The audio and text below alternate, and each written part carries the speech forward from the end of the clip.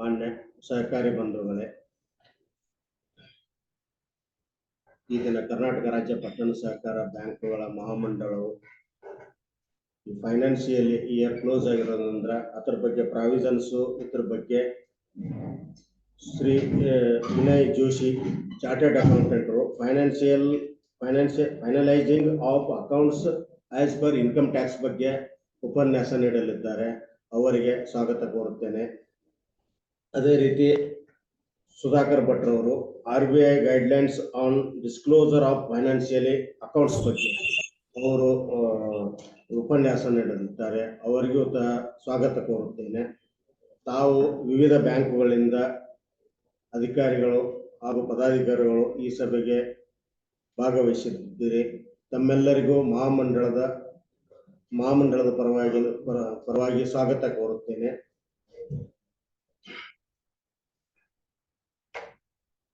ಈಗಾಗಲೇ ಮಹಾಮಂಡಳವು April 2024ರಿಂದ March 25ರವರೆಗೆ ನಮ್ಮ ಮಹಾಮಂಡಳ ಏನೇನು ಕಾರ್ಯಕ್ರಮಗಳು ಮಾಡ್ತೇವೆ, ಎಲ್ಲೆಲ್ಲಿ ಮಾಡ್ತೇವೆ, ಎಲ್ಲ state level programme, board of directors, CEO-ಗಳಿಗೆ, ಜೂನಿಯರ್ ಆಫೀಸರ್ಗಳಿಗೆ ವಿವಿಧ ಜಿಲ್ಲೆಗಳಲ್ಲಿ ಮಾಡ್ತಾ ಇದ್ದೇವೆ. ಅದನ್ನೆಲ್ಲ ತಮಗೆಲ್ಲ ಇದು ಕಳಿಸ್ಕೊಟ್ಟಿದ್ದೇವೆ. ಈಗಾಗಲೇ ತಮಗೆಲ್ಲ ಮುಟ್ಟಿರ್ಬೋದು ತಿಳ್ಕೊಂತೀನಿ.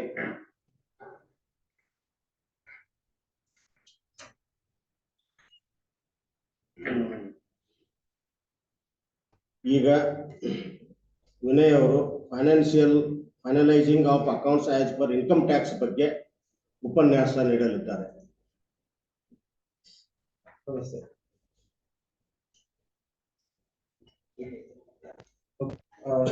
Finalisation of accounts as per income tax finalisation of accounts as per income tax ಅಂತ ಮಾಡ್ತಾ ಹೋಗ್ತಾ ಇದೀನಿ. ಅದ್ರ ಬಗ್ಗೆ ಮಾತಾಡ್ತಾ ಇದೀನಿ. As per RBI Sudhakar Bhat ಅವರು ಹೇಳ್ತಾರೆ. ಆಸ್ ಪರ್ RBI ಗೈಡ್ಲೈನ್ಸ್ ಏನಿದೆಲ್ಲ ಸುಧಾಕರ್ ಭಟ್ ಎಕ್ಸ್ಪ್ಲೈನ್ ಮಾಡ್ತಾರೆ. I am only gonna talk about ಯಾವ ಪ್ರಾವಿಷನ್ಸ್ ಅಥವಾ income which is related to income tax, also related to ನಮ್ಮ ಫೈನಲೈಸೇಷನ್ ಅಕೌಂಟ್ಸ್ ಬಗ್ಗೆ ನಾನು ಮಾತಾಡ್ತಾ ಇದ್ದೇನೆ.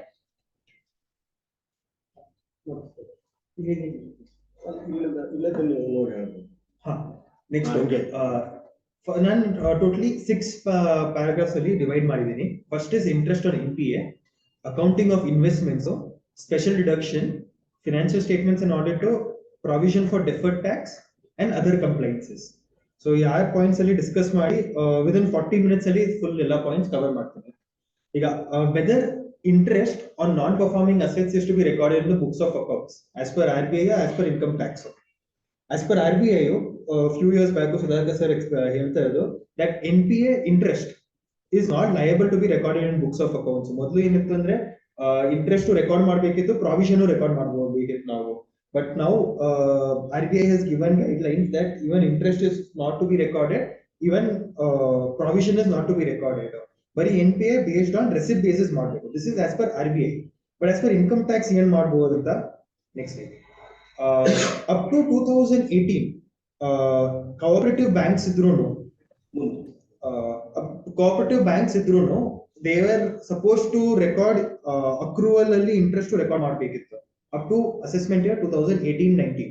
ಆವಾಗ section 43D ಅಂತ ಒಂದು income tax ಸೆಕ್ಷನ್ ಇದೆ, which says that taxation of interest on NPA advances on realization basis irrespective of accrual of system of accounting.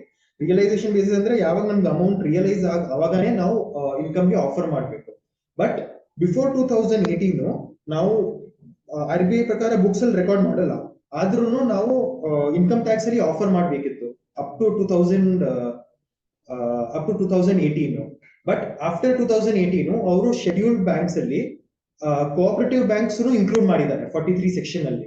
So after including 43 section in cooperative banks, assessment year 18-19 in the any interest on NPA, it has to be recorded only on receipt basis, no longer on accrual basis. It is extended for cooperative banks also. ಮೊದಲು ಬರೀ scheduled banks ಇತ್ತು. Scheduled banks is nationalized banks, so not even cooperative scheduled banks, only nationalized scheduled banks was required. ಈಗ ಅವರು change ಮಾಡಿ even for scheduled bank cooperative banks ಕೊಟ್ಟಿದ್ದಾರೆ ಈ provision from assessment year 18-19. So ಈಗ ನಮ್ಗೆ ಏನಾದ್ರೂ interest ಇದ್ರೆ based on NPA, It has to be recorded only when amount has been received by the cooperative bank and not before that. Next one, investments held to maturity. As per RBI, investments are three bifurcation ಮಾಡಬೇಕು. Held to maturity, available for sale, and held for trading. Total three bifurcation ಮಾಡಬೇಕು ಏನಾದರೂ investment ಮಾಡಬೇಕಾದ್ರೆ. Now investments held to maturity. As per RBI guideline, ನೀವು 100 rupees ಏನಾದರೂ value ಇದ್ರೆ of a security, if you have purchased it at 105 rupees, a balance of additional 5 rupees ನಾವು over the maturity period premium amortize ಮಾಡಬೇಕು. ಅವರು CBDT instruction ಕೊಟ್ಟಿದ್ದಾರೆ, instruction number 17 dated 26/11/2008. ಅದರಲ್ಲಿ ಏನು ಹೇಳ್ತಿದ್ದಾರೆ ಅಂದ್ರೆ whatever premium we have paid additional over and above the held to mature face value, ಅದು over the maturity period ನಾವು depreciation ತಗೊಳ್ಬೇಕು, amortization ಮಾಡಬೇಕು ಸೆಕ್ಯೂರಿಟಿಗೆ. ಅದ ಎಕ್ಸಾಂಪಲ್ ನಾನು ನೆಕ್ಸ್ಟ್ ಶೀಟ್ ಅಲ್ಲಿ ಕೊಡ್ತೀನಿ. Example known as, sir, a government security having face value of 100 is purchased for 105 and maturity is in 2 years. What is amortization for the current year? Bari current year ಬಗ್ಗೆ ನಾನು ಮಾತಾಡ್ತಾ ಇದ್ದೀನಿ amortization. So ಇದರ answer ಬಂದ್ರೆ excess value is ₹5, maturity is 2 years, therefore amortization will be ₹2.5. that is 5 divided by 2 years, 2 years of ನಮ್ಮ maturity ಇರೋದು. So ₹2.5 is to be allowed as deduction during the year. 100 rupees is to be shown as investment value in the balance sheet. But the balance 2.5 is to be shown as asset under the head securities premium paid, because that is not your securities premium paid. Because this security premium paid 2.5 next year now amortization claim ಮಾಡಬಹುದು. So it has to be shown separately in the balance sheet. But ಈ face value ನಾವು ನಮ್ಮ investments ಅಲ್ಲಿ ತೋರಿಸಬೇಕು. So 2.5 current year ಅಲ್ಲಿ amortization, 2.5 next year ಅಲ್ಲಿ asset ಅಂತ ತೋರಿಸಬೇಕು, plus 100 rupees ನಾವು investment ಅಂತ ತೋರಿಸಬೇಕು ನಮ್ಮ books ಅಲ್ಲಿ. This is only for investments held to maturity and not for investments available for trade and investments available for sale. ಇದಕ್ಕೆ ಬರಲ್ಲ. For this actually ಕೆಲವು ಬ್ಯಾಂಕ್ಸ್ ಏನ್ ಮಾಡ್ತಿದ್ದಾರೆ ಅಂದ್ರೆ ಅವರು ಸೆಕ್ಯೂರಿಟೀಸ್ ಪ್ರೀಮಿಯಂ ಫುಲ್ 5 rupees ಅವರು ಇದರಲ್ಲೇ ಕರೆಂಟ್ ಇಯರ್ ಅಲ್ಲಿ ಈ ವರ್ಷ ನಾನು 105 ಅಲ್ಲಿ ಪರ್ಚೇಸ್ ಮಾಡಿದ್ರೆ 5 rupees ಫುಲ್ಲಿ ಈ ವರ್ಷನೇ ಎಕ್ಸ್ಪೆನ್ಸ್ ಕ್ಲೇಮ್ ಮಾಡ್ತಾ ಇದ್ರು ಅವರು, which is very wrong. Full 5 rupees ಈ ವರ್ಷ ಕ್ಲೇಮ್ ಮಾಡಕ್ ಆಗಲ್ಲ. We have to divide it over the maturity period. So ನಮ್ ಇವ್ರ ಜುಡಿಷಿಯಲ್ ಡಿಸಿಷನ್ಸ್ ಕೊಟ್ಟಿದ್ದೀನಿ. ಈ ಜುಡಿಷಿಯಲ್ ಡಿಸಿಷನ್ಸ್ ಅಲ್ಲಿ ಏನ್ ಹೇಳ್ತಿದ್ದಾರೆ ಅಂದ್ರೆ, ಆಲ್ ದಿ ಡಿಸಿಷನ್ಸ್ ಅಲ್ಲಿ income tax, the government, high court and supreme court have held that ನೀವು ಏನಾದ್ರೂ held to maturity ಇದ್ರೆ you have to divide it between the years and you cannot claim it everything during the year. It has to be divided between the maturity number of years. ಈ ಎಲ್ಲ decisions ಇದಾವೆ based on which ಈ decision ಅಂದ್ರೆ ನಾನು explain ಮಾಡಿದ್ದೀನಿ, ಇದೆಲ್ಲ decisions ಇರೋದು. Next ಇರೋದು investments held for trade and available for sale. As per RBI, investments held for trade and available for sale are part of stock in trade. And it is not investments but nam bank do stock. So it has to be treated nam accounting standards alli AS2 anta ide. AS2 is talks about inventory. ಈ inventory ಅಲ್ಲಿ ಏನ್ ಹೇಳ್ತಾರೆ ಅಂದ್ರೆ, ನಮ್ಮದ್ರ ಏನಾದ್ರು stock ಇನ್ trade ಇದ್ರೆ it has to be as per lower of cost or net realizable value. ಏನಾದ್ರು purchase ಮಾಡಿದ್ರು 101 rupees ಅಲ್ಲಿ, ಬಟ್ ಮಾರ್ಕೆಟ್ ವ್ಯಾಲ್ಯೂ 100 rupees ಇದ್ರೆ ಆಸ್ ಪರ್ 31st March 2024 ಆ 101 ವ್ಯಾಲ್ಯೂ ನಾವು 100 ಅಲ್ಲೇ ತೋರಿಸಬೇಕು. We cannot show it as 101 which is cost or NRV. ಈಗ 101 rupee purchase ಮಾಡಿದ್ರೆ ಮಾರ್ಕೆಟ್ ವ್ಯಾಲ್ಯೂ 102 ಇದ್ರೆ we have to show it at 101 rupee. We cannot show it at 102. Appreciation ನಾವು ignore ಮಾಡಬೇಕು. Only which is depreciation, only reduce ಆಗಿದ್ರು ಅದೇ ನಾವು claim ಮಾಡಬೇಕು. Any depreciation or appreciation is to be calculated script wise and only net depreciation is to be provided. ಈಗ ನಮ್ಮ ಹತ್ರ ಎರಡು ಸೆಕ್ಯೂರಿಟೀಸ್ ಇದ್ರೆ ಒಂದರಲ್ಲಿ ಅಪ್ರಿಸಿಯೇಷನ್ ಇದೆ 101 rupees 102 ಆಗಿದೆ, ಒಂದರಲ್ಲಿ 101 ರೂಪಿ 99 rupees ಆಗಿದ್ರೆ ನಾವು ಬರೀ net negative -2 +1 appreciation net -1 rupee ಆ -1 ನಾವು ಡೆಪ್ರಿಸಿಯೇಷನ್ ತಗೋಬೇಕು. We are not suppose to take for the whole 2 rupees which was there depreciation ಆಗಿರೋದು. This too again it is there in CBT instruction number 17 dated 26/11/2008. Now even example though sir, government security having face value of 100 rupees is purchased for 150 on 1/12/2023. Market value for 31st/3/2024 is 160 rupees. Accounting entry ಏನು ಇರಬೇಕು? So it is 100 rupees. Now purchase ಮಾಡಿರೋದು 150 rupees, but market value ಇರೋದು 160 rupees. So accounting entry ಏನ್ ಮಾಡ್ಬೇಕಂತ ಏನಿಲ್ಲ. Appreciation is to be ignored. As per RBI explain ಮಾಡಿದೆ, as per RBI and as per income tax, so appreciation 150 to 160 rupees ಅದು ignore ಮಾಡಬೇಕು. So ಇಲ್ಲಿ cost or realizable value whichever is lower, ಇದರಲ್ಲಿ cost lower ಇದೆ 150 rupees. So ನಾವು 150 rupees ತೋರಿಸಬೇಕು books ಅಲ್ಲಿ, ಏನು ಎಂಟ್ರಿ ಮಾಡೋ ಅವಶ್ಯಕತೆ ಇಲ್ಲ. Same example 2 ಈಗ government security having face value of 100 rupees 100 is purchased for 150 on 1/12/2023, but market value is 140 rupees. ಈಗ ಏನ್ ಮಾಡಬೇಕು ಈ ಸಿಚುವೇಶನ್ ಅಲ್ಲಿ? ಈ ಸಿಚುವೇಶನ್ ಅಲ್ಲಿ answer there is a reduction in value by 10 rupees. ಆ ಡೆಪ್ರಿಸಿಯೇಷನ್ ನಾವು ರೆಕಾರ್ಡ್ ಮಾಡಬೇಕು. ಹೆಂಗ್ ರೆಕಾರ್ಡ್ ಮಾಡ್ಬೇಕಂದ್ರೆ ಇನ್ವೆಸ್ಟ್ಮೆಂಟ್ ಡೆಪ್ರಿಸಿಯೇಷನ್ ಈ PNL ಐಟಮ್ ಡೆಬಿಟ್ ಆಗಿರೋದು PNL item 10 rupees. Provision for investment depreciation reserve ಅದು ಪ್ರಾವಿಷನ್ ಎಂಟ್ರಿ. ಆ 10 rupees ಪ್ರಾವಿಷನ್ ಎಂಟ್ರಿ ನಾವು ಕ್ರೆಡಿಟ್ ಸೈಡ್ ಅಲ್ಲಿ ತೋರಿಸಬೇಕು. ಸೊ ನಾವು 10 rupees PNL ಗೆ ಹಿಟ್ ಮಾಡಬೇಕು ಅಂದ್ರೆ ನಮ್ ಪ್ರಾಫಿಟ್ ಕಡಿಮೆ ಆಗುತ್ತೆ. 10 rupees ಕಮ್ಮಿ ಆಗುತ್ತೆ. ಆಮೇಲೆನೆ 140 150 rupees 140 ಆಗಿದೆ. ಏನಂದ್ರೆ ಈ provision for investment depreciation reserve ಅಂತ 10 rupees ನಾವು ಪ್ರಾವಿಷನ್ ಕ್ರಿಯೇಟ್ ಮಾಡಬೇಕು. ಅವಾಗ ಅಸೆಟ್ ಅಲ್ಲಿ 150 ಇರುತ್ತೆ, ಪ್ರಾವಿಷನ್ 10 rupees ಇರುತ್ತೆ, ನೆಟ್ ಫಿಗರ್ 140 ಬುಕ್ಸ್ ಅಲ್ಲಿ ತೋರಿಸುತ್ತೆ. ಅವಾಗ ಈಗ ಎರಡು ಸಿಂಗಲ್ ಇನ್ವೆಸ್ಟ್ಮೆಂಟ್ಸ್ ಬಗ್ಗೆ ನಾನು ಮಾತಾಡಿದೆ. ಈಗ ಎರಡು ಇನ್ವೆಸ್ಟ್ಮೆಂಟ್ಸ್ ಇದ್ರೆ one investment purchase value 150, market value 160 ಇದೆ. ಸೇಮ್ ಇನ್ನೊಂದು ಇನ್ವೆಸ್ಟ್ಮೆಂಟ್ ಇದೆ, ಆ ಪರ್ಚೇಸ್ ವ್ಯಾಲ್ಯೂ 140 ಇದೆ, ಮಾರ್ಕೆಟ್ ವ್ಯಾಲ್ಯೂ 120. ಇಲ್ಲಿ ಫಸ್ಟ್ ಇನ್ವೆಸ್ಟ್ಮೆಂಟ್ ಅಲ್ಲಿ 10 rupees ಇನ್ಕ್ರೀಸ್ ಆಗಿದೆ, ಸೆಕೆಂಡ್ ಇನ್ವೆಸ್ಟ್ಮೆಂಟ್ ಅಲ್ಲಿ 10 rupees ರೆಡ್ಯೂಸ್ ಆಗಿದೆ. ಈ ಪರಿಸ್ಥಿತಿ ಏನ್ ಮಾಡ್ಬೇಕಂತ ನಾವು ಎಕ್ಸಾಂಪಲ್ ನೋಡೋಣ. ಟೋಟಲ್ ರಿಡಕ್ಷನ್ ಆಕ್ಚುಲಿ ಇರೋದು 10 rupees. ಫಸ್ಟ್ ಒನ್ ಅಲ್ಲಿ ಇನ್ಕ್ರೀಸ್ ಬೈ 10 rupees ಅಪ್ರಿಸಿಯೇಷನ್ ಇದೆ, ಸೆಕೆಂಡ್ ಒನ್ ಅಲ್ಲಿ ಡೆಪ್ರಿಸಿಯೇಷನ್ ಬೈ 20 rupees ಇದ್ರೆ ಆಸ್ ಪರ್ ಇನ್ಕಮ್ ಟ್ಯಾಕ್ಸ್ ನಾವು ನೆಟ್ ಡೆಪ್ರಿಸಿಯೇಷನ್ ರೆಕಾರ್ಡ್ ಮಾಡಬೇಕು. ಆ ನೆಟ್ ರಿಡಕ್ಷನ್ ₹1 ಅಂತ ಬೈ ಮಿಸ್ಟೇಕ್ ಆಗಿದೆ, ₹10 ಇರಬೇಕು. ನೆಟ್ ಡೆಪ್ರಿಸಿಯೇಷನ್ ಇರೋದು ₹10. So investment depreciation ₹10, provision for depreciation reserve ₹10. So total value ನಾವು 10 rupees ಇಂದ ನಾವು PNL ಅಕೌಂಟ್ ಗೆ ಹಿಟ್ ಮಾಡಬೇಕು, ಅಂದ್ರೆ ಎಫೆಕ್ಟ್ ಕೊಡ್ಬೇಕು 10 rupees. ನೆಕ್ಸ್ಟ್ ಇರೋದು same example 4, purchase value 150, market value 170, 20 rupees increase. ಇನ್ನೊಂದು purchase value 140, market value 130, 10 rupees reduction. ಈ ಸಿಚುವೇಶನ್ ಅಲ್ಲಿ ಏನ್ ಮಾಡ್ಬೇಕಂದ್ರೆ appreciation is ₹10, so no entries required. ಅಂದ್ರೆ ಯಾವಾಗ ಎಕ್ಸ್ಪ್ಲೇನ್ ಮಾಡಿದೆ, ಎನಿ ಅಪ್ರಿಸಿಯೇಷನ್ ಇದ್ರೆ we are not suppose to do any entry. ಇಲ್ಲಿ ಒನ್ ಸ್ಕ್ರಿಪ್ ಡೆಪ್ರಿಸಿಯೇಷನ್ ಆಗಿದೆ, ಒನ್ ಸ್ಕ್ರಿಪ್ ಅಪ್ರಿಸಿಯೇಷನ್ ಆಗಿದೆ, ಆದ್ರೂ ನಾವು ನೆಟ್ ಡೆಪ್ರಿಸಿಯೇಷನ್ ನೆಟ್ ಅಪ್ರಿಸಿಯೇಷನ್ ನೋಡ್ಬೇಕು. As per RBI as per income tax net ಅಲ್ಲಿ ನೆಟ್ ಇನ್ಕ್ರೀಸ್ ಬೈ 10 rupees ಇದೆ. So ನಾವು ಏನೋ ಎಂಟ್ರಿ ಮಾಡಂಗಿಲ್ಲ, we have to keep it as whatever purchase value ನಮ್ಮಿದೆ 150 + 140 ದಟ್ ಇಸ್ 290 rupees. ಅದೇ ನಾವು books ಅಲ್ಲಿ ತೋರಿಸಬೇಕು. ಯಾಕಂದ್ರೆ ಈಗ ನೋಡಿದ್ರೆ purchase value is 150 + 140 that is 290, market value is 170 + 130 that is 300. Whichever is lower ನಾವು ನೋಡ್ಬೇಕು. ಈ ಪರ್ಚೇಸ್ ವ್ಯಾಲ್ಯೂ ಲೋವರ್ ಇದೆ, ಸೊ 290 rupees ನಾವು ಬುಕ್ಸ್ ಅಲ್ಲಿ ತೋರಿಸಬೇಕು. So no entries required. ಈಗ ದಿಸ್ ಇಸ್ ನಮ್ ಡೆಪ್ರಿಸಿಯೇಷನ್ ಆಗಿದ್ರೆ ಈಗ ನಾವು ಈ ವರ್ಷ ಡೆಪ್ರಿಸಿಯೇಷನ್ ಮಾಡಿದೀವಿ 10 rupees.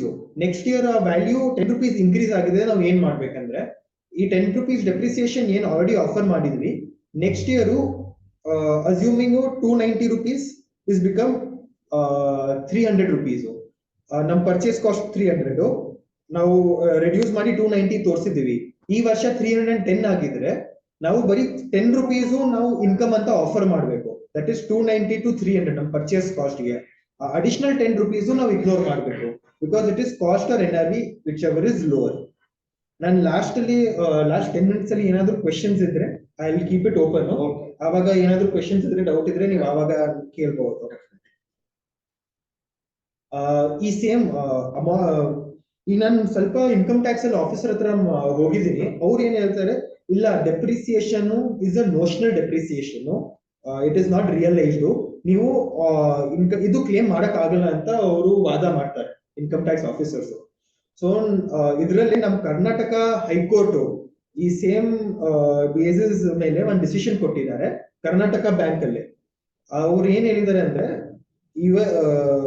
Available for sale HFT ಮತ್ತೆ AFS are part of stock in trade.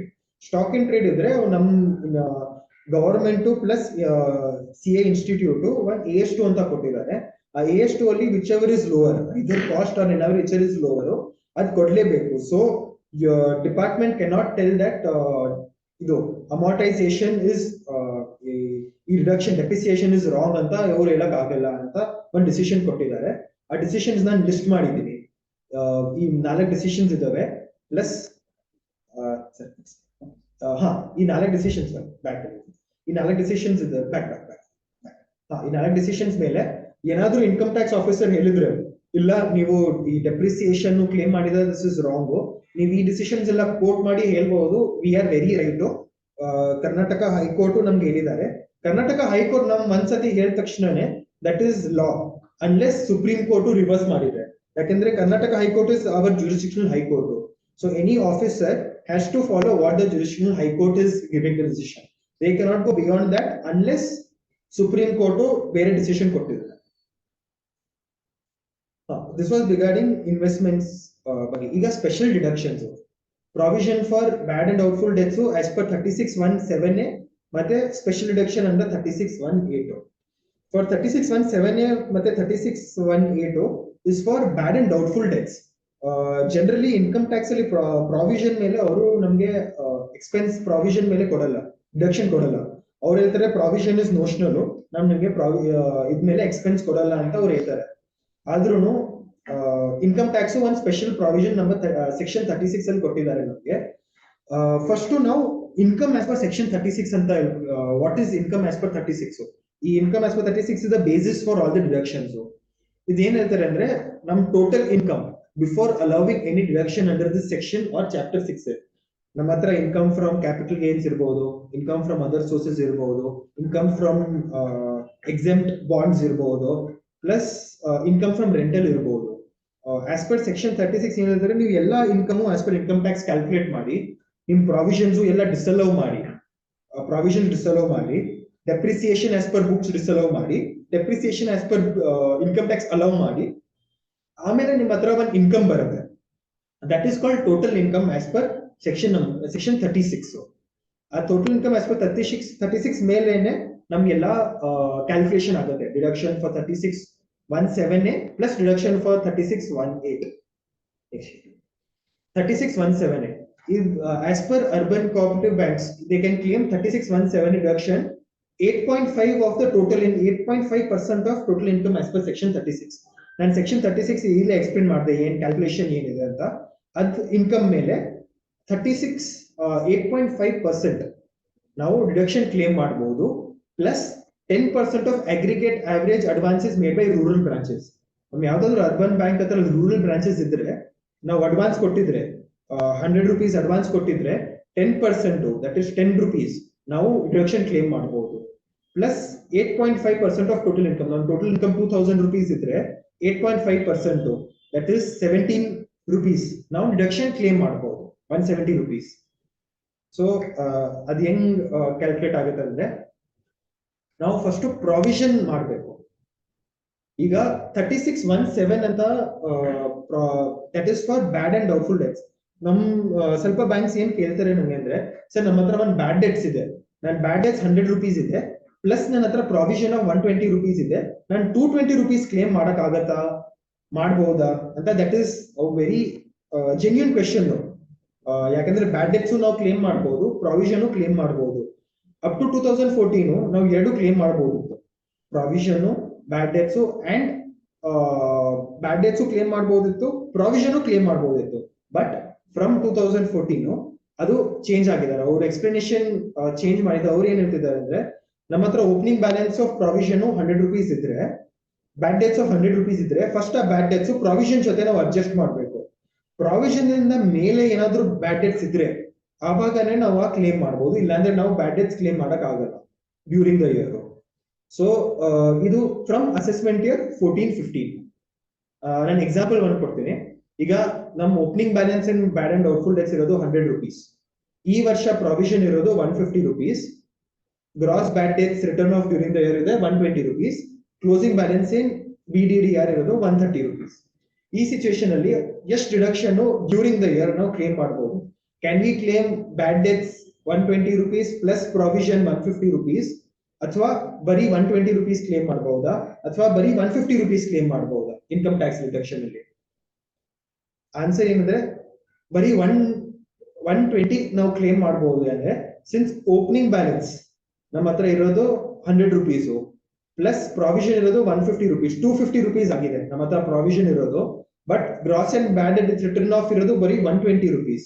So only provision ಏನಿದೆ, ಸಾರಿ ಆನ್ಸರ್ ಅಲ್ಲಿ ರಾಂಗ್ ಇದೆ. Only 150 rupees what is provision for the year that can be claimed. 120 rupees ನಾವು claim ಮಾಡಕ್ಕಾಗಲ್ಲ, only 150 can be claimed. ಈಗ ಇನ್ನೊಂದು question, opening balance ಇರೋದು 100 rupees, provision ಇರೋದು 150 rupees, bad debts written off during the year ಇರೋದು 300 rupees. ಈಗ what should be the closing provision ಮತ್ತೆ how much reduction can be claim during the year? ನಾವು check ಮಾಡೋಣ. ಇದು ಕ್ಲೋಸಿಂಗ್ ಪ್ರಾವಿಷನ್ ಇರೋದು 150 rupees ಇರಬೇಕು. That is provision during the year ಏನ್ ಮಾಡ್ತಾ ಇದೀವಿ, that is suppose to be the closing balance. ನಮ್ಮ ಹತ್ರ ಓಪನಿಂಗ್ ಬ್ಯಾಲೆನ್ಸ್ 100 rupees ಇತ್ತು ಪ್ರಾವಿಷನ್, ಪ್ಲಸ್ ಬ್ಯಾಡ್ ಡೆಟ್ಸ್ 300 ಇತ್ತು. So net difference 200 rupees. 200 rupees being difference between bad debts written off and opening balance. So ಅದು ನಾವು P&L account ಗೆ directly effect ಕೊಡ್ಬೇಕು. ಈ 200 rupees ಗೆ, ಈ 200 rupees P&L ಅಕೌಂಟ್ ಅಲ್ಲಿ ಬರುತ್ತೆ, plus 150 rupees of provision. Total deduction allowed during the year will be 350 rupees. That is 150 rupees of provision plus 200 rupees of bad debt, not 300 rupees. ಯಾಕಂದ್ರೆ ನಮ್ಮ ಹತ್ರ opening balance ಅಲ್ಲಿ already 100 ಇತ್ತು. So anything over and above the opening balance plus provision ಇದ್ರೇನೆ ನಾವು claim ಮಾಡಕ್ಕಾಗತ್ತಾ, ಇಲ್ಲಾಂದ್ರೆ ನಾವು ಕ್ಲೇಮ್ ಮಾಡಕ್ಕಾಗಲ್ಲ. Next that is for 36(1)(7)(a). ಈಗ 36(1)(8) ಎರಡು different provisions. 36(1)(7) regards to bad and doubtful debts. 36(1)(8) is specific for long term finances. ಆ finances ಏನಾದ್ರೂ advances for 5 or more years ಕೊಟ್ರೆ for industrial and agricultural development. Agricultural development and industrial development can be for construction of industrial building or purchase of machinery. Agriculturally for purchase of seeds or purchase of tractor for lawn move ಮಾಡಕ್ಕೆ ಇದೆಲ್ಲ ಮಾಡಕ್ಕೆ. Plus development of infrastructure of housing. Housing loans ಕೊಟ್ಟಿದ್ರೆ ಅದನ್ನು claim ಮಾಡಬಹುದು. Housing loans even given to employees. Housing loan for employees also is part of this 36(1)(7). ನಾವು claim ಮಾಡಬಹುದು. Calculation ಹೆಂಗ್ ಬರುತ್ತೆ ಅಂದ್ರೆ deduction actual amount transfer to special reserve or 20% of profits of eligible business or 200% of paid up capital and general reserve. So ನಮ್ದು ಇದರಲ್ಲಿ important point ಇರೋದು 20% of profits of eligible businesses. ಈ 20% of eligible business ಅಂದ್ರೆ ಏನು? Eligible business ಅಂದ್ರೆ 3 point ಹೇಳಿದಲ್ಲ sir. One is infrastructure, one is housing loans and one is for agricultural or industrial development. ಇದರಲ್ಲಿ ಏನಾದರೂ ಅಡ್ವಾನ್ಸಸ್ ಕೊಟ್ರೆ 20% of the profits of these eligible businesses. ಈ 20% profits calculation is very complicated. ಅದು explain ಮಾಡ್ತೀನಿ next line ಅಲ್ಲಿ. Step 1 ಹೆಂಗ್ ಮಾಡ್ಬೇಕಂದ್ರೆ profits identify the income from eligible businesses. ಯಾವ್ಯಾವ ಎಲಿಜಿಬಲ್ ಬಿಸ್ನೆಸ್ ಇದುವೆ ಅದ್ರಲ್ಲಿ ಇನ್ಕಮ್ ಏನ್ ಬಂದಿದೆ. ನಾನ್ ಹೌಸಿಂಗ್ ಲೋನ್ 100 rupees ಕೊಟ್ಟಿದ್ದೀನಿ, ನನಗೆ 7 rupees ಇನ್ಕಮ್ ಬಂದಿದ್ರೆ that is eligible income. Next is calculate the percentage of interest income as compared to total receipts. ನಮ್ಮ ಹತ್ರ interest from SB ಇರುತ್ತೆ, ಇಂಟ್ರೆಸ್ಟ್ ಆನ್ ಲೋನ್ಸ್ ಇರುತ್ತೆ, ಇಂಟ್ರೆಸ್ಟ್ ಆನ್ ಡೆಪಾಸಿಟ್ಸ್ ಇರುತ್ತೆ. Let's say interest on deposits 2000 rupees ಇದೆ. ಆ 2000 rupees ಅಲ್ಲಿ 7 rupees ಬರೀ ನಮ್ದು ಇರೋದು ಎಲಿಜಿಬಲ್ ಬಿಸ್ನೆಸ್. ಸೊ 7/2000 ಇಸ್ ನಮ್ percentage for total receipts. Next is percentage calculated. Step 3 profit equals to percentage calculated as per step 2 into total income as per section 36. ನಾನು income total income as per 36 already discuss ಮಾಡಿದ್ದೀನಿ. into whatever percentage we get in step 2. ಇದು example ಜೊತೆನೇ explain ಮಾಡ್ತೀನಿ. ಈಗ ನಮ್ಮ ಹತ್ರ total receipts ಇರೋದು 2000 rupees. Income from housing loan is 70. income from agricultural development is 40, income from car loan is 50, ಮತ್ತೆ total income as per section 36 is 300. Now this basis ಮೇಲೆ ನಾವು ಕ್ಯಾಲ್ಕುಲೇಟ್ ಮಾಡಬೇಕು what is the deduction allowed as per 36(1)(8). So ಇದರಲ್ಲಿ eligible incomes ಯಾವ್ದಂದ್ರೆ interest income from housing loans plus agricultural development 40, 70 plus 40, that is 110 rupees. ಬರೀ ಇದೇ ಇರೋದು eligible businesses. Interest income on car loan, that is not an eligible business. So only point number 2, that is income from housing loan and income from agricultural development ಇರೋದು ನಮ್ದು eligible businesses. So step 1, income from eligible business ಇರೋದು 70 plus 40, 110. Step 2, percentage of income. Then total income ಇರೋದು 2000 rupees. 2000 rupees ಅಲ್ಲಿ 110 ಇರೋದು ಬರೀ ನಮ್ಮ eligible business. So 110 by 2000 rupees is 5.5. So 5.5% of our total income pertains to eligible businesses. So profit of eligible business will be 300 rupees as per section 36 into 5.5%. So 16.5 is num total profit from eligible businesses. Eligible deduction will be 20% of eligible business profits. So 20% into 16.5, 3.3 rupees ಇರೋದು ನಮ್ deduction for the year. So step 1, step 2, step 3 ಮಾಡಿದ್ರೆ ನಮ್ ಈ deduction calculate ಆಗುತ್ತೆ. ಇಲ್ಲಾಂದ್ರೆ it's very difficult, very complicated calculation. So you have to be very careful. ಯಾವ eligible business ನೀವು record ಮಾಡಿದೀರಾ, what is the percentage of income and what is the total income as per section 36. ಈ calculate ಮಾಡಿದ ಮೇಲೆ ನಮ್ eligible deduction ನಾವು claim ಮಾಡಬಹುದು. Okay, ಈ 36(1)(7)(a) ಪ್ಲಸ್ 36(1)(8) ಅಲ್ಲಿ ಇಂಪಾರ್ಟೆಂಟ್ ಪಾಯಿಂಟ್ ಏನಂದ್ರೆ whatever is a provision or deduction as per this calculation whichever is lower ಕೊಡ್ತಾರೆ. ತಿಳ್ಕೊಂಡು ನಮ್ಮ ಹತ್ರ ಪ್ರಾವಿಷನ್ 200 rupees ಇದ್ರೆ, ಪ್ರಾವಿಷನ್ ಇರೋ ಆಸ್ ಪರ್ ಇನ್ಕಮ್ ಟ್ಯಾಕ್ಸ್ 300 ಇದ್ರೆ ನಾವು ಬರೀ 200 ಕ್ಲೇಮ್ ಮಾಡಬಹುದು. ಇವನ್ ದೋ ಆಸ್ ಪರ್ ಕ್ಯಾಲ್ಕುಲೇಷನ್ 300 ಬರ್ತಾ ಇದೆ, ಬಿಕಾಸ್ ನಾವು ಪ್ರಾವಿಷನ್ ಬರೀ 200 ಕ್ಲೇಮ್ ಮಾಡಿದೀವಿ. ನಾವು 200 ಬರೀ ಪ್ರಾವಿಷನ್ ಕ್ರಿಯೇಟ್ ಮಾಡಿದೀವಿ. So what ever is lower, so ನೀವು ಯಾವಾಗಾದ್ರೂ ಪ್ರಾವಿಷನ್ ಕ್ರಿಯೇಟ್ ಮಾಡಿದ್ರೆ specially for this deduction and for 36(1) bad and doubtful deaths, ನೀವು ಇನ್ಕಮ್ ಟ್ಯಾಕ್ಸ್ ಹತ್ರ ಫಸ್ಟ್ ಕ್ಯಾಲ್ಕುಲೇಟ್ ಮಾಡಿ ಏನ್ ಪ್ರಾವಿಷನ್ ಬರ್ತಾ ಇದೆ, ಆದ್ಮೇಲೆ ನೀವು ಪ್ರಾವಿಷನ್ ಮಾಡಿ, ಸೊ ದಟ್ ನೀವು ಏನ್ maximum benefit of deduction claim ಮಾಡಬಹುದು. ಇಲ್ಲಿ ಎರಡು ಡಿಸಿಷನ್ ಕೊಟ್ಟಿದ್ದೀನಿ. ಫಸ್ಟ್ ಡಿಸಿಷನ್ ಏನ್ ಹೇಳ್ತಿದ್ದಾರೆ ಅಂದ್ರೆ deduction under 36(1)(7)(a) is to be restricted only to the extent of relevant provision made. ಅದೇ ಎಕ್ಸ್ಪ್ಲೇನ್ ಮಾಡಿದೆ, only to the extent of provision.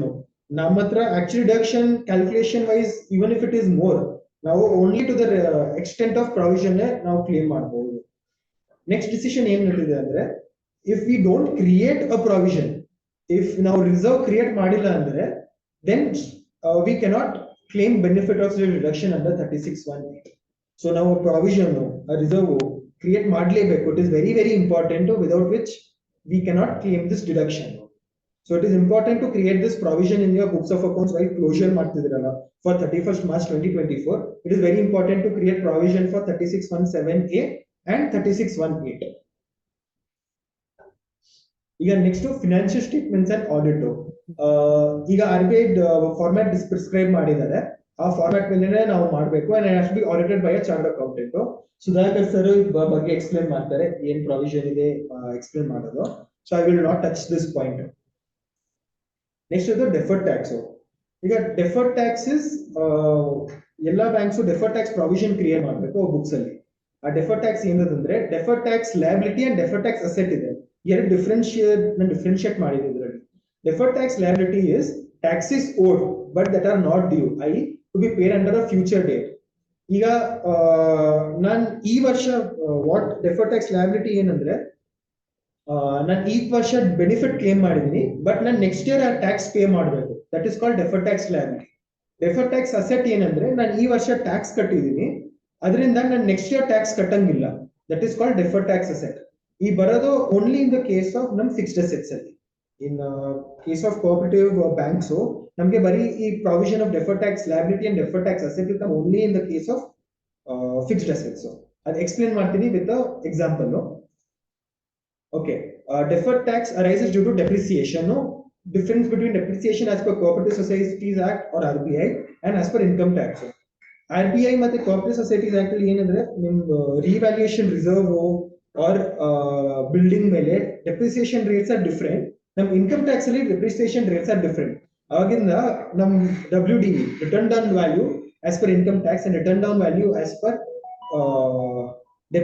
return down as per books different ಇರುತ್ತೆ. So ನಾವು ಆದ್ಮೇಲೆ deferred tax calculate ಮಾಡಬೇಕು.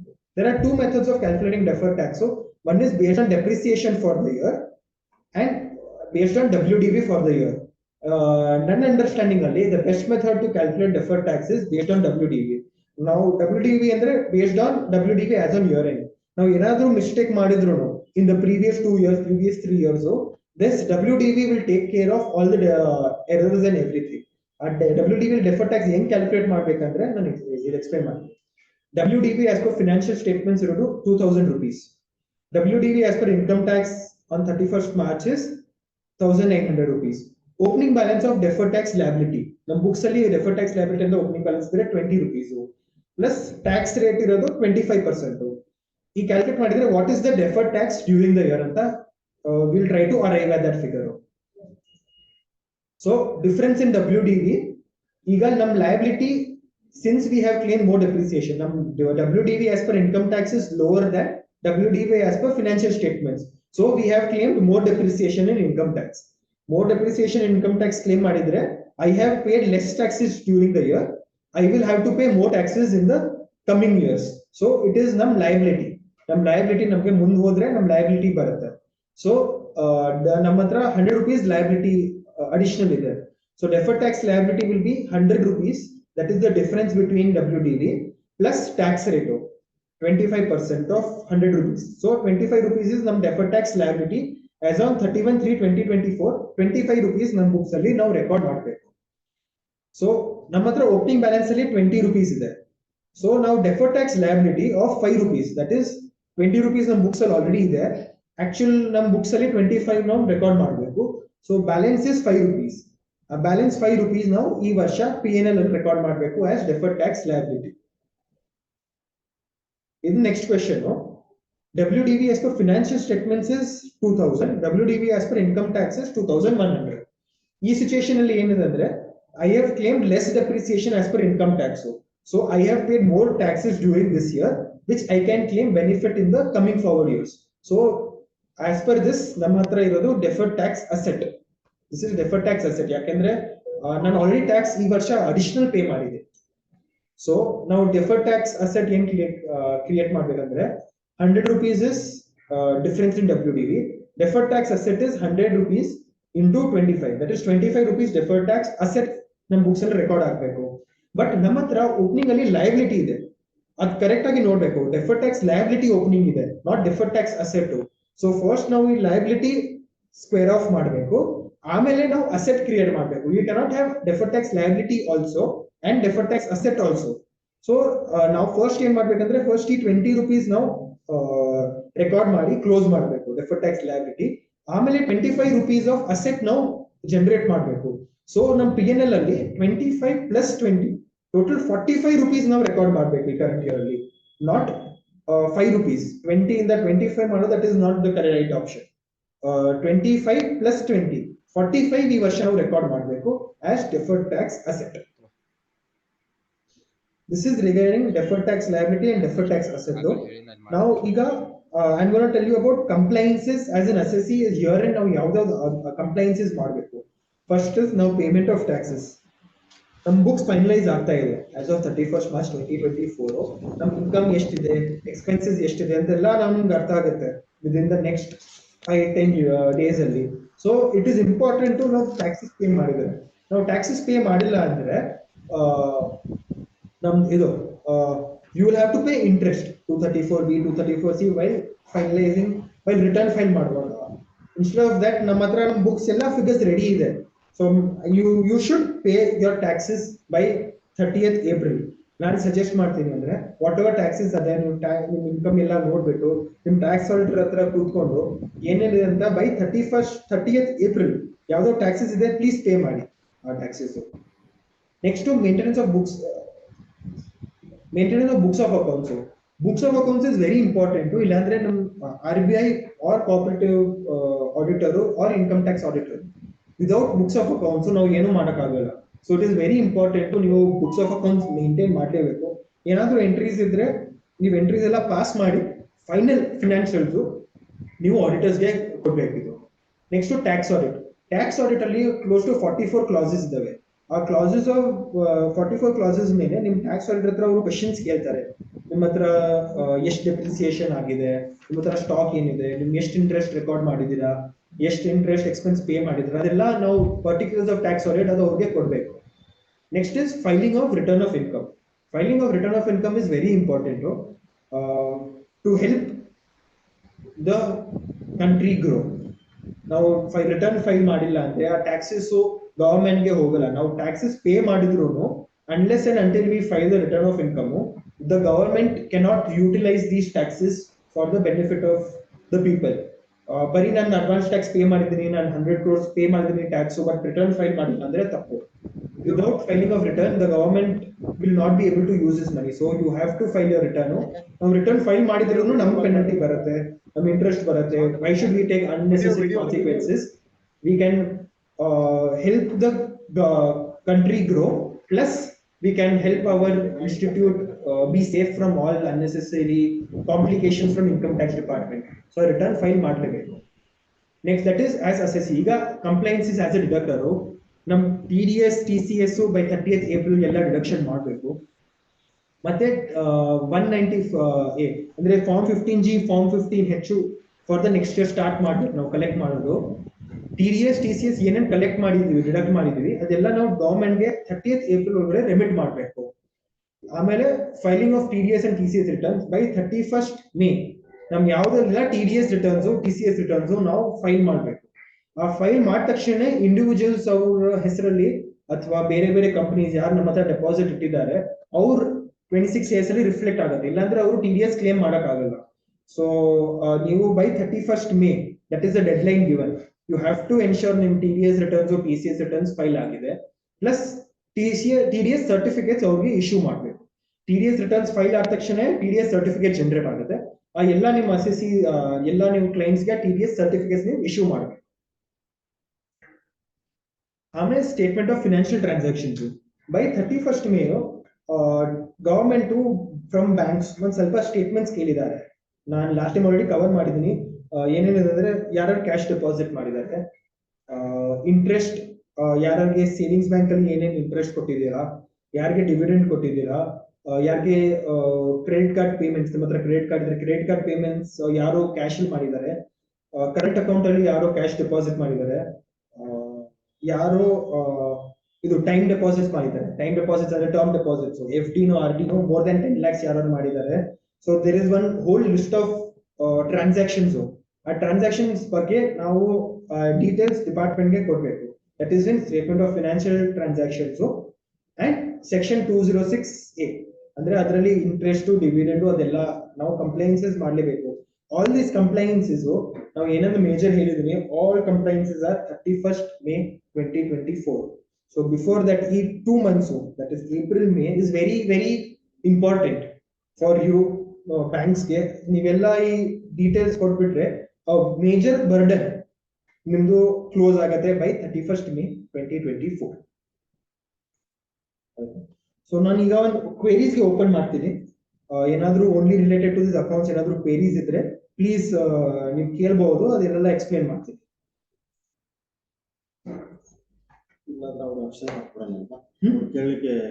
ಕೇಳಲಿಕ್ಕೆ option ದಯವಿಟ್ಟು ಈ ತರ ಹ್ಯಾಂಡ್ ರೈಸ್ ಮಾಡಿದ್ದಾರೆ, ಹ್ಯಾಂಡ್ ರೈಸ್ ಮಾಡಿ ಕೇಳಿ ಸರ್.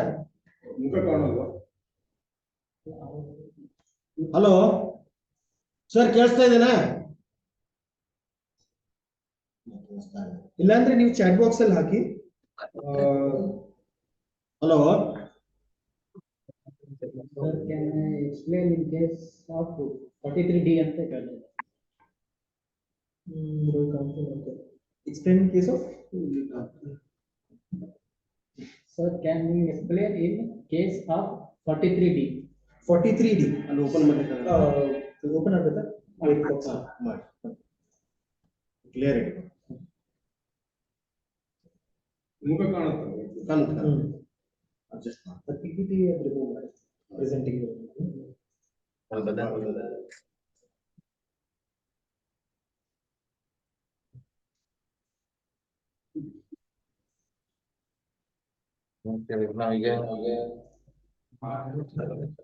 ಸರ್ ಕೇಳಿ. Yes, sir. Sir, can you explain case of what RBI says and what income tax is?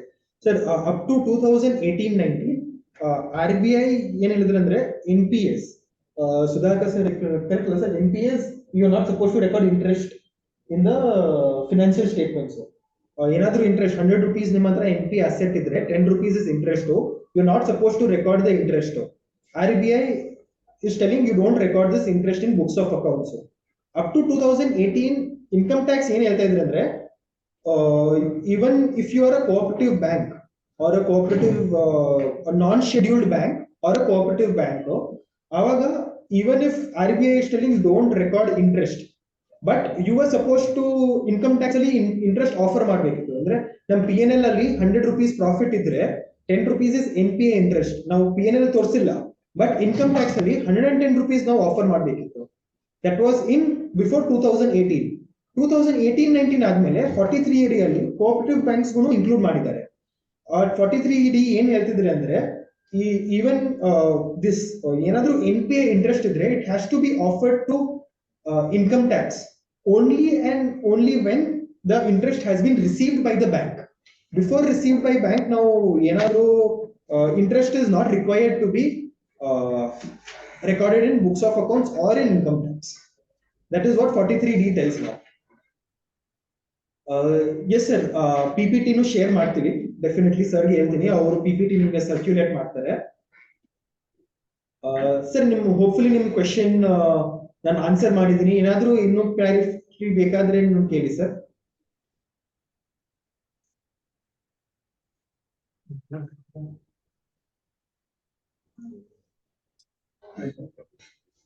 ನಾನು ಬೇರೆ ಕ್ವಶನ್ ಇದ್ರೆ ಕೇಳಿ ಸರ್. ಬೇರೆ ಏನಾದರೂ ಇದ್ರೆ ಹ್ಯಾಂಡ್ ರೈಸ್ ಮಾಡಿ ಕೇಳಿ ಸರ್. Hello sir. ಹಾ yes sir. DMG Reddy bank. ಹಾ ಸರ್, ಈಗ ಐಡಿ ಎಕ್ಸೆಸ್ ರಿಸರ್ವ್ ಇತ್ತು ಸರ್. ಅಂದ್ರೆ ಈ ಮಾರ್ಚ್ 31 ಒಂದು 50 rupees ಇನ್ವೆಸ್ಟ್ಮೆಂಟ್ ಡಿಪ್ರಿಸಿಯೇಷನ್ ಬಂತು ನಮ್ದು ಇನ್ವೆಸ್ಟ್ಮೆಂಟ್ ಮೇಲೆ. Correct yes sir. 1 ಕೋಟಿ ರಿಸರ್ವ್ ಇತ್ತು IDR ಅಲ್ಲಿ ಅಂದ್ರೆ ಮತ್ತೆ ಅಥವಾ ಇಟ್ಸ್ ನಡೀತೈತೆ ಅಂತ ಹೇಳಿ. ಸರ್ ಕ್ವೆಶ್ಚನ್ ಕ್ಲಿಯರ್ ಇಲ್ಲ sir, it is very break ಆಗಿದೆ. ಈ ಇನ್ವೆಸ್ಟ್ಮೆಂಟ್ ಡಿಪ್ರಿಸಿಯೇಷನ್ ಹೇಳಿದ್ರಲ್ಲ ಸರ್ ನೀವು. Yes sir, investment depreciation reserve 50 lakh rupees ಬಂತಂತ ತಿಳ್ಕೊಳ್ಳಿ ನಮ್ದು ಈ ವರ್ಷ. ಓಕೆ. ಇನ್ವೆಸ್ಟ್ಮೆಂಟ್ ಮೇಲೆ ಹಾ ಇನ್ವೆಸ್ಟ್ಮೆಂಟ್ ಡಿಪ್ರಿಸಿಯೇಷನ್ ರಿಸರ್ವ್ ಫಂಡ್ 1 ಕೋಟಿ ಆಲ್ರೆಡಿ ಇತ್ತು. ಓಕೆ. ಇತ್ತಂದ್ರೆ ಓಪನಿಂಗ್ ಬ್ಯಾಲೆನ್ಸ್ ಇತ್ತಂದ್ರೆ ಮತ್ತೆ ಅಥವಾ ಅದು ಬರೀ ಸ್ಟೇಟ್ಮೆಂಟ್ ಲಾ ಪ್ರಕಾರ ಹೋದ್ರೆ ನಿಮ್ಮ ಹತ್ರ ಡೆಪ್ರಿಸಿಯೇಷನ್ ರಿಸರ್ವ್ ಆಸ್ ಇಟ್ ನೀವು ಎಲ್ಲ ಕ್ಯಾಲ್ಕುಲೇಟ್ ಮಾಡಿ ಬರೀ 50 lakhs ಬಂದಿದ್ಯಾ ಅಥವಾ ಅಡಿಷನಲ್ 50 lakhs ಆಗ್ತಾ ಇದೆಯಾ ಸರ್? ಎರಡಿರ್ಬಹುದು. ಆಗ್ತಾ ಇದೆಯಾ? ಅಡಿಷನಲ್ ಇಲ್ಲ ಅಂತ ಇಟ್ಕೊಳ್ಳಿ. 50 lakh ಬಂದಿದೆ ಈ ವರ್ಷ, ಬಟ್ ಆಲ್ರೆಡಿ ರಿಸರ್ವ್ 1 ಕೋಟಿ 50 lakh ಇದೆ. ಓಕೆ, ಅಂದ್ರೆ ಸರ್ ಆಕ್ಚುಲಿ 50 lakhs ನೀವು ಅಡಿಷನಲಿ ಆಫರ್ ಮಾಡ್ಬೇಕು ಇನ್ಕಮ್ಗೆ sir, because your reserve should be only restricted to your cost or NRV. ನಮ್ಮ ಹತ್ರ ನಮ್ ಪ್ರಾವಿಷನ್ ಬರೀ 50 ಇರಬೇಕು. ನಮ್ಮ ಹತ್ರ ಪ್ರಾವಿಷನ್ ಆಫ್ 1 crore ಆಲ್ರೆಡಿ ಇದೆ.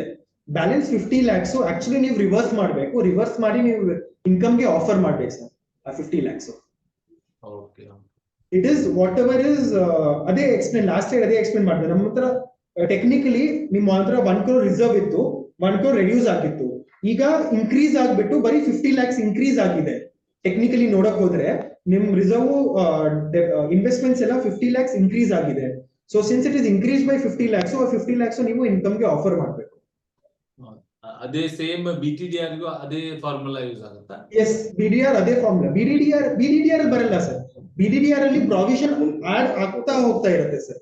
ಎಕ್ಸೆಸ್ ಮೇಂಟೈನ್ ಮಾಡಿದ್ರೆ ನಡೆಯುತ್ತೆ. Yes excess you can maintain in BDDR. ಬರೀ ಇದು provision for investment depreciation reserve ಗೆನೆ ಹೇಳ್ತಾ ಇದ್ದೀನಿ. BDDR ಅಲ್ಲಿ ನಿಮ್ ಏನಾದ್ರೂ ಬ್ಯಾಡ್ ಡೆಟ್ಸ್ ಇದ್ರೆ ನೀವು BDDR ಗೆನೆ ಎಫೆಕ್ಟ್ ಕೊಡ್ಬೇಕು. ಯುವರ್ ಮತ್ತೆ ಪ್ರಾವಿಷನ್ ಆಡ್ ಹೋಗ್ತಾ ಹೋಗ್ಬೋದು. ಬಟ್ ಆ ಪ್ರಾವಿಷನ್ ಆಫ್ BDDR ನಿಮ್ RBI ಪ್ರಕಾರ ನೀವು ನೋಡ್ಬೇಕು. RBI ನಾರ್ಮ್ಸ್ ಇದೆ, so you cannot go more than RBI norms ನಿಮ್ BDDR ಡೆಪ್ರಿಸಿಯೇಷನ್. ಬಟ್ ಎಕ್ಸೆಸ್ ಇದ್ರೂ that is not a problem as per income tax. Investment excess ಇದೆಯಲ್ಲ ಅದನ್ನ ರಿವರ್ಸ್ ಮಾಡ್ಲಿಲ್ಲ ಅಂದ್ರೆ ನಡೀತಿದೆ ಸರ್ ಯಾಕಂದ್ರೆ ನಾವು as per law ಮಾಡ್ಬೇಕು sir. I will tell you as per law, but government ಅವರು they will not understand department. ಯಾಕಂದ್ರೆ ನಾವು 2 years back depreciation reserve create ಮಾಡಿರ್ತೀವಲ್ಲ, they will not understand ಇದು ಎಷ್ಟಾಗಿದೆ ವ್ಯಾಲ್ಯೂ. ನಮ್ ಏನಾದ್ರೂ ಸ್ಕ್ರೂಟಿನಿ ಬಂದ್ರೆ ಅವರು ಕೇಳಿದ್ರೆ ಸ್ಕ್ರೂಟಿನಿಯಲ್ಲಿ, ಸರ್ ಇಷ್ಟೆಲ್ಲ ನಿಮ್ ಕ್ಲೋಸಿಂಗ್ ಬ್ಯಾಲೆನ್ಸ್ ಏನಿದೆ ಅಂತ ನೀವು ಹೇಳಿ, what is the value of market value or what is the purchase cost, whichever is lower, ನಮ್ಗೆ ಒಂದು ಕ್ಯಾಲ್ಕುಲೇಷನ್ ಕೊಡಿ. ಆ ಕ್ಯಾಲ್ಕುಲೇಷನ್ ಅಲ್ಲಿ ಬರೀ 50 lakhs ರಿಡಕ್ಷನ್ ಇದ್ರೆ, ನಾವು ಪ್ರಾವಿಷನ್ ಅಲ್ಲಿ 1 crore ಇದ್ರೆ, they might add it in assessment stage. Chances ಇದೆ. I won't tell there is no chances, but chances are minimal. But any one point of the time sir, ನೀವು ನೋಡಿ, ನೀವು ಯಾವಾಗ sale ಮಾಡ್ತೀರಾ ಆವಾಗ ನೀವು ಪ್ರಾಫಿಟ್ ಕೊಡ್ಲೇಬೇಕಲ್ಲ sir. You have to give the full profit. ನೀವು ಎಷ್ಟು ಕಮ್ಮಿ 100 rupees ನೀವು 90 ಮಾಡಿದೀರಾ, ಈಗ 110ಗೆ ಸೇಲ್ ಮಾಡ್ತಾ ಇದ್ದೀರಾ, ಆ 20 rupees ನೀವು ಪ್ರಾಫಿಟ್ ಗೆ ಆಫರ್ ಮಾಡ್ಲೇಬೇಕು. ನೀವು ಈ ಪ್ರಾಫಿಟ್ ಏನಾಗ್ತಾ ಇದೆ, ಸ್ಪ್ಲಿಟ್ ಆಗ್ತಾ ಇದೆ. 10 ಪಾಯಿಂಟ್ ಈ ವರ್ಷ ಆಫರ್ ಮಾಡ್ತಾ ಇದ್ದೀರಾ, ನೆಕ್ಸ್ಟ್ 10 ಯಾವಾಗ ಸೇಲ್ ಮಾಡ್ತಾ ಇದ್ದೀರಾ ಆವಾಗ ಆಫರ್ ಮಾಡ್ತಾ ಇದ್ದೀರಾ. It is only pushing of your profits. You are not evading taxes in any of the manner. You will not be able to evade it. It is only pushing of profits ಅಷ್ಟೇ ಇರೋದು ಇದರಲ್ಲಿ. Okay sir ಏನಾದ್ರೂ ಅದ್ ಬಗ್ಗೆ ಬೇರೆ ready bank sir DGN ಈಗ ಆಯ್ತು sir, ಎಲ್ಲ ಸರಿ ಆಯ್ತು. Whether we should show the accrued interest of NPA in balance sheet, IR or OR? No sir, it is not required to show in the balance sheet. Sir, Supreme Court ಈ decision ಒಂದ್ಸತಿ decision ಬಂದಿತ್ತು supreme court ಅಲ್ಲಿ. ಅವರು ಏನ್ ಹೇಳಿದ್ರು ಅಂದ್ರೆ, ಆ debt realise ಮಾಡೋದು ಪಾಸಿಬಿಲಿಟಿ ಇಲ್ಲ, ಆದ್ಮೇಲೆ ನೀವು ಇಂಟ್ರೆಸ್ಟ್ ರೆಕಗ್ನೈಸ್ ಮಾಡೋದು ಹೇಳ್ತಿದ್ರ ಅಂತಾನೆ ಅವರು ಇನ್ಕಮ್ ಟ್ಯಾಕ್ಸ್ ಮೇಲೆ ಅವರು ರಿಡ್ಯೂಸ್ ಮಾಡಿದ್ದಾರೆ. So it is not required to be, as per income tax, it is not required to be shown, sir.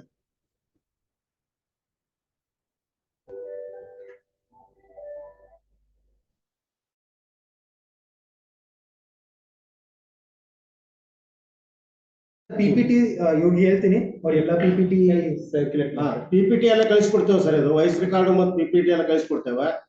ಈವರೆಗೆ ಉಪನ್ಯಾಸ ನೀಡಿರುವ ವಿನಯ್ ಅವರಿಗೆ ಮಹಾಮಂಡಳದ ಪರವಾಗಿ ಧನ್ಯವಾದಗಳು. ಈಗ ಸುಧಾಕರ್ ಭಟ್ರು ಅವರು RBI ಇದ್ರ ಬಗ್ಗೆ ಸ್ಟೇಟ್ಮೆಂಟ್ ಬಗ್ಗೆ ಹೇಳ್ತಾರೆ.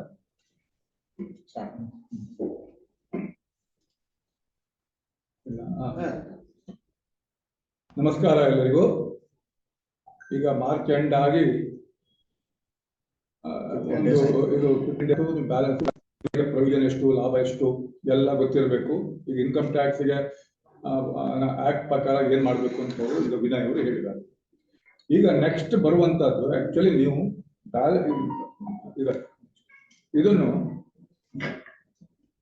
ಆಡಿಟ್ ಮಾಡಬೇಕು. ನಿಮ್ಮ ಯಾವುದು ಇದೆ ಅಲ್ವಾ, ನೀವು ಪ್ರಿಪೇರ್ ಮಾಡಿದ್ದೀರಾ, ಪ್ರಿಪೇರ್ ಮಾಡಿದ ನಂತರ ಆಡಿಟ್ ಮಾಡಬೇಕು. ಇದು ಯಾವ ದಿವಸದ ಒಳಗೆ ಆಡಿಟ್ ಮಾಡಬೇಕು ಅಂತ ಪ್ರಶ್ನೆ ಬರ್ತದೆ. ಇದು ಅಂತ ಹೇಳಿದ್ರೆ ಮೊದಲು ನಿಮ್ಗೆ ಸೆಪ್ಟೆಂಬರ್ 30th ವರೆಗೂ ನಿಮ್ಗೆ ಅವಕಾಶ ಇತ್ತು.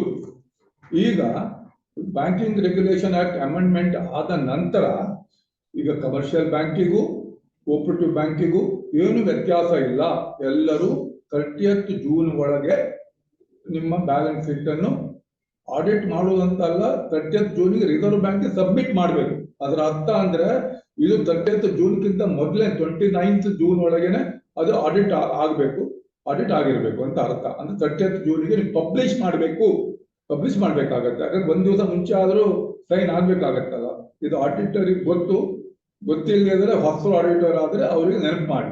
ಮತ್ತೆ ನೋಡಿ, ಎಕ್ಸೆಪ್ಷನಲ್ ಕೇಸಸ್ ವರೆಗೆ ಏನೋ ಒಂದು ಇದು ಕಾರಣಾಂತರದಿಂದ ಆಗಿಲ್ಲ ನೋಡಿ, ಯಾವುದೇ ಬ್ಯಾಂಕ್ 30th ಒಳಗೆ ಆಡಿಟ್ ಮಾಡಿಲ್ಲ, ಟೈಮ್ ಕೇಳುತ್ತೆ ಅಂತ ಹೇಳಿದ್ರೆ ಬ್ಯಾಂಕ್ ಅಲ್ಲಿ ಏನೋ ಪ್ರಾಬ್ಲಮ್ ಇದೆ ಅಂತ ಅರ್ಥ. ಯಾರ್ಯಾರು ಎಕ್ಸ್ಟೆನ್ಷನ್ ಕೇಳ್ತಾರೆ ನೋಡಿ, ಅವ್ರಿಗೆ ಪ್ರಾಬ್ಲಮ್ ಇದೆ ಅಂತ ಅರ್ಥ. ಅದು ನೀವು ಬಾಯಿ ಬಿಟ್ಟು ಹೇಳುವ ಅಗತ್ಯ ಇಲ್ಲ, ಯಾಕಂದ್ರೆ ಇದ್ದವರೆಲ್ಲರೂ 30th ಒಳಗೆ ಮಾಡ್ತಾರೆ. ಆದ್ರೂ ಕೂಡ ಏನೋ ಕಾರಣಾಂತರದಿಂದ ನೀವು ರಿಸರ್ವ್ ಬ್ಯಾಂಕ್ ಪರ್ಮಿಷನ್ ಕೇಳಿದ್ರು ಕೂಡ ಆಕ್ಟ್ ಪ್ರಕಾರ ಅವರಿಗೆ 30th ಸೆಪ್ಟೆಂಬರ್ ವರೆಗೆ ಮಾತ್ರ 3 ತಿಂಗಳವರೆಗೆ ಮಾತ್ರ ಅದನ್ನ ಎಕ್ಸ್ಟೆನ್ಷನ್ ಕೊಡುವ ಅಧಿಕಾರ ರಿಸರ್ವ್ ಬ್ಯಾಂಕಿಗೆ ಇದೆ. ಅದರಿಂದ ಯಾರು ಕೇಳಲೇಬಾರದು. ಹೇಳಿದ್ನಲ್ಲ, ಕೇಳಿದ ತಕ್ಷಣ ಗೊತ್ತಾಗುತ್ತೆ ಈ ಬ್ಯಾಂಕಿಗೆ ಅಥವಾ ಯಾವುದೇ ಸಂಸ್ಥೆ ಆಗಲಿ, ಯಾವುದೇ ಕಂಪನಿ ಆಗಲಿ ಎಕ್ಸ್ಟೆನ್ಷನ್ ಕೇಳುತ್ತೆ, ಪಬ್ಲಿಷ್ ಮಾಡೋಲ್ಲ ಅಂತ ಹೇಳಿದ್ರೆ ಅಂತೂ ಕೂಡ ಈಗ ಈ ಕಂಪ್ಯೂಟರೈಸ್ಡ್ ಯುಗದಲ್ಲಿ ಎಲ್ಲದೂ ಆಗುತ್ತೆ. ಆಗಿಲ್ಲ ಅಂದ್ರೆ ಇದೊಂದು ಅರ್ಥ ಅಂದ್ರೆ 30th ಒಳಗೆ ಪಬ್ಲಿಷ್ ಮಾಡಬೇಕು. ಇದೊಂದು ನೆನ್ಪಿಟ್ಕೊಳ್ಳಿ. ಇದು ಲಾಸ್ಟ್ ಇಯರ್ ಇಂದೇ ಬಂದಿದೆ, ಈ ವರ್ಷ ಅಲ್ಲ.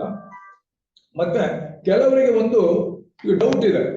ಈಗ KCS ಆಕ್ಟ್ ಪ್ರಕಾರ 30th ಒಳಗೆ ಪಬ್ಲಿಷ್ ಮಾಡಬೇಕು, ಅದಕ್ಕೆ ಆಡಿಟೆಡ್ ಬ್ಯಾಲೆನ್ಸ್ ಶೀಟ್ ಇರಬೇಕು ಅಂತ. ಇದು ಜನರಲ್ ಬಾಡಿ ಅಪ್ರೂವಲ್ ಇಲ್ಲದೆ ನೀವು ಹೇಗೆ ಪಬ್ಲಿಷ್ ಮಾಡ್ತೀರಾ ಅಂತ. ಅದು ಅಂದ್ರೆ September 23rd 5th last date ಇದಕ್ಕೆ ಜನರಲ್ ಬಾಡಿಗೆ. ಅದು ಆ ಅಪ್ರೂವಲ್ ತಗೊಂಡು 30th ಮಾಡಬೇಕು ಅಂತಿದೆ. ಜನರಲ್ ಬಾಡಿ ಅಪ್ರೂವಲ್ ಇಲ್ಲದೇನೆ ನಾವು ಹೇಗೆ ಪಬ್ಲಿಷ್ ಮಾಡಬಹುದು ಅಂತ ನಿಮ್ಗೆ ಡೌಟ್ ಇರಬಹುದು. ಇದಕ್ಕೆ ನೋಡಿ RCS ನವರು ವೆರಿ ಕ್ಲಿಯರ್ ಹೇಳಿದ್ದಾರೆ. ಅಂದ್ರೆ ನೀವು ಪಬ್ಲಿಷ್ ಕೋಆಪರೇಟಿವ್ ಬ್ಯಾಂಕಿನವರು ಪಬ್ಲಿಷ್ ಮಾಡಬಹುದು. ಯಾಕಂದ್ರೆ ಜನರಲ್ ಬಾಡಿ ಅಂತ ಹೇಳಿ ಸಾಧಾರಣ ಜನರಲ್ ಬಾಡಿ ಹೋಗೋ ಮುಂಚೆ ನೀವು ಎಲ್ಲ ಅಪ್ರಾಪ್ರಿಯೇಷನ್ ಅದೇ ಮಾಡುತ್ತೆ. ಬೈ ಅಂಡ್ ಲಾರ್ಜ್ ಅದು ಒಪ್ಪಿಗೆ ಕೊಡುತ್ತೆ ಅಂತ ಅರ್ಥ. ಅಂದ್ರೆ ನಿಮ್ಮ ಬೋರ್ಡ್ ಮೇಲೆ ಅವರಿಗೆ ಇದು ನಂಬಿಕೆ ಇದು ಒಪ್ಪಿಗೆ ಕೊಡ್ತಾರೆ. ಜನರಲ್ ಎಲ್ಲ ಎಕ್ಸೆಪ್ಷನ್ ಇರುವುದಿಲ್ಲ, ಜನರಲಿ ಎಲ್ಲವೂ ಒಪ್ಪಿಗೆ ಕೊಡ್ತಾರೆ. ಯಾವುದೇ ಒಂದು ಇದು ಏನಾಗುತ್ತೆ ಫೈನಲ್ ಡಿವಿಡೆಂಟ್ ಇದಕ್ಕೆ ಮಾತ್ರ ಜನರಲ್ ಬಾಡಿ ಆಗುತ್ತೆ ವಿನ ಮತ್ತೆ ಎಲ್ಲ ಅಪ್ರಾಪ್ರಿಯೇಷನ್ಸ್ ಎಲ್ಲ ಅದ್ರ ಮುಂಚೆನೆ ಆಗ್ತದೆ. ನೀವು ಆಕ್ಚುಲಿ ಕಮರ್ಷಿಯಲ್ ಬ್ಯಾಂಕ್ ಅಂತ ಹೇಳಿದ್ರೆ ನೀವು ಪ್ರಾಫಿಟ್ ಅಪ್ರಾಪ್ರಿಯೇಷನ್ ಮಾಡಿ ಆ ವರ್ಷದ್ದು ಇದು ಶೆಡ್ಯೂಲ್ ಅಲ್ಲಿ ತೋರಿಸ್ತಾರೆ ಅವರು. ಆಕ್ಚುಲಿ ಇಲ್ಲಿ ತೋರಿಸ್ತಾರೆ. ಇಲ್ಲಿ ಕೋಆಪರೇಟಿವ್ ಬ್ಯಾಂಕ್ ಅಲ್ಲಿ ಆ ತರ ಮಾಡುವುದಿಲ್ಲ. ಇದು ಜನರಲ್ ಬಾಡಿ ಅಪ್ರಾಪ್ರಿಯೇಷನ್ ಆದ ನಂತರ ಬೇರೆ ಅಪ್ರಾಪ್ರಿಯೇಷನ್ ಏನೇ ಇರಲಿ 30th ಒಳಗೆ ಜನರಲ್ ಪಬ್ಲಿಷ್ ಮಾಡಬೇಕು. RCS ಪರ್ಮಿಷನ್ ಅಗತ್ಯ ಇಲ್ಲ. ಮತ್ತೆ ಕೆಲವರಿಗೆ ಇನ್ನು ಡೌಟ್ ಇದೆ, ಇದು ಕನ್ನಡದಲ್ಲಿ ಕಂಪಲ್ಸರಿ ಆಗಿ ನಾವು ಪಬ್ಲಿಷ್ ಮಾಡ್ಬೇಕಾ ಅಂದ್ರೆ vernacular section 31 of the banking regulation ಹೇಳುತ್ತೆ. ಅದ್ರ ಬಗ್ಗೆ ಕಂಪಲ್ಸರಿ ಹೇಳ್ತಾ ಇಲ್ಲ. ಆದ್ರೂ ಹೇಳ್ತಾ ಇಲ್ಲ ಅಂತ ತಕ್ಷಣ ಇದು ಪಬ್ಲಿಷ್ ಮಾಡುವಂತದ್ದು ನಮ್ಮ ಶೇರ್ ಹೋಲ್ಡರ್ಸು ಅಥವಾ ಡಿಪಾಸಿಟರ್ಸು ಅವರ ಕನ್ವೀನಿಯನ್ಸಿಗೆ. ಹಳ್ಳಿಗಳಲ್ಲಿ ಇರ್ತಾರೆ, ಅವರಿಗೆ ಇಂಗ್ಲಿಷ್ ಅರ್ಥ ಆಗಲ್ಲ ಅಂತ ಆದ್ರೆ ನೀವು ಅದನ್ನು ವರ್ನಾಕ್ಯುಲರ್ ಆಗಿ ಕನ್ನಡದಲ್ಲಿ ಮಾಡುವಂತದ್ದು ಒಳ್ಳೆಯದು. ಇದು ಅಷ್ಟು ಮಟ್ಟಿಗೆ. ಇನ್ನೊಂದು ಇಂಪಾರ್ಟೆಂಟ್ ಇದು ಯಾರಿಗೆ ಅಂತ ಹೇಳಿದ್ರೆ Punjab and Maharashtra cooperative bank ಅಲ್ಲಿ ಡಿಪಾಸಿಟ್ ಇಟ್ಟವರಿಗೆ ಮಾತ್ರ, ಬಾಕಿಯವರಿಗೆ ಸಂಬಂಧ ಇಲ್ಲ. ಅಂದ್ರೆ ಇದನ್ನು ಈ ಬ್ಯಾಂಕಿಗೆ ಡೈರೆಕ್ಷನ್ಸ್ ಹಾಕಿದ ನಂತರ ಇದನ್ನು ಒಂದು ಯೂನಿಟಿ ಸ್ಮಾಲ್ ಫೈನಾನ್ಸ್ ಬ್ಯಾಂಕ್ ಅಂತ ಕನ್ವರ್ಟ್ ಆಯಿತು. ಅಂದ್ರೆ ಅದನ್ನ ಯೂನಿಟಿ ಸ್ಮಾಲ್ ಫೈನಾನ್ಸ್ ಬ್ಯಾಂಕಿನವರು ಈ PNC ಬ್ಯಾಂಕ್ ಅನ್ನು ಅವರು ಟೇಕ್ ಓವರ್ ಮಾಡಿದ್ರು. ಆ ಟೇಕ್ ಓವರ್ ಮಾಡೋ ಹೊತ್ತಿಗೆ ನಿಮ್ಗೆ ಗೊತ್ತಿರಬೇಕಂತ ಹೇಳಿದ್ರೆ ನಿಮ್ಮ ಕೋಆಪರೇಟಿವ್ ಬ್ಯಾಂಕ್ ಅಂದ್ರೆ ಇನ್ಸ್ಟಿಟ್ಯೂಷನಲ್ ಇನ್ವೆಸ್ಟರ್ಸ್ ಅಂತ ಹೇಳ್ತಾರೆ. ಅದ್ರಲ್ಲಿ ಕೋಆಪರೇಟಿವ್ ಬ್ಯಾಂಕ್ ಬಂತು. ಅವರಿಗೆ ಡಿಪಾಸಿಟ್ ವಾಪಸ್ ಕೊಟ್ಟಿಲ್ಲ ಯಾರಿಗೂ.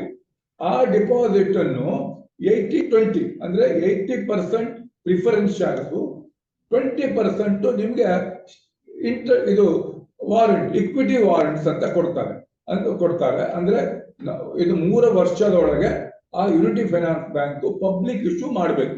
ಆ ಪಬ್ಲಿಕ್ ಇಶ್ಯೂ ಬಂದಾಗ ನೀವು ಅದನ್ನು ₹1 ವಾರಂಟಿ ಇದೆ ಅಲ್ವಾ, ನಿಮ್ಗೆ ಎಷ್ಟು ವಾರಂಟಿ ಇದೆಯೋ ಅದಕ್ಕೆ ನೀವು ಆ ಶೇರ್ಸ್ ಕನ್ವರ್ಟ್ ಮಾಡ್ತಾರೆ. ಈಗ ವಾರಂಟ್ ಇದ್ದದ್ದು ಅವ್ರು ಪಬ್ಲಿಕ್ ಇಶ್ಯೂ ಮಾಡಿದಾಗ ಅದು ಶೇರ್ ಆಗಿ ನಿಮ್ದು ಕನ್ವರ್ಟ್ ಆಗುತ್ತೆ. ಇಲ್ಲಿ ಪ್ರಶ್ನೆ ಇರುವಂತದ್ದು ಇಂಟ್ರೆಸ್ಟ್ ವಾರಂಟ್ ಬಗ್ಗೆ ಅಥವಾ ಇಕ್ವಿಟಿ ವಾರಂಟ್ ಬಗ್ಗೆ ಅಲ್ಲ. ಇದು ಏನಂತ ಹೇಳಿದ್ರೆ ನಿಮ್ಗೆ ಇರುವಂತ ಪ್ರಿಫರೆನ್ಸ್ ಶೇರ್ಸ್ ಬಗ್ಗೆ. ಪ್ರಿಫರೆನ್ಸ್ ಶೇರ್ಸ್ ಅಂದ್ರೆ ಇದು ಪರ್ಪ್ಯಾಚುವಲ್. ಇದು ಅಂದ್ರೆ ಯಾವಾಗಲೂ ಇದಕ್ಕೆ ನೀವು ವಾಪಸ್ ಕೇಳುವಾಗಿಲ್ಲ. 1% ಇಂಟ್ರೆಸ್ಟ್ ಅಲ್ಲ ಡಿವಿಡೆಂಟ್ ಕೊಡ್ತಾರೆ ಅದಕ್ಕೆ. ಆದ್ರಿಂದ ಆಕ್ಚುಲಿ ಯಾವುದೇ ಒಂದು ಸಿಸ್ಟಮ್ ಪ್ರಕಾರ ಏನು ಅಂತ ಹೇಳಿದ್ರೆ ಯಾವುದೇ ಡಿವಿಡೆಂಟ್ ಅಂದ್ರೆ ಎಗ್ರಿ ಡಿವಿಡೆಂಟ್ ಕೊಡ್ತಾ ಇದ್ರೆ ಇಟ್ ಬಿಕಮ್ ಪರ್ಫಾರ್ಮಿಂಗ್ ಇನ್ವೆಸ್ಟ್ಮೆಂಟ್ ಅಂತ ಆಗತ್ತೆ. ಟೆಕ್ನಿಕಲಿ ಆತರ ಆಗ್ತದೆ. ಬಟ್ ಏನಾಗುತ್ತೆ, ರಿಸರ್ವ್ ಬ್ಯಾಂಕಿಗೆ ಗೊತ್ತಿದೆ ಏನು ಅಂತ ಹೇಳಿದ್ರೆ ಸದ್ಯಕ್ಕೆ ಇದು ವಾಪಸ್ ಬರುವುದಿಲ್ಲ. 20 ವರ್ಷದವರೆಗಂತೂ ಸಾಧ್ಯನೇ ಇಲ್ಲ. ಯಾಕಂದ್ರೆ ಫಸ್ಟ್ ಅವರು DICGC ಗೆ ಹಣ ವಾಪಸ್ ಕೊಡ್ಬೇಕು. ಅದಕ್ಕೆ ಅವರಿಗೆ DSC ಅವರಿಗೆ ಹಣ ವಾಪಸ್ ಕೊಡೋಕೆ, ಅಂದ್ರೆ ಯಾರು ಡಿಪಾಸಿಟ್ 5 ಲಕ್ಷ ಕೊಟ್ಟಿದ್ದಾರೆ ನೋಡಿ, ಅದನ್ನು DSC ಕೊಡಬೇಕು. ಅದಕ್ಕೆ 20 ವರ್ಷವರೆಗೆ ಟೈಮ್ ಕೊಟ್ಟಿದ್ದಾರೆ. 20 ವರ್ಷದವರೆಗೆ ಅವ್ರಿಗೆ ವಾಪಸ್ ಕೊಟ್ಟು ಏನಾದ್ರು ಉಳಿದ್ರೆ ಆಮೇಲೆ ಬರ್ಬೋದು. ಅದಕ್ಕೋಸ್ಕರ ಏನ್ ಮಾಡಿದಾರೆ ಅಂತ ಹೇಳಿದ್ರೆ, ಇದಕ್ಕೆ ಈ ಯಾವ್ದು ನಿಮ್ಗೆ ಪ್ರಿಫರೆನ್ಸ್ ಶೇರ್ಸ್ ಇದೆ ಇದ್ರ ಬಗ್ಗೆ ಫುಲ್ ಪ್ರೊವಿಷನ್ ಮಾಡ್ಬೇಕು ಅಂತ ಹೇಳಿದ್ದಾರೆ. ಅಂದ್ರೆ ಈ ವರ್ಷ ಲಾಸ್ಟ್ ನಿಮ್ಗೆ 24ರ ಒಳಗೆ, 24 ಆಯ್ತು, ಈಗ 24 ಮಾರ್ಚ್ ಒಳಗೆ ನೀವು ಇದ್ರ ಬಗ್ಗೆ ಫುಲ್ ಪ್ರೊವಿಷನ್, ನಿಮ್ಮ ಹತ್ರ ಎಷ್ಟು ಪ್ರಿಫರೆನ್ಸ್ ಶೇರ್ಸ್ ಇದೆ ಅದನ್ನು ಬಾಕಿ ಉಳಿದಿದ್ರೆ ಇದನ್ನು ನೀವು ಈ ವರ್ಷದೊಳಗೆ ಅದನ್ನು ಮಾಡಲೇಬೇಕು. ಇನ್ನು ಇದ್ರ ಬಗ್ಗೆ ಇಂಟ್ರೆಸ್ಟ್ ವಾರೆಂಟ್ ಬಗ್ಗೆ ಸಪರೇಟ್ ಮಾಡೋ ಪ್ರೊವಿಷನ್ ₹1 ಇದೆ, ಅದು ಹಾಗೆ ತೋರಿಸಬಹುದು. ಒಂದು ವೇಳೆ ನಾಳೆ ಇಕ್ವಿಟಿ ಅದು ಶೇರ್ಸ್ ಇಶ್ಯೂ ಮಾಡ್ತಾರೆ, ಶೇರ್ ಇಶ್ಯೂ ಮಾಡಿದ ಇಶ್ಯೂ ಪ್ರೈಸ್ಗಿಂತ ಅದೇಂದ್ರೆ ಏನಾದ್ರೂ ಮಾರ್ಕೆಟ್ ಅಲ್ಲಿ ಕಡಿಮೆ ಬಂದ್ರೆ ಆವಾಗ ಮಾತ್ರ ನೀವು ಪ್ರೊವಿಷನ್ ಮಾಡಬೇಕು. ಇಲ್ಲದೆ ಇದ್ರೆ ಪ್ರೊವಿಷನ್ ಮಾಡುವ ಅಗತ್ಯ ಇಲ್ಲ. ಅದನ್ನ ಅಥವಾ ನೀವು ಸೇಲ್ ಮಾಡಿ ಪ್ರಾಫಿಟ್ ಮಾಡ್ಬೋದು ಅಥವಾ ಲಾಸ್ ಬುಕ್ ಮಾಡ್ಬೋದು. ಆಯ್ತಲ್ವಾ? ಇದು ನೆಕ್ಸ್ಟ್, ಇದು ರಿಸರ್ವ್ ಬ್ಯಾಂಕ್ ಆಫ್ ಇಂಡಿಯಾ ನೋಡಿ, ಒಂದು ಆಗಸ್ಟ್ 30, 2021ಕ್ಕೆ ಇದನ್ನು ಹೊಸ ಡೈರೆಕ್ಷನ್ಸ್ ಕೊಡ್ತು. ಪ್ರೆಸೆಂಟೇಷನ್, ಡಿಸ್ಕ್ಲೋಜರ್ ಮೊದಲು ಇರ್ಲಿಲ್ವಾ? ಮೊದಲು ಇತ್ತು, ಏನೇನು ನೋಟ್ಸ್ ಟು ಅಕೌಂಟ್ ಎಲ್ಲದು ಮೊದಲೇ ಇತ್ತು, ಇರ್ಲಿಲ್ಲ ಅಂತ ಅಲ್ಲ. ಈಗ ಏನು ಅಂತ ಯೂನಿಫಾರ್ಮ್ ಆಗಿ ಮಾಡಿದ್ದಾರೆ. ಯಾಕಂದ್ರೆ ಎಲ್ಲ ಬ್ಯಾಂಕ್ಗಳಿಗೆ, ಕಮರ್ಷಿಯಲ್ ಬ್ಯಾಂಕಿಗೂ ಕೋಆಪರೇಟಿವ್ ಬ್ಯಾಂಕಿಗೂ ಎಲ್ಲ ಫಾರ್ಮ್ಯಾಟ್ ಸೇಮ್ ಅದನ್ನು ಮಾಡಬೇಕು ಅಂತ ಮಾಡಿದ್ದಾರೆ. ಅದರಲ್ಲಿ ಏನ್ ಮಾಡಿದ್ದಾರೆ, ಈವನ್ ಬ್ಯಾಲೆನ್ಸ್ ಪಬ್ಲಿಕೇಶನ್ಸ್ ಕೂಡ ಅವರು ಮಾಡಿದ್ದಾರೆ, ಅದು ಮಾಡಿದ್ದಾರೆ ನೋಡಿ. ಕಮರ್ಷಿಯಲ್ ಬ್ಯಾಂಕ್ಗಳಿಗೆ ಒಂದು ಫಾರ್ಮ್ಯಾಟ್ ಕೊಟ್ಟಿದ್ದಾರೆ. ಯಾಕಂದ್ರೆ ಅಲ್ಲಿ ನಿಮ್ಗೆ ಒಂದು ಫಾರ್ಮ್ಯಾಟ್ ಅನ್ನು ಅವರು ಇದ್ರಲ್ಲಿ ಕೊಟ್ಟಿದ್ದಾರೆ. ಬಟ್ ಕೋಆಪರೇಟಿವ್ ಬ್ಯಾಂಕ್ಗಳಿಗೆ ಆ ಫಾರ್ಮ್ಯಾಟ್ ಅಪ್ಲೈ ಆಗಲ್ಲ. ಅಲ್ಲಿ ತುಂಬಾ ಶೆಡ್ಯೂಲ್ಸ್ ಗಳಿವೆ ನೋಡಿ. ನೀವು ಎಡಿಷನಲ್ ಇನ್ಫಾರ್ಮೇಶನ್ ಕೊಡುವುದು ಬೇರೆ ವಿಷಯ, ಆ ತರ ಅದೇ ಟೈಪ್ ಶೆಡ್ಯೂಲ್ ಟೈಪ್ ಅಲ್ಲಿ ಕೊಡುವ ಅಗತ್ಯ ಇಲ್ಲ. ಅಂದ್ರೆ ಅಲ್ಲಿ ಅವರು ಹೇಳಿದ್ದಾರೆ, ಅದು ಕೊಡುವ ಅಗತ್ಯ ಇಲ್ಲ. ಕೋಆಪರೇಟಿವ್ ಬ್ಯಾಂಕಿನವರಿಗೆ ಸಪರೇಟ್ ಇದುವರೆಗೆ ಹೇಗಿದೆಯೋ ಅದರ ಪ್ರಕಾರನೇ ಇದೆ. ಏನಂತ ಹೇಳಿದ್ರೆ ಇದರಲ್ಲಿ ಸೆಕ್ಷನ್ 56 ಅದರಲ್ಲಿ ಒಂದು ಸಬ್ ಸೆಕ್ಷನ್ ಇದೆ, ZL ಅಂತ ಬರುತ್ತೆ. ಅದರಲ್ಲಿ ಒಂದು ಬ್ಯಾಲೆನ್ಸ್ ಶೀಟ್ ನ ಕಾಪಿ ಕೊಟ್ಟಿದ್ದಾರೆ, ಮೊನ್ನೆ ಸ್ವಲ್ಪ ರಿವೈಸ್ ಮಾಡಿ ಕೊಟ್ಟಿದ್ದಾರೆ. ಅದ್ರ ಪ್ರಕಾರ ನೀವು ಪಬ್ಲಿಷ್ ಮಾಡ್ಬೇಕು. ಏನು ಅಂತ ಹೇಳಿದ್ರೆ, ಕಮರ್ಷಿಯಲ್ ಬ್ಯಾಂಕಿಂಗ್ ಫಾರ್ಮ್ಯಾಟ್ ಬೇರೆ, ಅನೆಕ್ಚರ್ 1 ಅಂತ ಕೊಟ್ಟಿದ್ದಾರೆ, ಅದು ನಿಮ್ಗೆ ಅಪ್ಲೈ ಆಗುದಿಲ್ಲ, ಮಾಡುದಿಲ್ಲ. ನಿಮಗೆ ಯಾವ ಫಾರ್ಮ್ಯಾಟ್ ಅಪ್ಲೈ ಆಗತ್ತೆ ಅಂತ ಹೇಳ್ಕೊಂಡು ಎಲ್ಲರಿಗೂ ನೀವು ಕಳಿಸಿ ಕೊಟ್ಟಿದ್ದೇವೆ ಆ ಫಾರ್ಮ್ಯಾಟ್. ನೆಕ್ಸ್ಟ್, ಇದರಲ್ಲಿ ನೀವು ಹೆಚ್ಚು ತಲೆ ಕೆಡಿಸ್ಕೊಳ್ಳುವಂತ ಅಗತ್ಯ ಇಲ್ಲ. ಎಕ್ಸಿಸ್ಟಿಂಗ್ ಫಾರ್ಮ್ಯಾಟ್ ಅಲ್ಲಿ ಹೆಚ್ಚಿನ ವ್ಯತ್ಯಾಸ ಇಲ್ಲ. ಅದರಲ್ಲಿ ಏನಿದೆ ಅಂದ್ರೆ, ನೀವು ಇದನ್ನು ಕ್ಯಾಪಿಟಲ್ ಅಂತ ತೋರಿಸ್ತೀರಲ್ವಾ, ಅದನ್ನು ಕೂಡ ಚೇಂಜ್ ಮಾಡಿ ಕಳಿಸಿದ್ದೇವೆ. ಅದರಲ್ಲಿ ಅದನ್ನ ರಿಪೋರ್ಟ್ ಮಾಡುವಂತ ಅದು ಮಾತ್ರ ತೋರಿಸಿದ್ರೆ, ಬೇರೆ ಎಲ್ಲ ಏನು ಚೇಂಜ್ ಇಲ್ಲ ಅಂತ ಹೇಳಿದ್ರೆ, ನಿಮ್ಗೆ ಒಂದು ಈಗ ಪ್ರಶ್ನೆ, ಕಮರ್ಷಿಯಲ್ ಬ್ಯಾಂಕಿಗೂ ಕೋಆಪರೇಟಿವ್ ಬ್ಯಾಂಕಿಗೂ ಬೇಸಿಕಲಿ ಏನು ವ್ಯತ್ಯಾಸ ಇರುವಂತದ್ದು ಏನಂತ ಹೇಳಿದ್ರೆ, ಇದು ಏನಂತ ಹೇಳಿದ್ರೆ ನೋಡಿ, ಇದರಲ್ಲಿ ನಿಮ್ಗೆ ಕೋಆಪರೇಟಿವ್ ಬ್ಯಾಂಕ್ ಅಲ್ಲಿ ಇದೆ ಪಾರ್ಟ್ ಆಫ್ ಬ್ಯಾಲೆನ್ಸ್ ಶೀಟ್ ಬರುತ್ತೆ. ಏನು ಬೇರೆ ಡಿಸ್ಕ್ಲೋಜರ್ ಅಲ್ಲ, ಬೇರೆ ಡಿಸ್ಕ್ಲೋಜರ್. ಎರಡು ಒಂದು ಕಾಂಟ್ರಾ ಎಂಟ್ರೀಸ್ ಬರ್ತವೆ. ಕಾಂಟ್ರಾ ಎಂಟ್ರೀಸ್ ನಿಮ್ಗೆ ಗೊತ್ತಿರ್ಬೋದು, ಮೊದಲಿಂದ ಇತ್ತು, ಈ ಇದರಿಂದ ಅಲ್ಲ, ಆಲ್ರೆಡಿ ಇತ್ತು ನಿಮ್ಗೆ ಇತ್ತು. ಏನು ಅಂತ ಹೇಳಿದ್ರೆ, ಒಂದು ಹಿಂದೆ ಹಿಂದೆ ಹಿಂದೆ ಹಿಂದೆ ಹಿಂದೆ ಹಿಂದೆ ಬ್ಯಾಕ್ ಬ್ಯಾಕ್ ಬ್ಯಾಕ್ ಇನ್ನು back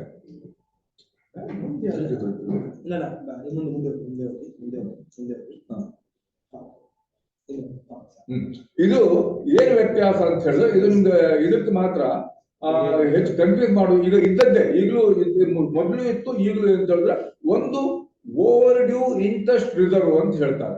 over due interest reserve ಅಂತ ಏನು ಗೊತ್ತಾರೆ ನೋಡಿ, NPA ಮೇಲೆ ಕಮರ್ಷಿಯಲ್ ಬ್ಯಾಂಕ್ ಅಲ್ಲಿ ಏನಾಗುತ್ತೆ, ಅವರಿಗೆ ಸಪರೇಟ್ ತೋರಿಸುವ ಅಗತ್ಯ ಇಲ್ಲ. ಮೊದಲು SBM ಅವರೆಲ್ಲ ಇದು ಆಫ್ ಬ್ಯಾಲೆನ್ಸ್ ಶೀಟ್ ಅಲ್ಲಿ ಒಂದು ತೋರಿಸ್ತಾ ಇದ್ರು. ಯಾಕಂದ್ರೆ ಅವರು ಇಡ್ತಾರೆ, ಅವ್ರು ಏನ್ ಹೇಳ್ತಾರೆ, ಅದಕ್ಕೆ ಮೆಮೊರಂಡಮ್ ಅಕೌಂಟ್ ಅಂತ ಸಪರೇಟ್ ಅಂತ ಅದು ಹೇಳ್ತಾರೆ, ಸಪರೇಟ್ ಇಟ್ಟಿರ್ತಾರೆ. ಅದನ್ನು ಡಿಸ್ಕ್ಲೋಸ್ ಮಾಡುವ ಅಗತ್ಯ ಇರಲಿಲ್ಲ ಇತ್ತು. ಕೋಆಪರೇಟಿವ್ ಬ್ಯಾಂಕಿಗೆ ಮಾತ್ರ ಹಾಗೆ NPA ಮೇಲೆ ಇಂಟ್ರೆಸ್ಟ್ ಅನ್ನು ರೆಕಗ್ನೈಸ್ ಮಾಡುವಾಗಿಲ್ಲ. ಆಗ ಅವ್ರು ಹೇಳಿದಾಗ ಅದ್ರ ಬಗ್ಗೆ ಅದ್ರ ಮೇಲೆ ನೀವು ಇನ್ಕಮ್ ಟ್ಯಾಕ್ಸ್ ಕೊಡುವ ಅಗತ್ಯ ಇಲ್ಲ. ಆದರೆ ನಿಮಗೆ ಎಷ್ಟು ಇಂಟ್ರೆಸ್ಟ್ ಬರಬೇಕು NPA ಮೇಲೆ ಅಂತ ಪಬ್ಲಿಕ್ ಗೊತ್ತಿರಬೇಕು ಅಂತ ಹೇಳ್ಕೊಂಡು ಓವರ್ ಡ್ಯೂ ಇಂಟ್ರೆಸ್ಟ್ ರಿಸರ್ವ್, ಅದರ ಇಂಟ್ರೆಸ್ಟ್ ರಿಸೀವೇಬಲ್, ಅದಕ್ಕೊಂದು ರಿಸರ್ವ್ ಅಂತ ಅಸೈಡ್ ಸೈಡ್ ಲಯಬಿಲಿಟಿ ಒಂದು ಕಾಂಟ್ರಾಕ್ಟರ್ ಇರ್ತದೆ. ಇದು ಪಾರ್ಟ್ ಆಫ್ ಬ್ಯಾಲೆನ್ಸ್ ಶೀಟೇ ಇರ್ತದೆ. ಮತ್ತೆ ಬಿಲ್ಸ್ ಫಾರ್ ಕಲೆಕ್ಷನ್, ಇದು ಕಮರ್ಷಿಯಲ್ ಬ್ಯಾಂಕ್ ಅಲ್ಲಿ ಎಲ್ಲ ಏನಾಗುತ್ತೆ, ಅದು ಆಫ್ ಬ್ಯಾಲೆನ್ಸ್ ಶೀಟ್ ಎಲ್ಲ ಬರುತ್ತೆ. ಇಲ್ಲೂ ಮಾತ್ರ ಇದೊಂದು ನಿಮ್ ಬ್ಯಾಲೆನ್ಸ್ ಶೀಟ್ ಪಾರ್ಟ್ ಬಂದಿದೆ. ಏನೋ ಒಂದು ಹಿಂದಿಂದ ಬಂದದ್ದು ಏನಕ್ಕ ಅಂದ್ರೆ ಪ್ರತಿಯೊಂದು ಫುಲ್ ಡಿಸ್ಕ್ಲೋಸ್ ಇರಲಿ, ಯಾವುದೇ ಒಂದು, ಯಾಕಂದ್ರೆ ನಿಮ್ಗೆ ಇಫೆಕ್ಟ್ ಅದು ಕಾಂಟ್ರಾ ಎಂಟ್ರಿನೇ, ಅದ್ರಲ್ಲಿ ಏನು ಇಫೆಕ್ಟ್ ಆಗುದಿಲ್ಲ. ಈಗ ಬಿಲ್ ಫಾರ್ ಕಲೆಕ್ಷನ್ ಕಂಪ್ಯೂಟರ್ ಆದ ನಂತರ ಬಹಳ ಕಡಿಮೆ, ಅದು ಇರುವುದೂ ಇಲ್ಲ, ಬಟ್ ಕಡಿಮೆ ಆಗಿದೆ. ಆದ್ರಿಂದ ನಿಮ್ಗೆ ಆಲ್ರೆಡಿ ಫಾರ್ಮ್ಯಾಟ್ ಅನ್ನು ಎಲ್ಲಾ ಬ್ಯಾಂಕಿಗೂ ಕಳಿಸಿದ್ದೇವೆ. ನೀವು ಲಾಸ್ಟ್ ಇಯರ್ ಯೂಸ್ ಮಾಡಿದೀರಾ, ಅದೇ ಮಾಡಿದೀರಾ.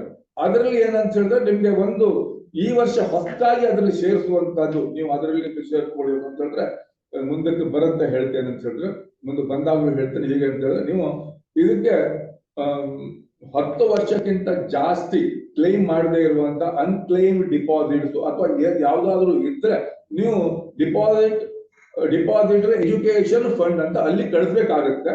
ಅದಕ್ಕೆ ಎಷ್ಟು ಹಣ ಕಳಿಸಿದ್ದೀರಿ ಅಂತ ಹೇಳ್ಕೊಂಡು ನೀವು ನೋಟ್ಸ್ ಟು ಅಕೌಂಟ್ ಅಲ್ಲಿ ತೋರಿಸುವ ಅಲ್ಲದೇನೆ ನಿಮ್ಮದು ಆಫ್ ಬ್ಯಾಲೆನ್ಸ್ ಶೀಟ್ ಅಲ್ಲಿ ಅದನ್ನು ಕೂಡ ನೀವು ಅದನ್ನು ಕಂಟಿಂಜೆಂಟ್ ಲಯಬಿಲಿಟಿ ಅಂತಾರೆ, ಅದನ್ನು ಕೂಡ ನೀವು ತೋರಿಸ್ಬೇಕಾಗುತ್ತೆ ಮುಂದಕ್ಕೆ ಅಷ್ಟೇ. ಫಾರ್ಮ್ಯಾಟು ಎಲ್ಲರಿಗೂ ಸಿಕ್ಕಿದೆ, ಅದರಿಂದ ಯಾಕಂದ್ರೆ ಇದೆ ಲಾಸ್ಟ್ ಟೈಮ್ ನೀವು ಯೂಸ್ ಮಾಡಿದ್ದೀರ, ಆಯ್ತಲ್ವಾ. ಇನ್ನು ನೆಕ್ಸ್ಟ್ ಇರುವಂತದ್ದು ಏನು ಅಂತ ಹೇಳಿದ್ರೆ, ಇದು ನಿಮ್ಗೆ ನೋಡಿ, ಯಾವುದೇ ಎಲ್ಲ ಕೋಆಪರೇಟಿವ್ ಬ್ಯಾಂಕು ಅಥವಾ ಕಮರ್ಷಿಯಲ್ ಬ್ಯಾಂಕ್ ಕೂಡ ನಿಮ್ಗೆ ಕೇಳಿದ್ರೆ, ನೀವು ಆಲ್ರೆಡಿ ಕೇಳಿದ್ರ ಕಾರ್ಪೊರೇಟ್ ಗವರ್ನೆನ್ಸ್, ಗುಡ್ ಗವರ್ನೆನ್ಸ್ ಏನಿದ್ರ ಅರ್ಥ ಅಂತ ಹೇಳಿದ್ರೆ, ನೀವು ಟ್ರಾನ್ಸ್ಪರೆಂಟ್ ವೇ ಅಲ್ಲಿ, ಅಂದ್ರೆ ಎಲ್ಲರಿಗೂ ಕಾಣುವ ತರದಲ್ಲಿ ಏನು ಮುಚ್ಚಿಟ್ಟುಕೊಳ್ಳದೆ ಅದನ್ನು ಬ್ಯಾಂಕಿನ ವ್ಯವಹಾರ ಮಾಡ್ತಾ ಇದ್ದೀರಾ ಅಂತ ಅರ್ಥ. ಅದರ ಮೇನ್ ಅಂದ್ರೆ ನೀವು ಮಾಡ್ತೀರಾ ಇದ್ದಾರ ಅಂತ ಹೇಳಿ, ನೀವು ಏನು ಮಾಡ್ತಾ ಇದ್ದೀರಾ ಅಂತ ಬ್ರಾಡ್ ಆಗಿ ಜನರಿಗೆ ಎಲ್ಲರಿಗೂ ಗೊತ್ತಿರಬೇಕು ಅಂತೇಳಿ ಡಿಸ್ಕ್ಲೋಜರ್ ಅಂತ ಹೇಳ್ತಾರೆ.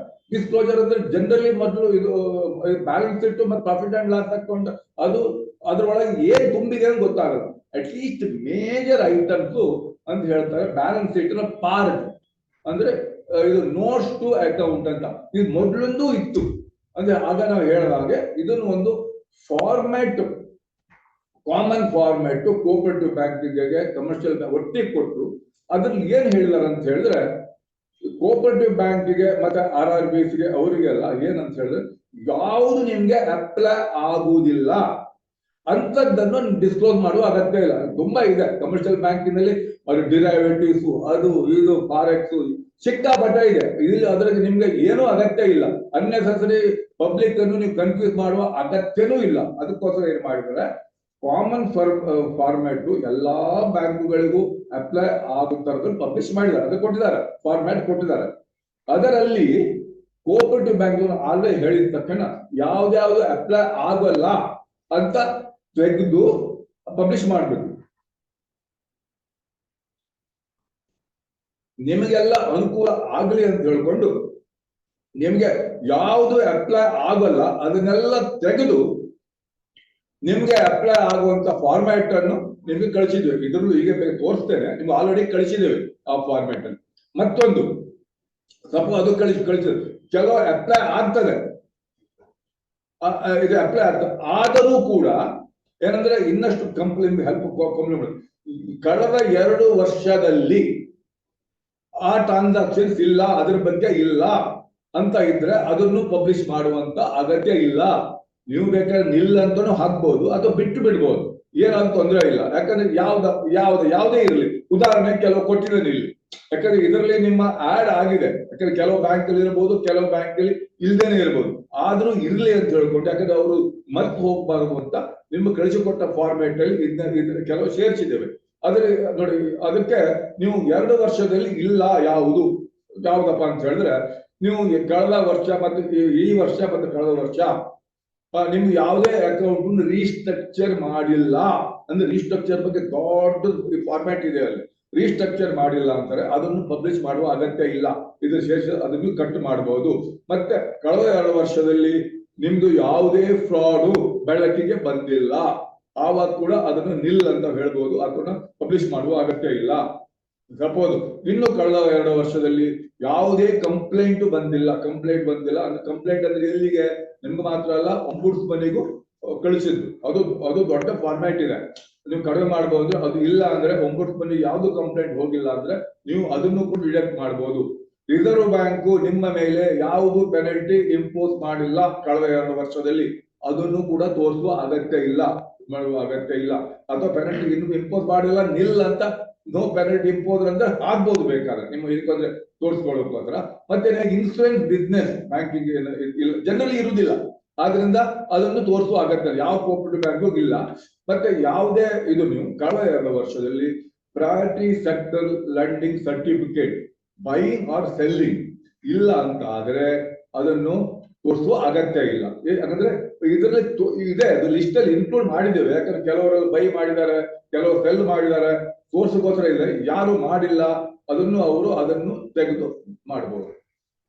ಈಗ ಇನ್ನೊಂದು ವೆರಿ ಇಂಪಾರ್ಟೆಂಟ್, ನಿಮ್ಗೆ ಕಳೆದ ವರ್ಷನೂ ಬಂದಿದೆ, ಅದು ಪುನಃ ನೆನಪು ಮಾಡ್ಕೊಳ್ಳೋಕೆ ಏನಪ್ಪಾ ಅಂತ ಹೇಳಿದ್ರೆ, ಇದು ಅದ್ರ ಹಿಂದೆ ಇರಲಿಲ್ಲ, 2022 ಇರಲಿಲ್ಲ. ಅಂದ್ರೆ ಡಿಸ್ಕ್ಲೋಸರ್ ಅಂದ್ರೆ ನಿಮ್ಗೆ ನೀವು ಈಗ 30th ಒಳಗೆ ಆಡಿಟ್ ಮಾಡ್ತೀರಾ, ಬ್ಯಾಲೆನ್ಸ್ ಶೀಟ್ ಆಡಿಟ್ ಪಬ್ಲಿಷ್ ಮಾಡ್ತೀರಾ, ಎಲ್ಲ ಆಯ್ತು. ಅದು ಆದ ಸ್ವಲ್ಪ ತಿಂಗಳಿಗೂ ರಿಸರ್ವ್ ಬ್ಯಾಂಕ್ ಬಂದು ಇನ್ಸ್ಪೆಕ್ಟ್ ಮಾಡುತ್ತೆ. ಆಡಿಟೆಡ್ ಬ್ಯಾಲೆನ್ಸ್ ಶೀಟ್ ಇರುತ್ತೆ, ಆಡಿಟೆಡ್ ಬ್ಯಾಲೆನ್ಸ್ ಶೀಟ್ ಆಧಾರದ ಮೇಲೆ ಅವರು ಇನ್ಸ್ಪೆಕ್ಟ್ ಮಾಡ್ತಾರೆ. ಅವರು ಇನ್ಸ್ಪೆಕ್ಟ್ ಮಾಡುವಾಗ ಮೇನ್ ಬಾಕಿದೆಲ್ಲ ಇದ್ರೆ ಪರವಾಗಿಲ್ಲ ತೋರ್ತಾರೆ. ಅವರು ಬರುವಾಗ ಏನು ಫಸ್ಟ್ ನೋಡ್ತಾರೆ, NPA ಅವ್ರು ಏನಾದ್ರು ಬಂದು ನೀವು ಡಿಸ್ಕ್ಲೋಸ್ ಮಾಡಿದ್ದಕ್ಕಿಂತ ಅಥವಾ ನೀವು ಕಂಡು ಹಿಡಿದಕ್ಕಿಂತ ಜಾಸ್ತಿ NPA ಅನ್ನು ನೋಡಿದಾರಾ, ಹೊಸದಾಗಿ ನೋಡಿದಾರಾ, ಅಥವಾ ಏನು NPA ಅನ್ನು ನೀವು ಎಷ್ಟು ಇದ್ರೆ ಅಷ್ಟು ಮಾತ್ರ ಇದೆ, ಹೊಸ NPA ಅವರು ಕಂಡು ಹುಡುಕಿಲ್ಲ ಅಂತ ತಿಳ್ಕೊಳ್ಳಿ. ಸಪೋಸ್ ಎಕ್ಸಿಸ್ಟಿಂಗ್ NPA ಇತ್ತು, ಅದಕ್ಕೆ ನೀವು ಏನಾದ್ರು ಮಾಡುವಂತ ಪ್ರೊವಿಷನ್ ಸರಿಯಾಗಿ ಮಾಡಿಲ್ಲ. ಸಪೋಸ್ ಯಾವುದೋ ಅಕೌಂಟ್ ಅನ್ನು ಅವರು ಸೆಕ್ಯೂರಿಟಿ ಅವರಿಗೆ ಸರಿ ಕಾಣಲ್ಲ, ಯಾವುದೋ ಒಂದು ಫ್ರಾಡ್ ಆಗಿದೆ, ಅದಾಗಿದೆ, ಫುಲ್ ಪ್ರೊವಿಷನ್ ಮಾಡಿಲ್ಲ ಅಂತ ಹೇಳ್ಕೊಳ್ಳಿ. ಸಪೋಸ್ ನಿಮ್ ಪ್ರಕಾರ ಅದು ಡೌಟ್ಫುಲ್ 2 ಬಂತು, ಏನೋ ಅವ್ರ ಪ್ರಕಾರ ಅದು ಡೌಟ್ಫುಲ್ 3 ಆಗ್ಬೇಕು 100%. ಆ ಕಾರಣಕ್ಕೋಸ್ಕರ ಎಡಿಷನಲ್ ಪ್ರೊವಿಷನ್ ಅವ್ರು ಸಜೆಸ್ಟ್ ಮಾಡ್ತೀವಿ. ಇದು 2ರಲ್ಲಿ ಒಂದು. ಸಪೋಸ್ ಆಗ ಅಂತ ಹೇಳಿದ್ರೆ ಒಂದು ಅಕೌಂಟ್ ಇದು ಅದಕ್ಕೆ ಹೇಳ್ತಾರೆ ಡೈವರ್ಜೆನ್ಸ್ ಅಂತ ಹೇಳ್ತಾರೆ. ಡೈವರ್ಜೆನ್ಸ್ ಇನ್ ಅಸೆಟ್ ಕ್ಲಾಸಿಫಿಕೇಶನ್ ಪ್ರೊವಿಷನಿಂಗ್. ಇದು ಡೈವರ್ಜೆನ್ಸ್ ಅಂದ್ರೆ ಡಿಸ್ಕ್ಲೋಜರ್ ಡೈವರ್ಜೆನ್ಸ್ ಅಸೆಟ್ ಪ್ರೊವಿಷನ್ ಅಂತ ಹೇಳಿದ್ರೆ, ನಿಮ್ಮ ಆಡಿಟೆಡ್ ಬ್ಯಾಲೆನ್ಸ್ ಶೀಟಿಗೂ ರಿಸರ್ವ್ ಬ್ಯಾಂಕಿನ ಇನ್ಸ್ಪೆಕ್ಷನ್ ಅಲ್ಲಿ ಅವರು ಕಂಡು ಹುಡುಕಿದ ಅಥವಾ ಅವರು ಅಸೆಸ್ ಮಾಡಿದ ಅಸೆಸ್ಡ್ ಇದು ಪ್ರೊವಿಷನ್ ಅಂಡ್ ಅಸೆಸ್ಡ್ NPA ಅದರಲ್ಲಿ ಏನಾದ್ರು ವ್ಯತ್ಯಾಸ ಇದೆಯಾ ಅಂತ ಹೇಳಿದ್ರೆ 2, ಒಂದು ಎಡಿಷನಲ್ ಪ್ರೊವಿಷನ್ ಹೇಳಿರ್ಬೋದು ಅಥವಾ ಎಡಿಷನಲ್ NPA ಹೇಳಿರ್ಬೋದು. ಆವಾಗ ಜಸ್ಟ್ ಒಂದು ಸ್ಮಾಲ್ ಹೇಳಿದ ತಕ್ಷಣ ನೀವು ಪಬ್ಲಿಷ್ ಮಾಡ್ಬೇಕು. ಇದು ಪಬ್ಲಿಷ್ಗೋಸ್ಕರ. ಅದನ್ನು ನೀವು ನೋಡಿ, ಅವರು ಎಡಿಷನಲ್ NPA ಜಾಸ್ತಿ ಕಂಡು ಹಿಡಿಕಿದ್ರೆ ಅದು ನೀವು NPA ಮಾಡಿಲ್ಲ ಅಂತ ಅದಕ್ಕೆ ಪೆನಲ್ಟಿ ಬೇರೆ ಹಾಕ್ತಾರೆ. ಇದು ಡಿಸ್ಕ್ಲೋಸ್ ಮಾಡಿದವರು ಪೆನಲ್ಟಿ ಹಾಕ್ಬೋದು. ಇದು ಬರೀ ಡಿಸ್ಕ್ಲೋಜರ್ ಮಾಡ್ಬೇಕು. ಡಿಸ್ಕ್ಲೋಜರ್ ಮಾಡ್ಬೇಕೋ ಬೇಡವಾ ಅಂತ. ಸಪೋಸ್ ಈ ಡೈವರ್ಜೆನ್ಸ್ ಅಂದ್ರೆ ಅದಕ್ಕೆ 2 ವ್ಯತ್ಯಾಸ ಕೊಟ್ಟಿದ್ದಾರೆ. ಸಪೋಸ್ ಎಡಿಷನಲ್ NPA ಅಂದ್ರೆ ಹೇಗೆ ಅಂತ ಕೊಡ್ತಾರೆ. ಸಪೋಸ್ ಇದು ನಿಮ್ಮ ಅಕ್ರೂವಲ್ ಆಗುತ್ತೆ. ಸಪೋಸ್ ಲಾಸ್ಟ್ ಇಯರ್ ಒಂದು NPA 2023ಗೆ ಒಂದು ನಿಮ್ದು ಗ್ರಾಸ್ NPA ಅದು ನೆಕ್ಸ್ಟ್ ಇಲ್ಲಿದೆ. ಇದೊಂದು ರಿಪೋರ್ಟೆಡ್ ಇನ್ಕ್ರಿಮೆಂಟಲ್ ಗ್ರಾಸ್ NPA ಏನು ಅಂತ ಕಾಣುತ್ತೆ ನೋಡಿ. Gross NPA as on March 22 ನಿಮ್ದು 100 crores ಇತ್ತು ಅಂತ ತಿಳ್ಕೊಳ್ಳಿ. ನಿಮ್ gross NPA as on March 23ಗೆ ಇದು ಅಂದ್ರೆ ಕಳೆದ 1 ವರ್ಷದಲ್ಲಿ ಈ ಅಂದ್ರೆ 23 ಯಾಕೆ ಹಾಕಿದೆ ಅಂತ ಹೇಳಿದ್ರೆ, ಇದು ನೀವು ಈಗ 24ಕ್ಕೆ ಆಡಿಟ್ ಪಬ್ಲಿಷ್ ಮಾಡಿದ್ರೆ 23 ಯಾಕೆ ಅಂತ ಹೇಳಿದ್ರೆ, ಇದು ಆಸ್ ಪರ್ ರಿಸರ್ವ್ ಬ್ಯಾಂಕಿನ ಮಾಡ್ತದ್ದು. ಯಾಕಂದ್ರೆ ಹಿಂದಿನ ಮಾತ್ರ ಇರ್ತಾರೆ. ಇದು ನಿಮ್ಗೆ ಜೂನ್ಗೆ ಇದು ಅಪ್ರೂವಲ್ ಇದು ಆಡಿಟ್ ಆಗುತ್ತೆ. ಅದ್ರ ಮುಂಚೆ ರಿಸರ್ವ್ ಬ್ಯಾಂಕ್ ಇನ್ಸ್ಪೆಕ್ಷನ್ ರಿಪೋರ್ಟ್ ಬರುವುದಿಲ್ಲ ನಿಮ್ಗೆ. ಅದಕ್ಕೋಸ್ಕರ ಯಾವಾಗ್ಲೂ ಪ್ರೀವಿಯಸ್ ಇರ್ತಾರೆ ನೋಡುವಂತದ್ದು. ಅದಕ್ಕೋಸ್ಕರ ಈ ತರ ಹಾಕಿದ್ದು. ಅಪ್ಪ ಇನ್ ಬಿಟ್ವೀನ್ ಅವ್ರೇನಾದ್ರೂ ನಿಮ್ದು ಆಡಿಟ್ ತುಂಬಾ ಬೇಗ ಆಗಿ, ಕೆಲವು ಏಪ್ರಿಲ್ ಎಂಡ್ ಒಳಗೆ ಆಡಿಟ್ ಆಗಿ ಅದ್ರೊಳಗೆ ಏನಾದ್ರು ಇನ್ಸ್ಪೆಕ್ಟ್ ಮಾಡಿ ಜೂನ್ ಒಳಗೆ ರಿಪೋರ್ಟ್, ವೆರಿ ರೇರ್ ಒಕೇಶನ್ ಅದು ಇದ್ರೆ ಮಾತ್ರ 24 ಬರೋದು. ಅದರ್ವೈಸ್ 23ದ್ದೇ ಫೈನಲ್. ಯಾಕಂದ್ರೆ ಹಿಂದಿನ ವರ್ಷ ಹಿಂದಿನ ವರ್ಷದಿರುತ್ತೆ. ಅದರ ಪ್ರಕಾರ ನೋಡಿ 23ರಲ್ಲಿ 150 ಕೋಟಿ ಇದೆ. ಅಂದ್ರೆ ಇದಕ್ಕೆ ನೋಡಿ ಇನ್ಕ್ರಿಮೆಂಟಲ್ ಗ್ರಾಸ್ NPA ಅಂದ್ರೆ 50 ಕೋಟಿ. ಈ ವರ್ಷ ಅಂದ್ರೆ 50 ಕೋಟಿ ಇನ್ಕ್ರಿಮೆಂಟಲ್ ಗ್ರಾಸ್ NPA ಇರುತ್ತೆ. ಆಗ ನಾವು ಪಬ್ಲಿಷ್ ಬೇಕು, ನಾರ್ಮಲ್ ಕೋರ್ಸ್ ಅಲ್ಲಿ ಪಬ್ಲಿಷ್ ಮಾಡಬೇಕು. ಏನು ಅಂತ ಹೇಳಿದ್ರೆ ಇದು ನಮ್ದು ಇದನ್ನು ಇದರಲ್ಲಿ 15% ಗಿಂತ ನಿಮ್ದು ಇದು ಜಾಸ್ತಿ ಇದ್ರೆ ಯಾವುದು ಇದು ರಿಸರ್ವ್ ಬ್ಯಾಂಕ್ ಬಂದು ಇನ್ಸ್ಪೆಕ್ಟ್ ಮಾಡಿದ ನಂತರ ಅವ್ರೇನಾದ್ರೂ ಎಡಿಷನಲ್ NPA ನೋಡ್ತಾರೆ. ಅದು ಈ ನಿಮ್ಮ ಇನ್ಕ್ರಿಮೆಂಟಲ್, ಇಲ್ಲಿ ಇನ್ಕ್ರಿಮೆಂಟಲ್ ಏನು 50 ಕೋಟಿಯ 15% ಅಂದ್ರೆ 7.5 ಕೋಟಿ. ರಿಸರ್ವ್ ಬ್ಯಾಂಕ್ 7 ಕೋಟಿ ಮಾತ್ರ ಎಡಿಷನಲ್ NPA ಕೊಟ್ರೆ ನೀವು ಡಿಸ್ಕ್ಲೋಸ್ ಮಾಡುವ ಅಗತ್ಯ ಇಲ್ಲ.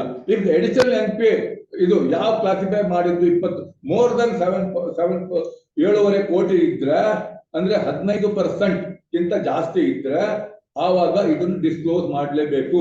ನೀವು ಇದನ್ನು ಡಿಸ್ಕ್ಲೋಸ್ ಫಾರ್ಮ್ಯಾಟ್ ಮುಂದಿದೆ, ತೋರಿಸ್ಬೇಕು.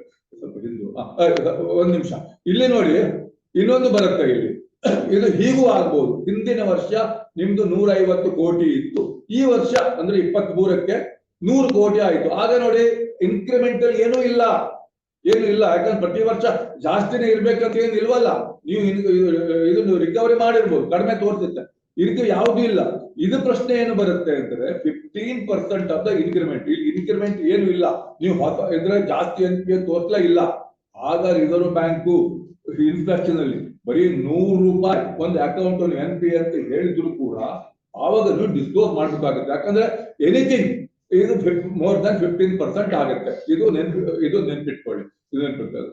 ಒಂದು ಇದು ಅಂತಲ್ಲ. ಇನ್ನೊಂದು ಏನು ಅಂತ ಹೇಳಿದ್ರೆ ಇದರಲ್ಲಿ ನಾ ಹೇಳೋದಾಗ ಬರೀ 2 ಅಥವಾ 2ರಲ್ಲಿ 1. ಸಪೋಸ್ ನಿಮ್ದು ಇನ್ಕ್ರಿಮೆಂಟಲ್ NPA ಬಗ್ಗೆ ಹೇಳಿದೆ ಅಥವಾ ಪ್ರೊವಿಷನ್ ಬಗ್ಗೆ 2 ಇರ್ಬೋದು, 2ರಲ್ಲಿ 1 ಇದ್ರು ಕೂಡ ಅದೇನಂತ ಹೇಳಿದ್ರೆ ನಿಮ್ಮ ಎಕ್ಸೆಸ್ ಇದು ಮಾಡ್ತಿದ್ರಲ್ವಾ, ಪ್ರೊವಿಷನ್ ರಿಸರ್ವ್ ಬ್ಯಾಂಕ್ 35 ಮಾಡುತ್ತಲ್ವಾ, ಇದರಲ್ಲಿ ನಿಮ್ಮ ಇದು 5% ಗಿಂತ ಜಾಸ್ತಿ ಇದ್ರೆ 5% ಯಾವುದು ನಿಮ್ಮ ಗ್ರಾಸ್ ಪ್ರಾಫಿಟ್. ಅಲ್ಲಿ ಗ್ರಾಸ್ ಪ್ರಾಫಿಟ್ ಅಂತ ಹೇಳುವುದಿಲ್ಲ ಅಂತ ಹೇಳಿ ಏನಂತ ಹೇಳಿದ್ರೆ ಅದನ್ನು ಪ್ರೊವಿಷನ್ಸ್ ಅಂಡ್ ಕಂಟಿಂಜೆನ್ಸೀಸ್ ಅಂತ ಹೇಳ್ತಾರೆ. ಅದು ಯಾವ್ದಪ್ಪ ಪ್ರೊವಿಷನ್ಸ್ ಅಂಡ್ ಕಂಟಿಂಜೆನ್ಸಿ? ಈ ಗ್ರಾಸ್ ಪ್ರಾಫಿಟ್ ಅಂದ್ರೆ ಬರೀ ಇನ್ಕಮ್ ಟ್ಯಾಕ್ಸ್ ಆದ ನಂತರ ನೆಟ್ ಪ್ರಾಫಿಟ್ ಬರುತ್ತೆ, ಬಿಫೋರ್ ಟ್ಯಾಕ್ಸ್ ಅಂತಾನೆ ಗ್ರಾಸ್ ಪ್ರಾಫಿಟ್. ಇದು ಗ್ರಾಸ್ ಅಂತಲ್ಲ, ಇದು ಬಿಫೋರ್ ಟ್ಯಾಕ್ಸ್ ಅಂಡ್ ಪ್ರೊವಿಷನ್ಸ್ ಇದು ಬರ್ತದೆ.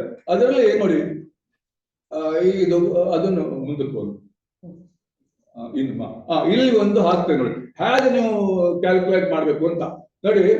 ಇದೇನಾಗುತ್ತೆ ಪ್ರೊವಿಷನ್ ಈಗ ಲಾಸ್ಟ್ ಇಯರ್ ಹೇಳ್ತೇನೆ, ಯಾಕಂದ್ರೆ ಇವೆಲ್ಲ ರಿಸರ್ವ್ ಬ್ಯಾಂಕ್ ಲಾಸ್ಟ್ ಇಯರ್ ಪ್ರಕಾರನೇ ತೋರಿಸ್ಬೇಕಾಗತ್ತೆ. ಏನಂತ ಹೇಳಿದ್ರೆ ನೆಟ್ ಪ್ರಾಫಿಟ್ 100 ಕೋಟಿ ಇತ್ತು ಅಂತ ತಿಳ್ಕೊಳ್ಳಿ.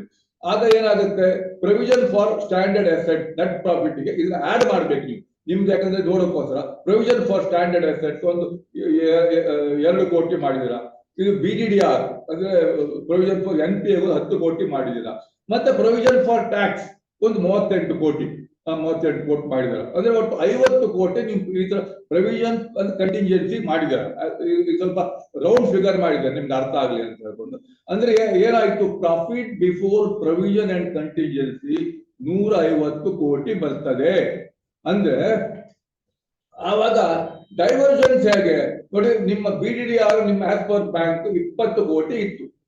ಈಗ ಅವ್ರು ಇನ್ಸ್ಪೆಕ್ಟ್ ಮಾಡ್ಕೊಂಡು ಹೇಳ್ತಾರೆ ನಿಮ್ದು ಈಗ ಹೊಸ ಪ್ರಕಾರ 30 ಕೋಟಿ ಅಂದ್ರೆ ಹೊಸ NPA ನೋಡಿನೋ ಅಥವಾ ನಿಮ್ದು ಏನಾದ್ರು ಸಬ್ಸ್ಟ್ಯಾಂಡರ್ಡ್ ಇದ್ದು ಡೌಟ್ಫುಲ್ ಮಾಡಿನೋ, ಡೌಟ್ಫುಲ್ ಇದ್ದದ್ದು ಲಾಸ್ ಮಾಡಿನೋ, ಏನೋ ಮಾಡ್ಕೊಂಡು ಅವರು 30 ಕೋಟಿ ಪ್ರೊವಿಷನ್ ಇರಬೇಕು ಅಂತ ಹೇಳ್ತಾರೆ. ನಿಮ್ಮದ್ರ 20 ನೀವು 20 ಮಾಡಿದ್ರೆ ಅವ್ರು 30 ಮಾಡಬೇಕು ಅಂತ. ಅಂದ್ರೆ ಏನು 10 ಕೋಟಿ ರೂಪೀಸ್ ಎಡಿಷನಲ್ ಪ್ರೊವಿಷನ್ ತೋರಿಸಿದ್ದಾರೆ.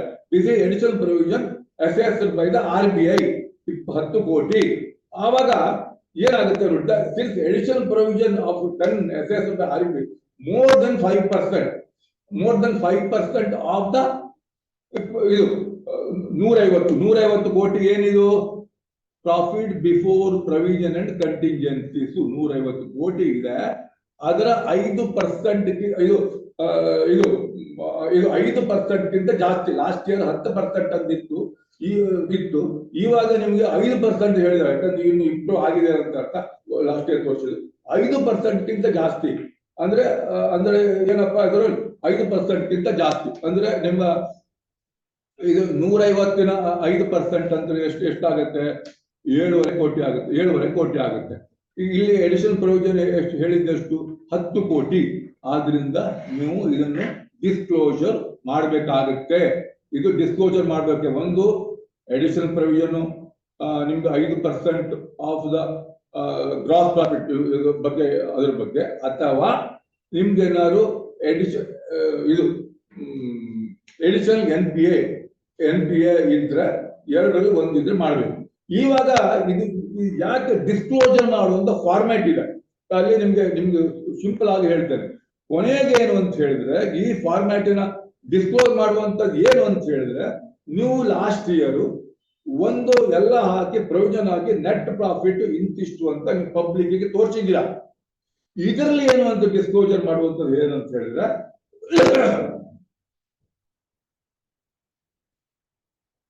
ಪ್ರಾಫಿಟ್ ಅಷ್ಟಲ್ಲ, ರಿಸರ್ವ್ ಬ್ಯಾಂಕು ಇನ್ಸ್ಪೆಕ್ಟ್ ಮಾಡಿ ಎಡಿಷನಲ್ NPA ಅಥವಾ ಎಡಿಷನಲ್ ಪ್ರೊವಿಷನ್ ಮಾಡಿ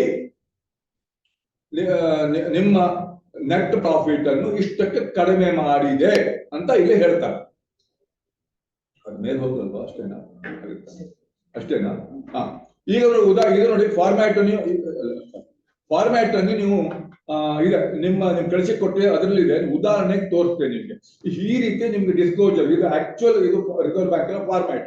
ಅಂದ್ರೆ gross NPA as reported by the bank ಎಲ್ಲ 23 ಇದು 2023 ಅಂದ್ರೆ ಹಿಂದಿನ RBI ಇನ್ಸ್ಪೆಕ್ಷನ್ ಮಾಡಿದೆ ಆವಾಗ ಇದ್ದದ್ದು. ಸಪೋಸ್ ಮಾಡಿಲ್ಲ 22 ಅಂದ್ರೆ 22 ಇರ್ತದೆ. ನೆನ್ಪಿಡಿ, ಕೆಲವು ಬ್ಯಾಂಕಿಗೆ ಇನ್ನೂ ಮಾಡಿದ್ರೆ 23 as per position as on 31st March 2023 inspect ಮಾಡಿದೆ ಅಂತ ಬರೆಯುವಂತದ್ದು. ಕೆಲವರಿಗೆ 2 ವರ್ಷ ಇನ್ಸ್ಪೆಕ್ಷನ್ ಆಗಿಲ್ಲ, ಬಹಳ ಹಿಂದಿದ್ ಮಾಡ್ತಾರ ಗೊತ್ತಿಲ್ಲ, ಅದು ಇದ್ರೆ ಹಿಂದಿದ್ದಿರುತ್ತೆ. ಬಟ್ ಯಾವತ್ತು ಇನ್ಸ್ಪೆಕ್ಟ್ ಮಾಡ್ತಾರೆ ರಿಲೆವೆಂಟ್ ಡೇಟ್. ಅಂದ್ರೆ ಇದು ನೋಡಿ, ಲಾಸ್ಟ್ ಇಯರ್ ಬ್ಯಾಲೆನ್ಸ್ ಶೀಟ್ ಪ್ರಕಾರ ಇನ್ಸ್ಪೆಕ್ಟ್ ಮಾಡಿದೆ ಅಂತ ಹೇಳಿದ್ರೆ as reported by the bank ಯಾವುದು ಗ್ರಾಸ್ NPA 50 ಕೋಟಿ. ಇದು ಪೂರ ಡಿಸ್ಕ್ಲೋಜರ್ ಅಷ್ಟೇ ಡಿಫರೆನ್ಸ್. ಕೊನೆಗೆ ವ್ಯತ್ಯಾಸ ಬರುವುದು ಎಡಿಷನಲ್ ಪ್ರೊವಿಷನ್ ಎಷ್ಟು ಮಾಡಿತ್ತು ಅಂತ, ಅದು ಮಾತ್ರ ಬೇನ. ಇದು ಸುಮ್ಮನೆ ಡಿಸ್ಕ್ಲೋಜರ್ಗೆ ನೀವು 50 ತೋರಿಸಿದ್ದೀರಾ. ಇದು gross NPA as per RBI 75 ಕೋಟಿ. ಅಂದ್ರೆ ಡೈವರ್ಜೆನ್ಸಿ 25 ಕೋಟಿ. ಅಂದ್ರೆ 25 ಕೋಟಿ ಎಡಿಷನಲ್ ಪ್ರೊವಿಷನ್ ರಿಸರ್ವ್ ಬ್ಯಾಂಕ್ ನಿಮ್ಗೆ ಕಂಡು ಹಿಡಿದಿದೆ. ಅಂದ್ರೆ ನಿಮ್ಮ ಪಬ್ಲಿಕ್ ಗೆ, ಶೇರ್ ಹೋಲ್ಡರ್ ಗೊತ್ತಾಗುತ್ತೆ. ಇದು ಡಿಸ್ಕ್ಲೋಜರ್. ಎರಡನೇದು, ನೀವು ಆಯ್ತಲ್ವಾ,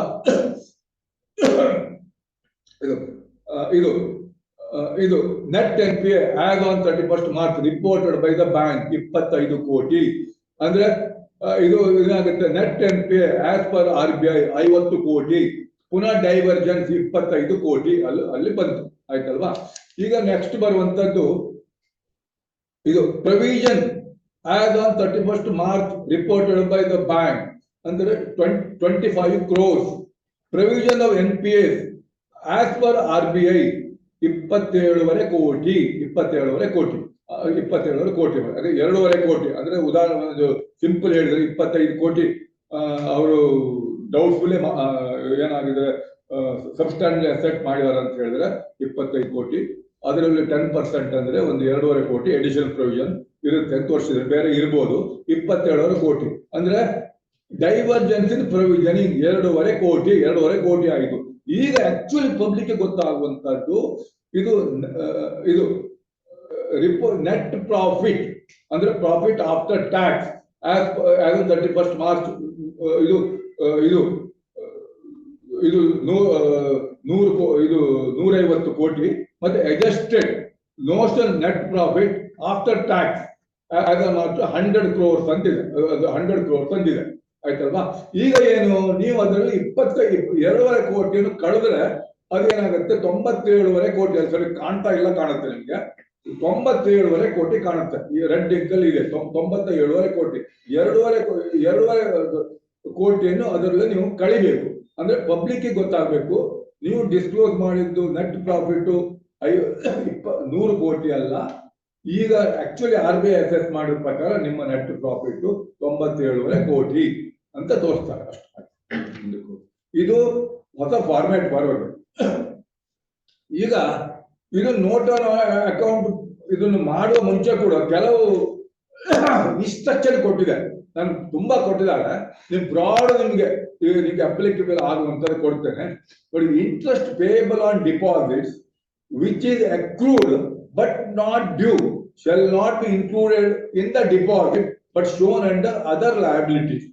ಅಂದ್ರೆ ಇದಕ್ಕೆ ಈಗ ನೋಡಿ ಬ್ಯಾಲೆನ್ಸ್ ಶೀಟ್ ಅಕೌಂಟಿಂಗ್ ಎಂಟ್ರಿ ಪ್ರಕಾರ ಆಸ್ ಆನ್ 31st March ವರೆಗೆ whether interest paid or payable ಎರಡನ್ನು ನೀವು ಇದರಲ್ಲಿ ತೋರಿಸ್ಬೇಕಾಗುತ್ತೆ.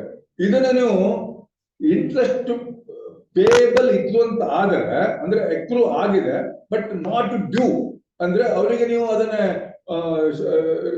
ನೆಕ್ಸ್ಟ್ ಮಂತ್ ಏನು ಕ್ರೆಡಿಟ್ ಮಾಡ್ತಿರೋ ಏನು ಯಾವುದೇ ಡೇಟ್ ಕ್ರೆಡಿಟ್ ಮಾಡ್ತಾರ ಅಂತ ಹೇಳ್ಕೊಂಡು ಅದನ್ನು ನೀವು ಅದನ್ನು ಡಿಪಾಸಿಟ್ ಆಡ್ ಮಾಡುವಾಗಿಲ್ಲ, ಅದನ್ನು ಒಂದು ಇದು ಅದನ್ನು ಅದರ್ ಲಯಬಿಲಿಟಿ ತೋರಿಸ್ಬೇಕು. ಎರಡನೇ ಅಂದ್ರೆ mature term deposit shall be treated as demand deposits. Mature ಆದ ಕ್ಷಣದಿಂದ ಎನಿ ಟೈಮ್ ಅದು ನಿಮ್ಗೆ ಗೊತ್ತಿರಬೇಕು, ಅದಕ್ಕೆ ಎಸ್ ಪಿ ಇಂಟ್ರೆಸ್ಟ್ ಕೊಡಬೇಕು ಅಂತ ಗೊತ್ತಿರ್ಬೇಕು. ಆದ್ರಿಂದ ಯಾಕೆ ಎಸ್ ಪಿ ಇಂಟ್ರೆಸ್ಟ್ ಅಂತ ಹೇಳಿದ್ರೆ it becomes as good as S P account. ಆದ್ರಿಂದ ಅದನ್ನು ಡಿಮಾಂಡ್ ಡಿಪಾಸಿಟ್ ಅಂತ ತೋರಿಸ್ಬೇಕು. It should be club under demand deposit. ಎರಡನೇದು ಕಂಟಿಂಜೆಂಟ್ ಲಯಬಿಲಿಟಿ ನಿಮ್ಗೆ ಗೊತ್ತಿರ್ಬೇಕಾಣುತ್ತೆ. ಕಂಟಿಂಜೆಂಟ್ ಲಯಬಿಲಿಟಿ ನಿಮ್ಗೆ ಕೋಪರೇಟಿವ್ ಬ್ಯಾಂಕ್ ಅಲ್ಲಿ ಯಾವುದೇ ಇಲ್ಲ ಅಂದ್ರೆ ಆಫ್ ಬ್ಯಾಲೆನ್ಸ್ ಶೀಟ್ ಲಯಬಿಲಿಟಿ ಅಂತ ಹೇಳ್ತಾರೆ. ಅಂದ್ರೆ on the happening of some event, ಅಂದ್ರೆ ಇವತ್ತೇ ಲಯಬಿಲಿಟಿ ಇಲ್ಲ, ಅದು ಮುಂದಕ್ಕೆ ಒಂದು ದಿವಸ ನಮ್ಗೆ ಲಯಬಿಲಿಟಿ ಆಗಬಹುದು. ಇಂಥದ್ದು ಯಾವುದು, ಯಾಕಂದ್ರೆ ಇದರಲ್ಲಿ ನಿಮ್ಗೆ ಅದಕ್ಕೆ ಗಿಲ್ಸಿ ಅಥವಾ ಲೆಟರ್ ಆಫ್ ಕ್ರೆಡಿಟ್ ಗ್ಯಾರಂಟೀಸ್ ಯಾವುದು ಇಲ್ಲ. ಆದ್ರಿಂದ ಇದ್ರಲ್ಲಿ ಯಾವುದು ಬರೋಲಾಯ್ತು. ಈಗ ಇದನ್ನ ಒಂದು ತೋರಿಸ್ಬೇಕಾಗುತ್ತೆ. ನಾವು ಆಗ್ಲೇ ಹೇಳಿದೆ ನಿಮ್ಗೆ DA ಅಂದ್ರೆ ಇದು ಕಳಿಸಿದಿರಲ್ವಾ, ಡಿಪಾಸಿಟ್ ಎಜುಕೇಶನ್ ಅಂಡ್ ಫಂಡ್ ಅಲ್ಲಿ ಕಳಿಸಿದಿರಲ್ವಾ, ಅದನ್ನು ಕಳಿಸಿದ ಅಮೌಂಟ್ ಅನ್ನು ನೀವು ಅದರಲ್ಲಿ ಕಂಟಿಂಜೆಂಟ್ ಲಯಬಿಲಿಟಿ ಅದರ್ಸ್ ಅಲ್ಲಿ ತೋರಿಸಬೇಕು. ಮತ್ತೆ specify the notes to the account that amount transfer to DA ಮೇಲೆ fund are included under contingent liability. ಎರಡು ಕಡೆಗೂ ಈ ಸರ್ತಿ ನಿಮ್ಗೆ ಇದು ಅದ್ರ ತೋರಿಸಿದ್ದೆ ನಾನು, ಯಾಕಂದ್ರೆ ಎರಡು ಕಡೆಯಲ್ಲೂ ಬರಬೇಕು. ಒಂದು ನೋಟ್ಸ್ ಟು ಅಕೌಂಟ್ ಅಲ್ಲಿ ಇದು ನಿಮ್ಗೆ ಅದರಲ್ಲಿ ಇದೆ, ನೀವು ಯಾವ ಫಂಡ್ ಟ್ರಾನ್ಸ್ಫರ್ ಮಾಡಿದ್ರೆ ಡಿಪಾಸಿಟ್ ಎಜುಕೇಶನ್ ಫಂಡಿಗೆ ಅದನ್ನು ಎಷ್ಟು ಟ್ರಾನ್ಸ್ಫರ್ ಅಲ್ಲಿ ಇದೆ ಅದನ್ನು ಒಂದು ಕೆಳಗೆ ಹಾಕ್ಬೇಕು. The following amount shown as contingent liability in the balance sheet ಅಂತ ತೋರಿಸ್ಬೇಕಷ್ಟೇ. ಅದನ್ನೊಂದು ನೀವು ಶರ ಹಾಕ್ಬೇಕು ಅದರಲ್ಲಿ. ಆಯ್ತು, ನೆಕ್ಸ್ಟ್ ಇದು ಇನ್ನೊಂದು ಕಳೆದ ವರ್ಷದಿಂದ ಮಾರ್ಚ್ ಇಂದ ನಿಮ್ಗೆ ರಿವ್ಯಾಲ್ಯೂಯೇಷನ್ ರಿಸರ್ವ್ ಅಂತ ನೀವು ಕ್ರಿಯೇಟ್ ಮಾಡ್ಲಿಕ್ಕೆ ಹೇಳಿದ್ದಾರೆ. ಮೊದಲು ಇರ್ಲಿಲ್ವಾ? ಮೊದಲು ಇತ್ತು. ಅಂದ್ರೆ ನೀವು ಹಳೆ ನಿಮ್ಮ ಬುಕ್ ವ್ಯಾಲ್ಯೂ ತುಂಬಾ ಕಡಿಮೆ, ಡಿಪ್ರಿಸಿಯೇಷನ್ ಹಾಕಿ ಬುಕ್ ವ್ಯಾಲ್ಯೂ ತುಂಬಾ ಕಡಿಮೆ ಆಗಿದೆ, ನಿಮ್ಮ ಲ್ಯಾಂಡ್ ಇರ್ಬೋದು, ಬಿಲ್ಡಿಂಗ್ ಇರ್ಬೋದು, ಅದನ್ನು ರಿವ್ಯಾಲ್ಯೂಯೇಷನ್ ರಿಸರ್ವ್ ಅಂತ ನೀವು ಇದನ್ನು ಕ್ರಿಯೇಟ್ ಮಾಡ್ತಿದ್ರಿ. ಮಾರ್ಚ್ 23ಕ್ಕಿಂತ ಮೊದಲು ನೀವು ರಿವ್ಯಾಲ್ಯೂಯೇಷನ್ ರಿಸರ್ವ್ ಅನ್ನು ಒಂದು ಪೋರ್ಷನ್ ಆಫ್ ರಿವ್ಯಾಲ್ಯೂಯೇಷನ್ ರಿಸರ್ವ್ ಅನ್ನು ನೀವು ಟೈರ್ 2 ಕ್ಯಾಪಿಟಲ್ ಅಂತ ತೋರಿಸಬಹುದಿತ್ತು. ಈಗ ಯಾಕಂದ್ರೆ ಈಗ ನಮ್ದು ರಿಸರ್ವ್ ಬ್ಯಾಂಕ್ ಸರ್ಕ್ಯುಲರ್ ಪ್ರಕಾರ CRAR ಮಿನಿಮಮ್ 100% ವರೆಗೆ ಹೋಗಿದೆ ಕೆಲವರಿಗೆ, ಮತ್ತೆ ನೆಟ್ ವರ್ತ್ ಕೂಡ ಮಿನಿಮಮ್ 2 ಕೋಟಿ ಅಥವಾ 5 ಕೋಟಿವರೆಗೆ ಹೋಗಿದೆ. ಅದಕ್ಕೋಸ್ಕರ ಇದನ್ನು ನೀವು ರಿವ್ಯಾಲ್ಯೂಯೇಷನ್ ರಿಸರ್ವ್ ಅಂತ ಮಾಡಿ ಅದನ್ನು 45% of the revaluation reserve. Suppose ನಿಮ್ದು ಈಗ 1 ಕೋಟಿ ನಿಮ್ದು ಬ್ಯಾಲೆನ್ಸ್ ಶೀಟ್ ಅಲ್ಲಿ ನೀವು ಅಸೆಟ್ ತೋರಿಸಿದ್ರ, ಲ್ಯಾಂಡ್ ಅಂಡ್ ಬಿಲ್ಡಿಂಗ್ 1 ಕೋಟಿ ಡಿಪ್ರಿಸಿಯೇಟೆಡ್ ಅಸೆಟ್ಸ್ ಡಿಪ್ರಿಸಿಯೇಷನ್ ಆಗಿ, ನೀವು ಅದನ್ನು 10 ಕೋಟಿಗೆ ರಿವ್ಯಾಲ್ಯೂಟ್ ಮಾಡ್ತೀರಾ. ಈಗ ಏನಾಯ್ತು? ರಿವ್ಯಾಲ್ಯೂಯೇಷನ್ ರಿಸರ್ವ್ 9 ಕೋಟಿ, difference between the present value of the assets and assets new value, market value ಅಂತ ಹೇಳಿದ್ರೆ 9 ಕೋಟಿ ಅದು ರಿವ್ಯಾಲ್ಯೂಯೇಷನ್ ರಿಸರ್ವ್ ಆಗ್ತದೆ. ನಿಮ್ದು ಅಸೆಟ್ ಸೈಡ್ ಅಲ್ಲಿ 10 ಕೋಟಿ, ಈಗ 1 ಕೋಟಿ ಬರಲಿ 10 ಕೋಟಿ ನಿಮ್ದು ಇದು ಅಸೆಟ್ ಆಗ್ತದೆ. ಮತ್ತೆ ಲಯಬಿಲಿಟಿ ಸೈಡ್ ಅಲ್ಲಿ ರಿಸರ್ವ್ ಅಲ್ಲಿ 9 ಕೋಟಿ ರಿವ್ಯಾಲ್ಯೂಯೇಷನ್ ರಿಸರ್ವ್ ಕಾಣುತ್ತೆ. 9 ಕೋಟಿ ಪೂರ್ತಿ ನಾವು ಟೈರ್ 1 ಕ್ಯಾಪಿಟಲ್ ತಗೊಳ್ಳೋದಾಗ ಆಗುದಿಲ್ಲ. 45% ಆಫ್ ದಟ್ 9 ಕೋಟಿ ಅಲ್ಲ, 49 ಕೋಟಿಯ 45% ಮಾತ್ರ ನೀವು ಟೈರ್ 1 ಕ್ಯಾಪಿಟಲ್ ಆಗಿ ಅದನ್ನು ನೀವು ತಗೊಳ್ಬಹುದು. ಇದು ಮಾಡ್ಬೋದು. ಮಾಡೋ ಮುಂಚೆ ಸ್ಟೇಟ್ ಅವೇ ಮಾಡ್ತೀರಾ, ರಿವ್ಯಾಲ್ಯೂಯೇಷನ್ ಮಾಡೋ ಮುಂಚೆ ನೀವೊಂದು ರಿವ್ಯಾಲ್ಯೂಯೇಷನ್ ರಿಸರ್ವ್ ಮಾಡೋ ಮುಂಚೆ ಅದಕ್ಕೊಂದು ಸಪರೇಟ್ ಇದು ಮಾಡಬೇಕು. ಎರಡು ವ್ಯಾಲ್ಯೂಯೇಷನ್ ಮಾಡಬೇಕು, ಇಬ್ಬರಿಂದ ವ್ಯಾಲ್ಯೂಯೇಷನ್ ತಗೊಂಡು ಮಾಡಬೇಕು. ರಿವ್ಯಾಲ್ಯೂಯೇಷನ್ ಇದನ್ನು ಮಾಡಬೇಕು. ಅದಕ್ಕೊಂದು ಪಾಲಿಸಿನೂ ಮಾಡಿ ಅಂತ ಹೇಳಿದ್ರೆ ಅದನ್ನ ಪಾಲಿಸಿ ಕೂಡ ನೀವು ರಿವ್ಯಾಲ್ಯೂಯೇಷನ್ ಪಾಲಿಸಿ ಕೂಡ ನೀವು ಮಾಡಿ ಕಳಿಸಿದೀವಿ ನಿಮ್ಗೆಲ್ಲರಿಗೂ ಇದೆ. ಮಾಡಿದ್ರೆ ಪಾಲಿಸಿ ಮಾಡಬೇಕು. ಮತ್ತೆ ಇಬ್ಬರಿಂದ ರಿವ್ಯಾಲ್ಯೂಯೇಷನ್, ಇಂಡಿಪೆಂಡೆಂಟ್ ವ್ಯಾಲ್ಯೂಯರ್ ಅಂದ್ರೆ ಅದನ್ನು ಎನ್ರೋಲ್ಮೆಂಟ್ ಅಂದ್ರೆ ನಿಮ್ಮ ಎಂಪೆನಲ್ಮೆಂಟ್ ಆಫ್ ವ್ಯಾಲ್ಯೂಯೇಷನ್ ಅದಕ್ಕೂ ಪಾಲಿಸಿ ಬೇಕು ಅಂತ ರಿಸರ್ವ್ ಬ್ಯಾಂಕ್ ಎಲ್ಲದಕ್ಕೂ ಪಾಲಿಸಿ ಅಂತಾರೆ. ಆ ಪಾಲಿಸಿನೂ ಮಾಡಿದೆ, ಕೇಳಿದವರಿಗೆಲ್ಲ ಕಳಿಸಿ ಕೊಟ್ಟಿದ್ದೇವೆ. ಯಾರ ಹತ್ರ ಇಲ್ಲ ಅದು ರಿವ್ಯಾಲ್ಯೂಯೇಷನ್ ಮಾಡ್ಬೇಕು ಅಂತಿದ್ರೆ ಅವರು ಇಲ್ಲಿಗೆ ಒಂದು ಮೇಲ್ ಕಳಿಸಿದ್ರೆ ಅವ್ರಿಗೆ ಕಾಪಿ ಸಿಗುತ್ತೆ. ಅಂದ್ರೆ ಪಾಲಿಸಿ ಮಾಡಬೇಕು, ಇಬ್ರು ಇಂಡಿಪೆಂಡೆಂಟ್ ವ್ಯಾಲ್ಯೂಯರ್ ಇಂದ ರಿವ್ಯಾಲ್ಯೂಯೇಷನ್ ಅದನ್ನ ಮಾಡಬೇಕು. ಅದನ್ನು ಬ್ಯಾಂಕು ಟೈರ್ 2 ಅಂತ ಮಾಡಬಹುದು, ಟೈರ್ 1 ಅಂತನೂ ಮಾಡಬಹುದು. ನಿಮ್ಗೆ ಜಾಸ್ತಿ ಬೆನಿಫಿಟ್ ಟೈರ್ 1 ಅಂತ ಇರುವಾಗ ಟೈರ್ 2 ಯಾಕೆ ಮಾಡ್ತೀರಾ ನೀವು?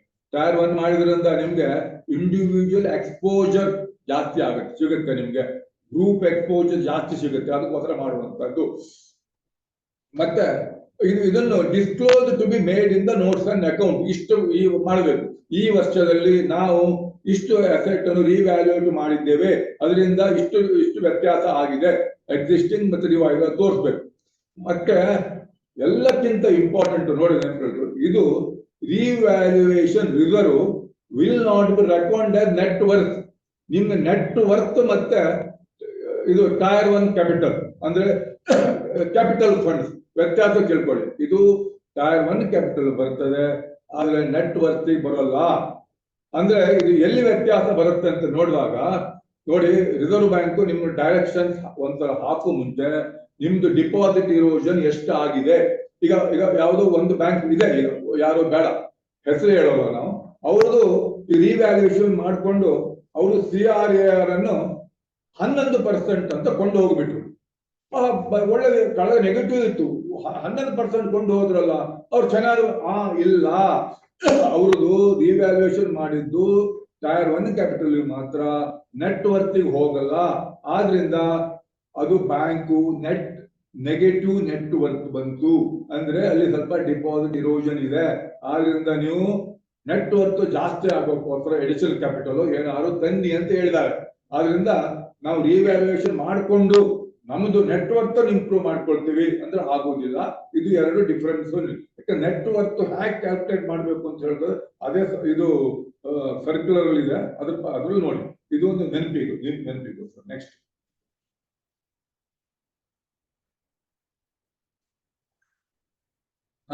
ಇದು ತುಂಬಾ ಕ್ವಶನ್ಗಳು ಬರ್ತಿದ್ರು. ಈಗ ಇವರು ನಮ್ಮ ವಿನಯ್ ಅವರು ಕೂಡ ಎಕ್ಸ್ಪ್ಲೈನ್ ಮಾಡಿದ್ರು, ಈಗ ಹೊಸ ಇದು ಬಂದಿದೆ ಅಂತ. ಅವ್ರ ತರ ನೀವು ಇವ್ರ ಕನ್ಸಲ್ಟ್ ಮಾಡಿ ಅದ್ರ ಮಾಡಿ. ಯಾಕಂದ್ರೆ ಇದುವರೆಗೆ ಏನಿತ್ತು ಅಂತ ಹೇಳಿದ್ರೆ, ನೀವು ರಿಟರ್ನ್ ಆಫ್ ಮಾಡಿದಾಗ ಅಂದ್ರೆ ರಿಟರ್ನ್ ಆಫ್ ಆಸ್ ಇರ್ರಿಕವರೇಬಲ್ ಆದಾಗ ಮಾತ್ರ ನೀವು ಡಿಡಕ್ಷನ್ ಮಾಡ್ತಾ ಇದ್ರಿ. ಇದು ಕೂಡ ಬ್ಯಾಡ್ ಡೆಟ್ಗೂ ಅದೇ ಇತ್ತು, ಬ್ಯಾಡ್ ಡೆಟ್ ರಿಟರ್ನ್ ಆಫ್ ಅಂತ. ಬಟ್ ಇದಕ್ಕೆ ಮಾತ್ರ ಯಾವುದು ನಿಮ್ಗೆ 8.5% ಅಷ್ಟು ನಿಮ್ಗೆ ಇದು ಎಡಿಷನಲ್ ಪ್ರೊವಿಷನ್ BDDR ಈ ವರ್ಷ income can be apply to ಇದು ಮಾಡಬಹುದು. ಬಟ್ ಅದೇ ಇದನ್ನು ಇದೇನಪ್ಪ ಅನಾಲಜಿಯನ್ನು IDRಗೂ ಆಗ್ತದ ಅಂತ. ಇದು ಸ್ಪೆಷಲ್ ಪ್ರೊವಿಷನ್ ಕೊಟ್ಟದ್ದು BDDRಗೆ. ಇದ್ರ ಪ್ರಕಾರ ಅದು ಆಗೋಲ್ಲ ಅಂತ ಈಗ ಕೆಲವು ಇದು ಬಂದಿದೆ. ಏನು ಅಂತ ಹೇಳಿದ್ರೆ ಹೊಸ ಗೈಡ್ಲೈನ್ ಬಂದಿದೆ ಅಂತ ಹೇಳಿದ್ರು. ಅದನ್ನು ಅವ್ರನ್ನ ಪಕ್ಕನೆ ಕೇಳಿ ಅದು ಏನಂತ ಕೋಟ್ ಮಾಡಿ ನಿಮ್ಗೆ ಅದರ IDR ಮೇಲೇನು ನೀವು ಇದು ಟ್ಯಾಕ್ಸ್ ಡಿಡಕ್ಷನ್ಸ್ ಆಗುತ್ತೆ ಅಂತ ಕೇಳಿ. ಯಾಕಂದ್ರೆ ಮೊದಲು ಅದು ಇರ್ಲಿಲ್ಲ, ಈ ತರನೇ ಇತ್ತು. ಯಾಕಂದ್ರೆ ಏನು ಅಂತ ಹೇಳಿ ನೀವು ಸೇಲ್ ಮಾಡುವಾಗ MTM ಲಾಸ್ ಆದಾಗ ಮಾತ್ರ ಆ ಲಾಸ್ಗೆ ನೀವು ಇದನ್ನು ಕ್ಲೈಮ್ ಮಾಡಬಹುದಿತ್ತು. ಯಾಕಂದ್ರೆ ರಿಟರ್ನ್ ಆಫ್ ಅಂದ್ರೆ ಆಗಿತ್ತಲ್ವಾ, MTM ಲಾಸ್ ಮಾತ್ರ ಇತ್ತು. ಅದಕ್ಕೆ ಕೊನೆಗೆ ಆಲ್ರೆಡಿ ಹೇಳಿದ್ರೆ ಟೇಕ್ ಅಡ್ವಾನ್ಸ್. ಯಾಕಂದ್ರೆ ಇದು ಟ್ಯಾಕ್ಸ್ ಅಲ್ಟಿಮೇಟ್ಲಿ ಯಾಕಂದ್ರೆ ಡಿಪಾರ್ಟ್ಮೆಂಟ್ ಹೆಚ್ಚು ಬಂದಾಗ ತಗೊಳಕ್ ಹೋಗಲ್ಲ ಹೆಚ್ಚು. ರಿಸರ್ವ್ ಬ್ಯಾಂಕ್ ಇದೆಲ್ಲ ಫೈನ್ ಹೇಳಿ ಬಿಡ್ತೇನೆ, ಕ್ವಶನ್ ಕೇಳ್ತಾರೆ. ಬಟ್ ಇದು ಬೆನಿಫಿಟ್ ಯಾಕಂದ್ರೆ ನಮ್ದು advise as a safer side ನಿಮ್ಗೆ ಪ್ರಾಬ್ಲಮ್ ಆಗ್ತಾ ಇರೋದು ಕೇಳಬೇಕು. ನೀವು ಅದನ್ನು ಕ್ಲೇಮ್ ಮಾಡ್ಬೇಕು ಅಂತ ಆದ್ರೆ ಕೆಳಗೆ ಹೇಳಿದ ತಕ್ಷಣ ಕನ್ಸಲ್ಟೆಂಟ್ ಅಂತ ಕೇಳ್ಬೇಡಿ ಅಷ್ಟೇ. ಯಾಕಂದ್ರೆ ನಮ್ಮ ಅಡ್ವೈಸ್ ಇಂದ ಎಡಿಷನಲ್ ಪ್ರಾಬ್ಲಮ್ ಕ್ರಿಯೇಟ್ ಮಾಡೋಲ್ಲ. ಅದಕ್ಕಂದ್ರೆ ಬಹಳ ಸ್ಮಾಲ್ ಅಮೌಂಟ್, ಎಷ್ಟು ಐಡಿಯಾ ಪ್ರೊವಿಷನ್ ಇರುತ್ತೆ, ಅದ್ರ ಮೇಲೂ ಟ್ಯಾಕ್ಸ್ ಎಷ್ಟು ರೇಟ್ ಇರುತ್ತೆ, ಅದರಿಂದ ಅವ್ರಿಗೆ ಕೊಡೋ ಫೀಸ್ಗೂ ಇದು ವರ್ತ್ ನೋಡ್ಕೊಳ್ಳಿ. ಅಲ್ಲ, ಟು ಬಿ ಫ್ರಾಂಕ್. ಇನ್ನು ಈಗ ಇದು ಒಂದು ನೋಡಿ, ಈಗ ಈ ಫೈನಲೈಸ್ ಹೊರಟಿಗೆ ನೀವು ಇದನ್ನ ನೆನ್ಪಿಟ್ಕೊಳ್ಬೇಕು. ಏನೋ ಡೈರೆಕ್ಟ್ ಆಗಿ ಅಂತ ಅಲ್ಲ, ಎಲ್ಲರೂ ಏನು ಇಷ್ಟು ಪ್ರಾಫಿಟ್ ತೋರಿಸ್ಬೇಕು, ಇಷ್ಟು ಡಿವಿಡೆಂಡ್ ತೋರಿಸ್ಬೇಕು, ಅದು ಒಂದೇ ಅಲ್ಲ. ನಿಮ್ದು ಮುಂದಕ್ಕೆ ನಿಮ್ದು ಪ್ರಾಬ್ಲಮ್ ಆಗತ್ತ ನೋಡ್ಬೇಕು. ಕೆಲವೊಂದು ನಿಮ್ ಕೈಲಿ ಇರಲ್ಲ. ಸಪೋಸ್ ಎಷ್ಟೇ ಪ್ರಯತ್ನ ಮಾಡಿದ್ರು ಸಾಲ ರಿಕವರಿ ಆಗುದಿಲ್ಲ, ಅದು ನಿಮ್ ಕೈಲಿ ಇಲ್ಲ. ಕ್ರಾಸ್ NPA ನಿಮ್ ಕೈಲಿ ಇಲ್ಲ. ಒಳ್ಳೆ ಬೋರೋವರು ಎಲ್ಲ ಇರ್ತಾನೆ, ಹೌದು, ನೋಡುವಾಗ ಎಲ್ಲ ಚೆನ್ನಾಗಿರ್ತಾರೆ. ಯಾವುದೋ ಕಾರಣಕ್ಕೋಸ್ಕರ ಒಂದು ದೊಡ್ಡ ಅಕೌಂಟ್ NPA ಆಗಿದೆ. NPA ಆಗುವುದು ನಿಮ್ ಕೈಲಿ ಇರಲ್ಲ. ಇಟ್ ಕೆನಾಟ್ ಬಿ ಇದು ಕಂಟ್ರೋಲ್, ಅವಾಯ್ಡ್. ಆದ್ರೆ ನಿಮ್ ಕೈಲಿ ಇರುವಂತದ್ದು ಏನು ಅಂತ ಹೇಳಿದ್ರೆ, ಪಕ್ಕನೆ ನಾಳೆ ಒಂದು ವೇಳೆ ಇದು NPA ಆದರೆ ನಿಮಗೂ ಒಂದು ಮೊದಲೇನಾಗಿತ್ತ ಬರೀ ಗ್ರಾಸ್ NPA ಬಹಳ ಮುಖ್ಯವಾಗಿತ್ತು. ಈಗ ರಿಸರ್ವ್ ಬ್ಯಾಂಕ್ ಪ್ರತಿಯೊಂದಕ್ಕೂ ಕೂಡ ಯಾವುದೇ ಯಾರ್ಸ್ಟಿಕ್ ಮುಂದೆ ಹೇಳ್ತೇನೆ, ನಿಮ್ಗೆ ಬರೀ ನೆಟ್ NPA ನೋಡುತ್ತೆ. ಆದ್ರಿಂದ ನಿಮ್ಗೆ ಈಗ ಒಂದು ಏನು ಆಶಾ ಕಿರಣ ಏನು ಅಂತ ಹೇಳಿದ್ರೆ, ಪಕ್ಕನೆ ಮುಂದಕ್ಕೆ ಏನಾದ್ರು ಆಗಬಹುದಂತ ಇದನ್ನು ಪ್ರಾಬ್ಲಮ್ ಅನ್ನು ನಾವು ಎಡಿಷನಲ್ ಪ್ರೊವಿಷನ್ ಮಾಡಿ ಈಗಲೇ ಇಟ್ಟುಕೊಂಡು ತಡಿಬಹುದಾ ಅಂತ ಎಲ್ಲರೂ ಮಾಡ್ಬೋದು. ಯಾಕೆ ಅಂತ ಹೇಳಿದ್ರೆ, ಯಾವ್ಯಾವ ಬ್ಯಾಂಕಿಗೆ ನಿಮ್ net NPA more than 3% calculate ಮಾಡಿ ಗೊತ್ತಾಗುತ್ತೆ. ಇತ್ತು ಅಂತ ಆದ್ರೆ ನೀವು ಈ ಫೈನಲೈಸ್ ಮಾಡೋ ಮುಂಚೆ ಫೈನಲ್ ಆಗಿದ್ರು ಕೂಡ ನೀವು ಕೆಲವರಿಗೆ ನೆಟ್ NPA ಜಾಸ್ತಿ ತೋರಿಸ್ಬೇಕು ಅಂತ ಇದ್ರು ಕೂಡ ನೀವು ಅಪ್ರಾಪ್ರಿಯೇಷನ್ ಮಾಡ್ಬೋದು. ಕೆಳಗಡೆ ಅಪ್ರಾಪ್ರಿಯೇಷನ್ ಮಾಡ್ಬೋದು. ಅದನ್ನು ಮೇಲೆ ತೋರಿಸಿದ್ರೆ ನಿಮ್ಗೆ ಏನಾಗುತ್ತೆ, 8.5% ಅಷ್ಟು ಇನ್ಕಮ್ ಟ್ಯಾಕ್ಸ್ ಬೆನಿಫಿಟ್ ಬರುತ್ತೆ. ಅಪ್ರೋಪ್ರಿಯೇಟ್ ಮಾಡಿದ್ರೆ ಇನ್ಕಮ್ ಟ್ಯಾಕ್ಸ್ ಬೆನಿಫಿಟ್ ಬರಲ್ಲ. ಇದು ನೆನ್ಪಿಟ್ಕೊಳ್ಳಿ. ಅದು ಲೆಫ್ಟ್ ಟು ಯು ಯಾವುದು, ಯಾಕಂದ್ರೆ ನಿಮ್ಗೆ ಜಾಸ್ತಿ ತೋರಿಸೋದು ಇಂಪಾರ್ಟೆಂಟಾ ಇದೊಂದು ಬಿಟ್ಟದ್ದು. ಯಾಕೆ ಅಂತ ಹೇಳಿದ್ರೆ, ನಿಮ್ದು to become financially sound well managed cooperative bank ಅಂತ ಆಗ್ಬೇಕು ಅಂತ ಆದ್ರೆ net NPA should be less than 3%. ನೋಡಿ, ಫೈನಾನ್ಸಿಯಲಿ ಸೌಂಡ್ ವೆಲ್ ಮ್ಯಾನೇಜ್ಮೆಂಟ್ ಅಲ್ಲ ಅಂತ ಆದ್ರೆ ನಿಮ್ದು ಕೆಲವೆಲ್ಲ ಬೆನಿಫಿಟ್ ಸಿಗೋಲ್ಲ. ಬ್ರಾಂಚ್ ಹೊಸ ಓಪನ್ ಮಾಡೋಕ್ ಆಗಲ್ಲ, ತುಂಬಾ ಎಲ್ಲ ಇದು ಮೇನ್ ಅದು ನಿಮ್ಗೆ ತುಂಬಾ ಇದನ್ನು ಆಗುದಿಲ್ಲ, ಕೆಲಸ ಮಾಡೋಕ್ ಆಗಲ್ಲ. ಅದು ನೆನ್ಪಿಟ್ಕೊಳ್ಳಿ. Financial sound well managed bank ಇರಬೇಕು ಅಂತ ಎಲ್ಲರಿಗೂ ಆಚೆ. ನಮ್ದು ಕೂಡ ರಿಸರ್ವ್ ಬ್ಯಾಂಕ್ ಪ್ರಕಾರ ಫೈನಾನ್ಸಿಯಲ್ ಸೌಂಡ್ ವೆಲ್ ಮ್ಯಾನೇಜ್ ಇರ್ಲಿ ಅಂತ. ಆದ್ರಿಂದ ಕ್ರಾಸ್ NPA ಎಷ್ಟೇ ಹೋಗ್ಲಿ 10% 15% ಕ್ರಾಸ್ ಆಗ್ಬೇಕಂತ ಆದ್ರೂ ಕೂಡ ನಿಮ್ ನೆಟ್ NPA 3% ಗಿಂತ ಕಡಿಮೆ ಇತ್ತು ಅಂತ ಆದ್ರೆ ನಿಮ್ದು ಫೈನಾನ್ಸಿಯಲಿ ಸೌಂಡ್ ವೆಲ್ ಮ್ಯಾನೇಜ್ ಆಗುತ್ತೆ. ಅದಕ್ಕೋಸ್ಕರ 3% ಗಿಂತ ಕಡಿಮೆ ಆಗೋ ತರ ನೀವು ಪ್ರೊವಿಷನ್ ಮಾಡಿ. ಎರಡನೇದು, to declare a dividend without permission from RBI net NPA should be less than 5%. ನೀವು 5% ಕೆಳಗೆ ಇತ್ತು ಅಂತ ಆದ್ರೆ ನೀವು RBI ಮುಂದೆ ಇಲ್ಲದೆ ಕ್ಲಿಯರ್ ಅಪ್ರೂವ್ ಇಲ್ಲದೆ ನೀವು ಡಿವಿಡೆಂಡ್ ಡಿಕ್ಲೇರ್ ಮಾಡಬಹುದು. ಮತ್ತೆ to avoid imposition of the supervisory action framework net NPA should be less than 6%. ಈಗ ಗೊತ್ತಾಯ್ತಲ್ಲ ನಿಮ್ಗೆ, 3% ಗಿಂತ ಜಾಸ್ತಿ ಇದ್ದವ್ರು ಕಡಿಮೆ ಮಾಡಿ. ಯಾಕಂತೇಳಿ ಏನೋ ಕಾರಣಕ್ಕೋಸ್ಕರ ನೀವು ಏನಾದ್ರೂ ನೆಕ್ಸ್ಟ್ ಇಯರ್ ಗ್ರಾಸ್ NPA ಜಾಸ್ತಿ ಆಯ್ತು ಅಂತ ಆದ್ರೆ ಅದು ನಿಮ್ಗೆ ಎಷ್ಟೇ ಜಾಸ್ತಿ ಆದ್ರೂ ಕೂಡ ನೆಟ್ NPA 6% ಕಡಿಮೆ ಇತ್ತು ಅಂದ್ರೆ ನೀವು ಸೂಪರ್ವೈಸರಿ ಆಕ್ಷನ್ ಫ್ರೇಮ್ ಬರೋಲ್ಲ.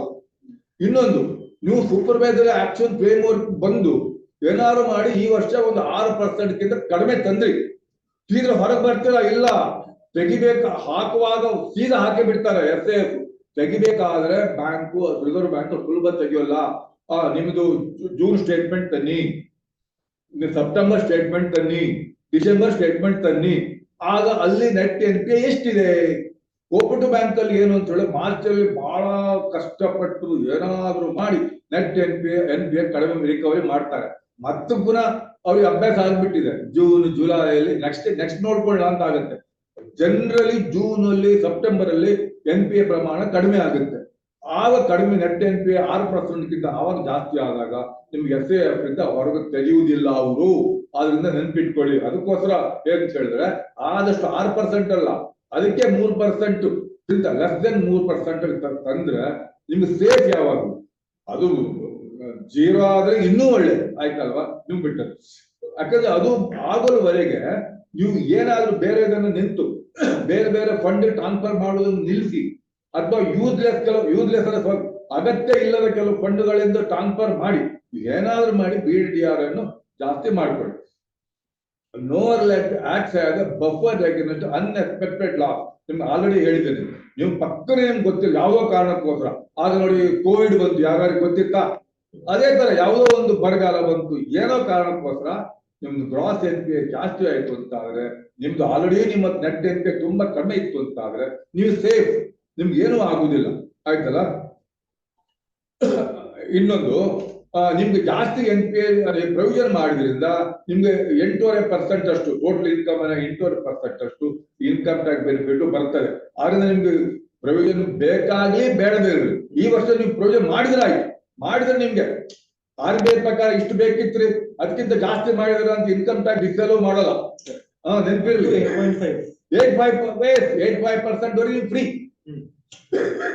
ನೀವು ಅದ್ರ ಬೆನಿಫಿಟ್ ತಗೊಳ್ಳಿ ಹೇಳ್ತಾ ಇರೋದು ನಿಮ್ಗೆ. ಆಯ್ತಲ್ಲ? ಮತ್ತೆ ನಿಮ್ಗೆ ಇನ್ನೊಂದು, ನಿಮ್ಗೆ ಬೇಕಾದ income tax benefit, income tax ಇದಾರೆ, ಅವ್ರು ನೋಡ್ಕೊಳ್ಳಿ. ನಿಮ್ಗೆ ಸಪೋಸ್ ನಿಮ್ಗೆ ಬೇಕು ಅಂತ ಆದ್ರೆ 8.5% ಬೆನಿಫಿಟ್ ತಗೊಳ್ಬೇಕು ಅಂತ ಆದ್ರೆ, ಈಗ ರಿಸರ್ವ್ ಬ್ಯಾಂಕ್ ಆಕ್ಚುಯಲ್ ಪ್ರೊವಿಷನ್ ಗಿಂತ ಜಾಸ್ತಿ ಪ್ರೊವಿಷನ್ ನಿಮ್ಗೆ ಇತ್ತು ಅಂತ you can write back the provision. ಮತ್ತೆ ಈ ವರ್ಷ 8.5% ಮಾಡಿ ತಗೊಳ್ಳು, ಅದು ಮಾತ್ರ ನೆಟ್ ಆಫ್ ಮಾಡಬಾರ್ದು, ನೆನ್ಪಿಟ್ಕೊಳ್ಳಿ. ಸಪರೇಟ್ ಎಂಟ್ರಿ ಪಾಸ್ ಮಾಡಬೇಕು ಟು ರೈಟ್ ಬ್ಯಾಕ್. 8.5% ಸಪರೇಟ್, ಎರಡು ಸಪರೇಟ್ ಮಾಡ್ಬೇಕು, ನೆನ್ಪಿಟ್ಕೊಳ್ಳಿ. Income should be appropriate if required. Provision in excess of 8.5% of income may be appropriated if required. ಅಂದ್ರೆ ಅಪ್ರೋಪ್ರಿಯೇಟೆಡ್ ಅಂದ್ರೆ ಏನು? ನಿಮ್ಗೆ ಇನ್ಕಮ್ ಟ್ಯಾಕ್ಸ್ ಬೆನಿಫಿಟ್ 8.5% ಪ್ರೊವಿಷನ್ ಮಾಡಿ ಇನ್ಕಮ್ ಬೆನಿಫಿಟ್ ಇಲ್ಲ, ಆವಾಗ ಏನ್ ಮಾಡ್ಬೇಕು? ಬೆನಿಫಿಟ್ ಇಲ್ಲದ ಮೇಲೆ ನೀವು ನೆಟ್ ಪ್ರಾಫಿಟ್ ಆದ್ರೂ ಜಾಸ್ತಿ ತೋರ್ಸೋಣ ಅಂತ ಇರ್ಬೋದು. ಆವಾಗ ಏನ್ ಮಾಡ್ತೀರ ನೀವು? ಅದನ್ನು ಅಪ್ರೋಪ್ರಿಯೇಟ್ ಮಾಡಿ, ಇದು ಅಪ್ರೋಪ್ರಿಯೇಟ್ ಪ್ರೊವಿಷನ್ ಇದಕ್ಕೆ ಮಾಡ್ತಿರಲ್ಲ, ಸ್ಟ್ಯಾಟ್ಯೂಟರಿ ರಿಸರ್ವ್ಗೆ ಡಿವಿಡೆಂಡ್ಗೆಲ್ಲ ಅಪ್ರೋಪ್ರಿಯೇಟ್ ಮಾಡಿ, ಅದೇ ತರ ಇದನ್ನು ಅಪ್ರೋಪ್ರಿಯೇಟ್ ಮಾಡಬಹುದು. ಇದು ಬಿಟ್ಟು ಹೇಗಾದ್ರೂ ಮಾಡಿ ನಿಮ್ದು ನೆಟ್ NPA 3% ಕಮ್ಮಿ ಮಾಡುವ, ಇದು ನಿಮ್ದು ಇದು ಪಣ ತೋಡ್ಬೇಕು ನೀವು ಬ್ಯಾಲೆನ್ಸ್ ಶೀಟ್ ಅಲ್ಲಿ. ನಮ್ದು ಟಾರ್ಗೆಟ್ ಇಷ್ಟು ವರ್ಷ ಒಳಗೆ ನಾವು ನೆಟ್ NPA 3% ಕಡಿಮೆ ಮಾಡಿದ್ರೆ ನಿಮ್ಗೆ ಶೈ ಆಫ್ ರಿಲೀಫ್. ಪಕ್ಕನೆ ಏನಾದ್ರು ಬಂದ್ರೆ ನಮ್ದು ಪರವಾಗಿ, ಈ ವರ್ಷ ಪರವಾಗಿಲ್ಲಪ್ಪ, ನಿಮ್ಗೆ ಅದು ರಿಕವರಿ ಮಾಡೋಕೆ ಇದು ಮಾಡೋಕೆ ನಿಮ್ಗೆ ಟೈಮ್ ಸಿಗ್ತದೆ. ನೆಕ್ಸ್ಟ್, ಇದೊಂದು ಇದು ಆಗ ನಿಮ್ಗೆ financial sound wealth manager bank ಅಂತ ಹೇಳಿದ್ರಲ್ಲ, ಅದನ್ನ ನಮ್ಗೆ ಎಕ್ಸ್ಪ್ಲೈನ್ ಮಾಡುವ ಯಾವ್ದು ಕಂಡೀಷನ್ ಫುಲ್ಫಿಲ್ ಮಾಡಿದ್ರೆ ಇದನ್ನು ನೀವು ಒಂದು bank financially sound wealth manager bank ಆಗುತ್ತೆ. ಆಗ್ಲೇ ಮೇನ್ ಕಂಡೀಷನ್ ಹೇಳಿದ್ನಲ್ಲ, ಇದು NPA ನೆಟ್ NPA ಲಾಸ್ ಇಲ್ಲ, ನೆಟ್ NPA 3% ಕಡಿಮೆ, CRR no default, SLR no default, ಈ ತರ 2 ಪ್ರೊಫೆಷನಲ್ ಡೈರೆಕ್ಟರ್ಸ್ ಇದ್ದಾರೆ. ಮತ್ತೆ ಇದು ಲಾಸ್ ಇಲ್ಲ, ಕಳೆದ 2 ವರ್ಷದಲ್ಲಿ ಅಕ್ಯುಮುಲೇಟೆಡ್ ಲಾಸ್ ಇಲ್ಲ, ಈ ತರದ್ದೆಲ್ಲ ಅದನ್ನು ಕಂಡೀಷನ್ಸ್ ಇದ್ರೆ ಅದನ್ನು ಆ ಕಂಡೀಷನ್ ನೀವು ಫುಲ್ಫಿಲ್ ಮಾಡಿದ್ರೆ ಆಡಿಟ್ ಆದ ತಕ್ಷಣ, ಆಡಿಟರ್ ಬ್ಯಾಲೆನ್ಸ್ ಆದ ತಕ್ಷಣ ನೀವು ಅದನ್ನು ಬೋರ್ಡಿಗೆ ಒಂದು ಇಡಬೇಕು, ಅಪ್ರೂವ್ ಮಾಡಬೇಕು. ರಿಸರ್ವ್ ಬ್ಯಾಂಕ್ ಪ್ರಕಾರ ಇಷ್ಟಿಷ್ಟು ಕಂಡೀಷನ್ ಫೈನಾನ್ಸಿಯಲ್ ವೆಲ್ತ್ ಮ್ಯಾನೇಜರ್ ಭಾಗದಲ್ಲಿ ನಮ್ದು ಪ್ಯಾರಾಮೀಟರ್ ಇಷ್ಟಿದೆ, ಅದ್ರ ಪ್ರಕಾರ ನಾವು ಫೈನಾನ್ಸಿಯಲ್ ವೆಲ್ತ್ ಮ್ಯಾನೇಜರ್ ಬ್ಯಾಂಕ್ ಹೌದೋ ಅಲ್ವೋ ಅಂತ ಹೇಳ್ಕೊಂಡು ಬೋರ್ಡ್ ಅಲ್ಲಿ ರೆಸೊಲ್ಯೂಷನ್ ಪಾಸ್ ಮಾಡ್ಬೇಕು. ಬೋರ್ಡ್ ರೆಸೊಲ್ಯೂಷನ್ ಪಾಸ್ ಮಾಡಿದ 15 ದಿವಸದೊಳಗೆ ಆ ಕಾಪಿ ಆಫ್ ರೆಸೊಲ್ಯೂಷನ್ಸ್ ಅನ್ನು ಮತ್ತೆ ಇದನ್ನು auditor balance sheet parameters reserve bank ಕಳಿಸ್ಬೇಕು. ಒಂದಾಯ್ತಲ್ಲ. ಇದು ಯಾವಾಗ ಲಾಸ್ಟ್ ಡೇಟ್ ಅಂದ್ರೆ, ಲಾಸ್ಟ್ ಡೇಟ್ ಅಂತ ಹೇಳಿದ್ರೆ ಇದು ಕಳಿಸೋ ಲಾಸ್ಟ್ ಡೇಟ್ ಅಲ್ಲ, ನಿಮ್ಮ ಬೋರ್ಡ್ ಅಲ್ಲಿ ಮೀಟಿಂಗ್ ಅಲ್ಲಿ ಪಾಸ್ ಆದ 15 ಡೇಸ್ ಅಂತ ಇದೆ. ಅಂದ್ರೆ ಇದ್ರ ಅರ್ಥ ನೋಡಿ, ನೀವು 30th ಒಳಗೆ ನೀವು ಬ್ಯಾಲೆನ್ಸ್ ಶೀಟ್ ಪಬ್ಲಿಷ್ ಮಾಡ್ಬೇಕು ಅಂದ್ರೆ ಅದು ಬೋರ್ಡ್ ಅಲ್ಲಿ ಅಪ್ರೂವ್ ಆಗಿದೆ ಅಂತ ಅರ್ಥ. 30th ಒಳಗೆ ಅಂದ್ರೆ ಈಗ ಬೋರ್ಡ್ ಅಪ್ರೂವ್ಡ್ ಬ್ಯಾಲೆನ್ಸ್ ಪಬ್ಲಿಷ್ ಮಾಡೋ ಮುಂಚೆ ಬೋರ್ಡ್ ಅಪ್ರೂವ್ ಮಾಡುತ್ತೆ, ಆವಾಗಲೇ ನೀವು ಇದೇನು 5 ನಿಮಿಷ ಕೆಲಸ ನೆಟ್ NPA ಎಷ್ಟು, CR ಎಸ್ ಡಿಫಾಲ್ಟ್ ಇದೆಯಾ, ನೋ ನೋ ನೋ ಅಂತ ಹಾಕುವಂತದ್ದು ಬೋರ್ಡ್ ಅಪ್ರೂವ್ ಮಾಡುವ. ಅಂದ್ರೆ ಜುಲೈ 15th ಒಳಗೆ ನೀವು ಅದನ್ನು ರಿಸರ್ವ್ ಬ್ಯಾಂಕ್ ಕಳಿಸ್ಬೇಕು. ಇದು ಒಂದು ನಿಮ್ಮ ಇದ್ರಲ್ಲಿ ಹಾಕಿರಿ, ಇದು ಕಳಿಸಿಲ್ಲ ಅಂತ ರಿಸರ್ವ್ ಬ್ಯಾಂಕ್ ಇದಕ್ಕೊಂದು ಪೆನಾಲ್ಟಿ ಹಾಕೋದು ಬೇಡ, ನೆನ್ಪಿಟ್ಕೊಳ್ಳಿ. ಈಗ ಬಂತು ನೆನ್ಪಿದ್ರೆ ನೋಟ್ ಮಾಡ್ಕೊಳ್ಳಿ, ಫಸ್ಟ್ ನೆನ್ಪಿರುತ್ತೆ, ಅಯ್ಯೋ ಮತ್ತೆ ಬಿಟ್ಟೆ, CO ಯಾರು ಹೊಸೂರು ಬಂದಿರ್ತಾರೆ, ಅವ್ರಿಗೆ ಗೊತ್ತಿರಲ್ಲ, ಇದೊಂದು ನೆನ್ಪಿಟ್ಕೊಳ್ಳಿ, ಇದೊಂದು ನೆನ್ಪಿಟ್ಕೊಳ್ಳಿ. ಆಯ್ತಲ್ಲ. ನೆಕ್ಸ್ಟ್ ಇಯರ್ ಪುನಃ ರಿಸರ್ವ್ ಬ್ಯಾಂಕು ಇನ್ಸ್ಪೆಕ್ಷನ್ ಆದ ನಂತರ ಅವರು ಅಸೆಸ್ ಮಾಡಿ ಕೊಡ್ತಾರೆ. ಅಲ್ಲಿ ಏನಾದ್ರು ವ್ಯತ್ಯಾಸ ಇದ್ರೆ ಅದನ್ನು ಪುನಃ ರೀಅಸೆಸ್ ಮಾಡಿ ನೀವು ಅದನ್ನು ಪುನಃ ರಿಸರ್ವ್ ಬ್ಯಾಂಕ್ ಕಳಿಸ್ಬೇಕು.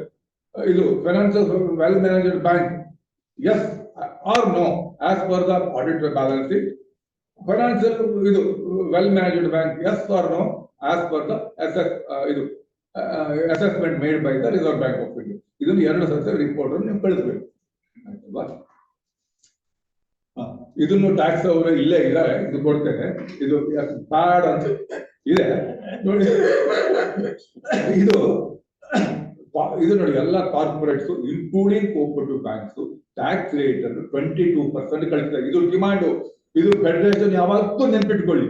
ನಾವು ಹಿಂದೆ ಬಿದ್ದು ನಮ್ಗೂ ಯಾಕೆ ಬಿಟ್ರೆ ಹೇಳ್ಕೊಂಡು ಆಯ್ತಪ್ಪ ನಿಮ್ಗೂ ಬಿಟ್ಬಿಟ್ರು.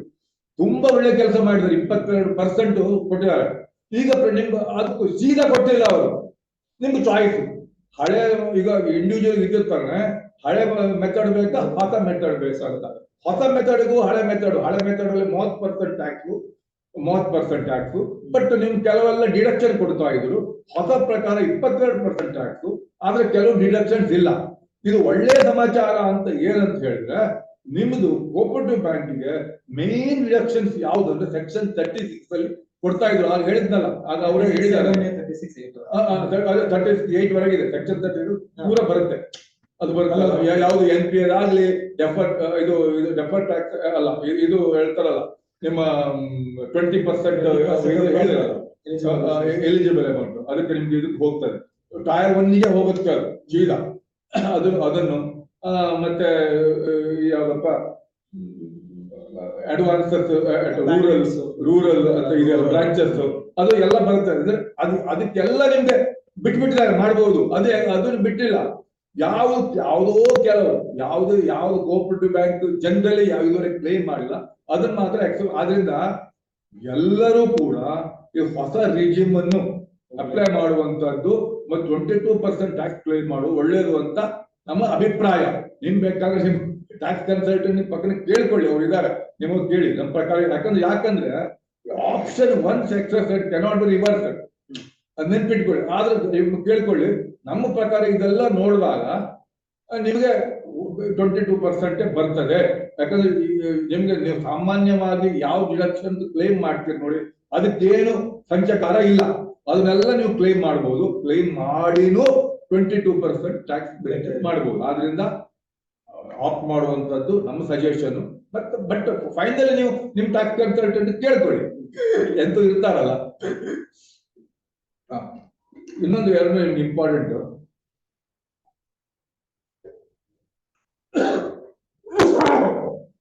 ಹೊಸದಾಗಿ ಬಂದಿದೆ. ಈಗ ನೀವು ಬ್ಯಾಲೆನ್ಸ್ ಶೀಟ್ ಫೈನಲೈಸ್ ಮಾಡುವಾಗ ನಿಮ್ಗೆ ಹೊಸ ಒಂದು ಐಟಮ್ ಬಂದಿದೆ ಲಾಸ್ಟ್ ಇಯರ್ ಇಂದ. ಮೊದಲು ಇರಲಿಲ್ಲ ಇತ್ತು ಅಂತ ಹೇಳಿದ್ರೆ ಎಲ್ಲರೂ ಕೂಡ ಪ್ರಯಾರಿಟಿ ಸೆಕ್ಟರ್ ಟಾರ್ಗೆಟ್ ಅನ್ನು ಲೆಂಡಿಂಗ್ ಟಾರ್ಗೆಟ್ ಅನ್ನು ರೀಚ್ ಆಗಬೇಕು. ಯಾರು ರೀಚ್ ಆಗಲಿಲ್ಲ ಅವರಿಗೆ ರಿಸರ್ವ್ ಬ್ಯಾಂಕ್ ಎಲ್ಲಿ ಶಾರ್ಟ್ ಫಾಲ್ ಅನ್ನು ನಿಮ್ಗೆ ಸಾಲ ಕೊಡೋಕೆ ಆಗೋಲ್ಲ ತಾನೆ. ಆದ್ರಿಂದ ಅದನ್ನು ಸಿಡಿಪಿನವ್ರಿಗೆ ಕೊಡಿ, ನಿಮ್ ಪರವಾಗಿ ಅವ್ರು ಸಾಲ ಕೊಡ್ತಾರೆ ಅಂತ ಅವ್ರು ಹೇಳಿದ್ರು. ಅಂದ್ರೆ ಸಿಡಿಪಿಯಲ್ಲಿ ಡಿಪಾಸಿಟ್ ಇಡಿ ಅದಕ್ಕೊಂದು ಇದೆ, MSC reinvestment fund of SIDBI ಅಂತ ಇದೆ. ಯಾಕಂದ್ರೆ ಸಿಡ್ಬಿ ತಕೊಂಡು ಯಾರ್ಯಾರು ಬೇರೆ ಬ್ಯಾಂಕ್ಗಳು ಇನ್ಕ್ಲೂಡಿಂಗ್ ಕೋಆಪರೇಟಿವ್ ಬ್ಯಾಂಕ್ ನಾವು ಅವರಿಗೆ ಸಾಲ ಕೊಡ್ತೇವೆ ಅಂತ ಅವ್ರಿಗೆ ಕೊಡ್ತಾರೆ. ಅಂದ್ರೆ ಅವರಿಗೆ ರೀಇನ್ವೆಸ್ಟ್ಮೆಂಟ್ ಅಂತಾನೆ ಹೇಳ್ತಾರೆ. ಅವ್ರು ಮಾಡ್ತಾರೆ, ಅವ್ರು ಮಧ್ಯವರ್ತಿಯಾಗಿ. ಬಟ್ ನಿಮ್ಗೆ ಗ್ಯಾರಂಟಿಡ್ ನಿಮ್ಗೊಂದು ಕಡಿಮೆ 4% ಏನೋ ಅದು ಇಂಟ್ರೆಸ್ಟ್ ಕೊಡ್ತಾರೆ. ನಿಮ್ದು ಬ್ಯಾಂಕ್ ರೇಟ್ಗಿಂತ 2% ಕಡಿಮೆ ಅಂತಿದೆ. ಅದು ಚೇಂಜ್ ಆಗ್ತಾ ಕೊಡ್ತಾರೆ. ಈಗ ಪ್ರಶ್ನೆ ಬರುವಂತದ್ದು, ಇನ್ವೆಸ್ಟ್ಮೆಂಟ್ ಮಾಡ್ಬೇಕಾ ಬೇಡವಾ? ಚಾಯ್ಸ್ ಇಲ್ಲ. ರಿಸರ್ವ್ ಬ್ಯಾಂಕ್ ನಿಮ್ಗೆ ನೋಟಿಸ್ ಕೊಡುತ್ತೆ, ಇಂತಿಷ್ಟು ಇನ್ವೆಸ್ಟ್ ಮಾಡಿ ಅಂತ ಮಾಡ್ಬೇಕು. ಆದ ನಂತರ ಈಗ ಪ್ರಶ್ನೆ ಬರೋದ ನಂತರ ಆ ಫಂಡ್ ಅನ್ನು ನೀವು ಇನ್ವೆಸ್ಟ್ ಎಲ್ಲಿ ಹಾಕ್ಬೇಕಪ್ಪ? ಬ್ಯಾಲೆನ್ಸ್ ಶೀಟ್ ಅಲ್ಲಿ ಎಲ್ಲಿ ತೋರಿಸ್ಬೇಕು? ಅದು ನಮ್ದು ಇದನ್ನು ಸಿಡ್ಬಿ ಒಂದು ಫೈನಾನ್ಸಿಯಲ್ ಇನ್ಸ್ಟಿಟ್ಯೂಷನ್ ಅಲ್ವಾ, ಆದ್ರಿಂದ ನೀವು ಇದನ್ನು ಹಾಕುವ ನಿಮ್ಮ ಏನಪ್ಪ ಬ್ಯಾಲೆನ್ಸ್ ಶೀಟ್ ಅದ್ರ ಬ್ಯಾಂಕ್ಸ್ ಅಂತಿದೆ ಅದ್ರಲ್ಲಿ ಸೇರಿಸ್ಲಾ, ಅಥವಾ ಇನ್ವೆಸ್ಟ್ಮೆಂಟ್ ಇದೆ ಇನ್ವೆಸ್ಟ್ಮೆಂಟ್ ಅಲ್ಲಿ ತೋರಿಸ್ರಾ? ನಿಮ್ಗೆ ಯಾವ್ದೋ ಇದೆ ಇನ್ವೆಸ್ಟ್ಮೆಂಟ್ ತೋರಿಸುವಂದ್ರೆ ಇದು ನಾನ್ SLR ಅಂತ ಬರುತ್ತೆ. ಇವಾಗ ನಾನ್ SLR ತೋರಿಸ್ರಾ? ನಾನ್ SLR ತೋರಿಸಿ 10% ನಿಮ್ಮ ಡಿಪಾಸಿಟ್ 10% ಸೀಲಿಂಗ್ ಎಲ್ಲ ಇದೆ ಅದಕ್ಕೋಸ್ಕರ ತೋರಿಸ್ಲಾ? ಅದಕ್ಕೆ ನಿಮ್ಗೆಲ್ಲ ಇದು ಬರುತ್ತೆ. ಮತ್ತೆ ಇದನ್ನು ಹೇಗೆ ಬೇರೆ ಇದಕ್ಕೆ ಮಾತ್ರ ಅಲ್ಲ, ಡಿಸ್ಕ್ಲೋಜರ್ ಮಾತ್ರ ಅಲ್ಲ, ನಿಮ್ದು ಏನಪ್ಪಾ ಇದು ಅಡ್ಜಸ್ಟೆಡ್ ನೆಟ್ ಬ್ಯಾಂಕ್ ಕ್ರೆಡಿಟ್ ಅಂತ ಹೇಳ್ತಾರೆ ನಿಮ್ಗೆ. ಅಂದ್ರೆ ANBC ಅದು ಕ್ಯಾಲ್ಕುಲೇಟರ್ ಬರ್ತದ, ಏನು ಬರುತ್ತೆ? ಅದಕ್ಕೋಸ್ಕರ ನಿಮ್ಮೆಲ್ಲ ಕ್ವಶನ್ಗಳಿಗೆ ಇಲ್ಲಿ ಆನ್ಸರ್ ಇದೆ. ಏನು ಅಂತ ಹೇಳಿದ್ರೆ, ಒಂದು ಬ್ಯಾಂಕು ಇದರಲ್ಲಿ ಇನ್ವೆಸ್ಟ್ ಮಾಡಿದೆ ಸಿಡ್ಬಿ ಎದ್ದ ನಂತರ. ಈಗ ನೆಕ್ಸ್ಟ್ ಕ್ವಶನ್ ಅವ್ರಿಗೆ ಒಂದೇ, ಏನಪ್ಪಾ ಈಗ ಪುನಃ ನೆಕ್ಸ್ಟ್ ಇಯರ್ ಟಾರ್ಗೆಟ್ ನೋಡ್ಬೇಕು. ಟಾರ್ಗೆಟ್ ನೋಡ್ಬೇಕು ಅಂತ ನಿಮ್ಮ ನೆಟ್ ಬ್ಯಾಂಕ್ ಕ್ರೆಡಿಟ್ ನೋಡ್ತಾರೆ, ಕ್ಯಾಲ್ಕುಲೇಟ್ ಮಾಡಿದ್ರು. ಬೇಸಿಕಲಿ ಇದು ನಿಮ್ಮ ಅಡ್ವಾನ್ಸಸ್ ಮಾತ್ರ, ಬಟ್ ಎಲ್ಲ ಕೆಲವು ಕ್ಯಾಲ್ಕುಲೇಟ್ ಮಾಡುವಾಗ ನೀವು ಇನ್ವೆಸ್ಟ್ ಮಾಡಿದ ಇದನ್ನು ಸಿಡ್ಬಿ ಫಂಡ್ ಇದೆಯಲ್ವಾ, ಅದನ್ನು ಸೇರಿಸ್ಬೇಕು ಅದಕ್ಕೆ. ಅಂದ್ರೆ ಇದು ನೀವು ಕೊಟ್ಟ ಸಾಲ, ನಿಮ್ಮ ಪರವಾಗಿ ಅವ್ರು ಕೊಟ್ಟಿದ್ದಾರೆ, ನಿಮ್ಮ ಸಾಲ ಇದು ಅಂತ ಅಲ್ಲಿ ಹಾಕಿದ್ದಾರೆ. ಅದರಿಂದ ಸಾಲ ಒಂದು ತಿಳ್ಕೊಂಡು ನೆಕ್ಸ್ಟ್ ಇಯರ್ ಅದರ ಮೇಲೆ ಈಗ 75% ವರೆಗೆ, ಅದು ಈಗ ಎಷ್ಟಿದೆಯೋ 65% ವರೆಗೆ ಅದನ್ನು ನೀವು ಇದನ್ನು ಕೊಡ್ಬೇಕು. ಅಂದ್ರೆ ನಿಮ್ಮ ANBC ಕ್ಯಾಲ್ಕುಲೇಟ್ ಮಾಡುವಾಗ ಇದನ್ನು ಸೇರಿಸಬೇಕು. ಆಯ್ತಲ್ವಾ?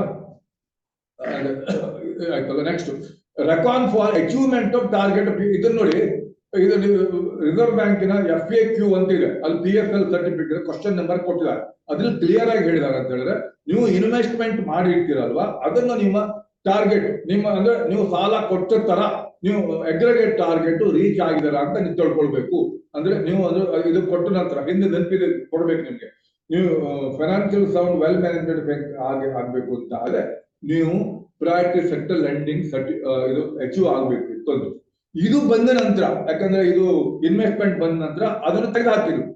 ಅಂದ್ರೆ ಫೈನಾನ್ಷಿಯಲ್ ಸೌಂಡ್ ವೆಲ್ ಮ್ಯಾನೇಜ್ ಅದು ಒಂದು ಕ್ರೈಟೀರಿಯಾ ಅಲ್ವೇ ಇಲ್ಲ ಈಗ. ಅಂದ್ರೆ ನೀವು ರಿಇನ್ವೆಸ್ಟ್ಮೆಂಟ್ ಇದರಲ್ಲಿ ಮಾಡಿದ ನಂತರ ನೀವು ಅಚೀವ್ಮೆಂಟ್ ಬೇಕಾದ್ರೆ ಇದು ಏನು ನಿಮ್ಮ ಪರವಾಗಿ ಅವ್ರು ಸಾಲ ಕೊಡ್ತಾರೆ. ಅದು ನಿಮ್ಗೊಂದು ಪನಿಷ್ಮೆಂಟ್ ಅಂದ್ರೆ ಏನು, ನಿಮ್ಗೆ ಬರುವ ಬಡ್ಡಿ ಕಡಿಮೆ, ಒಂದು 4% ಅಷ್ಟೇ ಸಾಲ ಕೊಟ್ಟಿದ್ದಾರೆ ಅಂತ ಮಾಡಿದ್ದಾರೆ. ಆದ್ರಿಂದ ರೆಕಾರ್ಡ್ ಫಾರ್ ಅಚೀವ್ಮೆಂಟ್ ಆಫ್ ಇದು ಸಬ್ ಟಾರ್ಗೆಟ್ ಕೂಡ ನಿಮ್ದು ಯಾವುದು ವೀಕರ್ ಸೆಕ್ಷನ್ ಯಾವುದು ಇದ್ರು ಕೂಡ ನೋಡಿ, ನಿಮ್ಮ ಇದು ಮಾಸ್ಟರ್ ಡೈರೆಕ್ಷನ್ಸ್ ಇದೆ, ಅದರಲ್ಲಿ ಪಾರ 9.3 ಅಲ್ಲಿ ನೋಡಿ ಮಾಸ್ಟರ್ ಡೈರೆಕ್ಷನ್ PSL ಇದೆ, ಅಲ್ಲಿ ಹೇಳಿದ್ದಾರೆ ನಿಮ್ಮ ಇದು ಯಾವ್ದು ಬರ್ತದೆ, ಇದು ಇದರಲ್ಲಿ ಬರ್ತದೆ ಅಂದ್ರೆ ನಿಮ್ಮ ಸಬ್ ಟಾರ್ಗೆಟ್ ಅಲ್ಲಿ, ಅದರಲ್ಲಿ ಇದನ್ನು ಕೂಡ ಇನ್ಕ್ಲೂಡ್ ಮಾಡಿ ಅಂತ ಹಾಕಿದೆ. ಆಯ್ತಲ್ವಾ? ಮತ್ತೆ ನೋಡಿ ಒಂದ್ ತಿಳ್ಕೊಳ್ಳಿ, it is not a part of loans and advances. ಆದ್ರಿಂದ ನಿಮ್ದು ಕ್ಯಾಲ್ಕುಲೇಷನ್ ಮಾಡುವ ಇದು percentage of gross NPA net NPA calculate ಮಾಡಿ ಇದು ಬರುವುದಿಲ್ಲ. ಮತ್ತೆ ಇದು ಬರುತ್ತೆ, ಇದನ್ನು RBI ಇದರಲ್ಲಿ ಒಂದು ಹಳೆ ಸರ್ಕ್ಯುಲರ್ ಸಿಕ್ತು 2000, ಅದ್ರ ಪ್ರಕಾರ it should B shown under other assets of the balance sheet. ಅಂದ್ರೆ ಬ್ಯಾಲೆನ್ಸ್ ಶೀಟ್ ಅಲ್ಲಿ ಅದರ್ ಅಸೆಟ್ಸ್ ಅಂತ ಬರುತ್ತೆ, ಅಲ್ಲಿ ತೋರಿಸಿ ಅಂತ ಇದೆ. ಅದರಿಂದ ನಿಮ್ಗೆ ಏನಾಗುತ್ತೆ, ಒಂದು ಅಡ್ವಾನ್ಸಸ್ ಅಲ್ಲಿ ತೋರಿಸುವಾಗಿಲ್ಲ, ಇನ್ವೆಸ್ಟ್ಮೆಂಟ್ ಅಲ್ಲಿ ನಾನ್ SLR ತೋರಿಸುವಾಗಿಲ್ಲ, ಅದರ್ ಅಸೆಟ್ಸ್ ಬ್ಯಾಲೆನ್ಸ್ ಶೀಟ್ ಅಲ್ಲಿ ತೋರಿಸಿ ಅಂತ ಒಂದು RBI ಸರ್ಕ್ಯುಲರ್ 2015 ಕೊಟ್ಟಿದ್ದಾರೆ. ಅದ್ರ ಪ್ರಕಾರ ತೋರಿಸಿದ್ದಾರೆ. ನಾವು ನಮ್ದು ಇದು ಅಸೆಸ್ಮೆಂಟ್ ಸರಿ ಇದೆಯಾ ಅಂತ ಕೇಳ್ಕೊಂಡು ರಿಸರ್ವ್ ಬ್ಯಾಂಕಿಂಗ್ ಲೆಟರ್ ಬರೆದಿವಿ, ಇರ್ಲಿ ಅಂತ ನಾವು ಏನೋ ಹೇಳ್ಕೊಂಡು ನಿಮ್ಗೂ ಪ್ರಾಬ್ಲಮ್ ಆಗುವಂತ. ರಿಸರ್ವ್ ಬ್ಯಾಂಕಿಗೆ ರಿಪ್ಲೈ ಬಂದಿಲ್ಲ, ಅದು ನಾವು ಬರೆದಿದ್ದೇವೆ. ಅದನ್ನು ಈ ತರ ಮುಂದೆ ಹೋಗ್ಬೋದು. ಅಂದ್ರೆ ಮುಂದೆ ಹೋಗಿ ನಾವು ಕೊಡ್ಬೇಕು. RBI ಸರ್ಕ್ಯುಲರ್ನು ಕೋಟ್ ಮಾಡಿದೆ, ನಮ್ಗೆ ಇಷ್ಟ ಬಂದಲ್ಲ, ನಮ್ಮ ಅಸೆಸ್ಮೆಂಟ್ ಅಲ್ಲ ಅಂತ. ನೆಕ್ಸ್ಟ್ ಆಯ್ತಾ? ಥ್ಯಾಂಕ್ಸ್. ಆಯ್ತಲ್ಲ? ಇದುವರೆ ಆಯ್ತು ನಿಮ್ಗೆ ಇದ್ರ ಬಗ್ಗೆ. ಇನ್ನು ಏನಾದ್ರು ನಿಮ್ಗೆ ಕೇಳೋಕಿದ್ರೆ ನೀವು, ಯಾಕಂದ್ರೆ ಆದಷ್ಟು ಬ್ರೀಫ್ ಮಾಡಿದ್ದೇವೆ. ಇನ್ನೊಂದು ತೆಗೀರಿ, ಅದು ತೋರಿಸಿ ಬರುತ್ತೆ, ಅದು ಹಾಕಿಲ್ವಾ? ಇದರೊಟ್ಟಿಗೆ ನಿಮ್ದು ಹೊಸ ಒಂದು ಫಾರ್ಮ್ಯಾಟ್ ಅನ್ನು ಕಳಿಸಿಕೊಟ್ಟಿದ್ದೇವೆ. ಫಾರ್ಮ್ಯಾಟ್ ಅಂದ್ರೆ ನೋಟ್ಸ್ ಟು ಅಕೌಂಟ್ ಕೊಟ್ಟಿದ್ದೇವೆ. ಅದು ನೀವು ಈ ವರ್ಷ ಎಡಿಷನ್ ಚೇಂಜ್ ಅಂದ್ರೆ ಅದು ಒಂದೇ, ನಿಮ್ ಕಂಟಿಂಜೆಂಟ್ ಇದರಲ್ಲಿ ಕಂಟಿಂಜೆಂಟ್ ಲಯಬಿಲಿಟಿಯಲ್ಲಿ ಅದನ್ನು ತೋರಿಸಿದ್ದೇವೆ ಅಂತ ಒಂದು ಶರ ಹಾಕ್ಬೇಕು ಅದರಲ್ಲಿ, ಕೊನೆಯಲ್ಲಿ ಅದನ್ನು ಸೇರಿಸ್ಬೇಕಷ್ಟೇ. ಅದನ್ನು ಕೂಡ ನೀವು ಕಳಿಸಿಕೊಡ್ತೇವೆ. ಅದನ್ನು ಕೂಡ ಇದ್ರ ಹೊಸತನ್ನು ಅದ್ರ ಪ್ರಕಾರ ನೀವು ಪಬ್ಲಿಷ್ ಮಾಡಬಹುದು ಅಷ್ಟಾಗಿ. ನಿಮ್ಗೆ ಏನೋ ಕ್ವಶನ್ ಕೇಳೋಕಿದ್ರೆ ಕೇಳಿ ಇದ್ರ ಬಗ್ಗೆ. 1 ಗಂಟೆ ಆಯ್ತು, ಆದಷ್ಟು ಬ್ರೀಫ್ ಮಾಡಿದ್ದೇವೆ. ಹೆಚ್ಚು sir, treatment of revaluation reserve explain ಮಾಡಿ. ರೆಡ್ಡಿ ಬ್ಯಾಂಕ್ ಹೇಳಿ. ಟ್ರೀಟ್ಮೆಂಟ್ ಆಫ್ ರಿವ್ಯಾಲ್ಯೂಯೇಷನ್ ರಿಸರ್ವ್ ಇನ್ನೊಂದ್ಸತಿ ಎಕ್ಸ್ಪ್ಲೇನ್ ಇದ್ ಮಾಡ್ಬೇಕಿತ್ತು sir. Helps in tyre 1 revaluation reserve hack calculate ಮಾಡೋದು ಗೊತ್ತಿಲ್ವಾ? ಅಲ್ಲ, ಅದು ಗೊತ್ತಿಲ್ಲ ಸರ್. ಮುಂಚೆ ಒಂದು ಪಾಲಿಸಿ ಮಾಡಬೇಕು. ಪಾಲಿಸಿ ಇಲ್ಲದೆ ಇದ್ರೆ ಹೇಳಿ ನಾವು ಕಳಿಸಿ ಕೊಡ್ತೇವೆ. ಆಯ್ತಲ್ಲ? ಇಬ್ರು ವ್ಯಾಲ್ಯೂಯೇಟರ್ ಇಂದ ಎರಡು ಸರ್ಟಿಫಿಕೇಟ್ ತಗೊಳ್ಬೇಕು. ನಾನು ಉದಾಹರಣೆ ಕೊಟ್ಟೆ ನೋಡಿ. ಆವಾಗ ನಿಮ್ದು ಈಗ ಡಿಪ್ರಿಸಿಯೇಷನ್ ಹಾಕಿ ಒಂದು ಬ್ಯಾಲೆನ್ಸ್ ಶೀಟ್ ಅಲ್ಲಿ ನಿಮ್ದು ಒಂದು land and building fixed assets ಸ್ಥಿರ ಆಸ್ತಿ ಅದು ನೀವು 1 ಕೋಟಿ ಅಂತ ತೋರಿಸಿದ್ರ ಅಂತ ತಿಳ್ಕೊಳ್ಳಿ. ಅದು ಈಗ ಇಬ್ರು ರಿವ್ಯಾಲ್ಯೂಷನ್ ತಗೊಳ್ತಾರೆ. It better to take what is lowest ಕೊಡ್ತಾರಲ್ವಾ, ಟು ಬಿ ಸೇಫರ್ ಸೈಡ್. ಅವ್ರು ಏನ್ ಮಾಡ್ತಾರೆ, ಉದಾಹರಣೆಗೆ 10 ಕೋಟಿ ಈಗ ಮಾರ್ಕೆಟ್ ವ್ಯಾಲ್ಯೂ ಅಂತ ತೋರಿಸ್ತಾರೆ. ನಿಮ್ದಿರೋ ಒಂದು 1 ಕೋಟಿ, ಮಾರ್ಕೆಟ್ ವ್ಯಾಲ್ಯೂ 10 ಕೋಟಿ ಪ್ರೆಸೆಂಟ್ ವ್ಯಾಲ್ಯೂ ಅಂತ ಹೇಳಿದ್ರೆ ಈಗ difference is 9 crore. That is the revaluation reserve. ನಿಮ್ಮ ಅಸೆಟ್ ಸೈಡ್ ಅಲ್ಲಿ 1 ಕೋಟಿ ಇದ್ದದನ್ನು 10 ಕೋಟಿ ಅಂತ ಬರುತ್ತೆ ಸ್ಥಿರಾಸ್ತಿ ನಿಮ್ದು. ಅದೇ ಡಿಫರೆನ್ಸ್ ನೋಡಿ, P&L ಅಕೌಂಟ್ ಹೋಗಲ್ಲ, ನೆನಪಿರಲಿ. It will not effect any P&L account. Just ಇದು ಕೆಳಗಡೆ ಬ್ಯಾಲೆನ್ಸ್ ಶೀಟ್ ಅಲ್ಲಿ ಬರುವಂತದ್ದು. ಬಿಲೋದಲ್ಲ ಏನಂತ ಹೇಳ್ತೀರಿ, ಬ್ಯಾಲೆನ್ಸ್ ಶೀಟ್ ಬರೀ ಬ್ಯಾಲೆನ್ಸ್ ಶೀಟ್ ಎಂಟ್ರಿ ಅಷ್ಟೇ. ಇವಾಗ ಕನ್ಫ್ಯೂಸ್ ಮಾಡೋದು ಬೇಡ.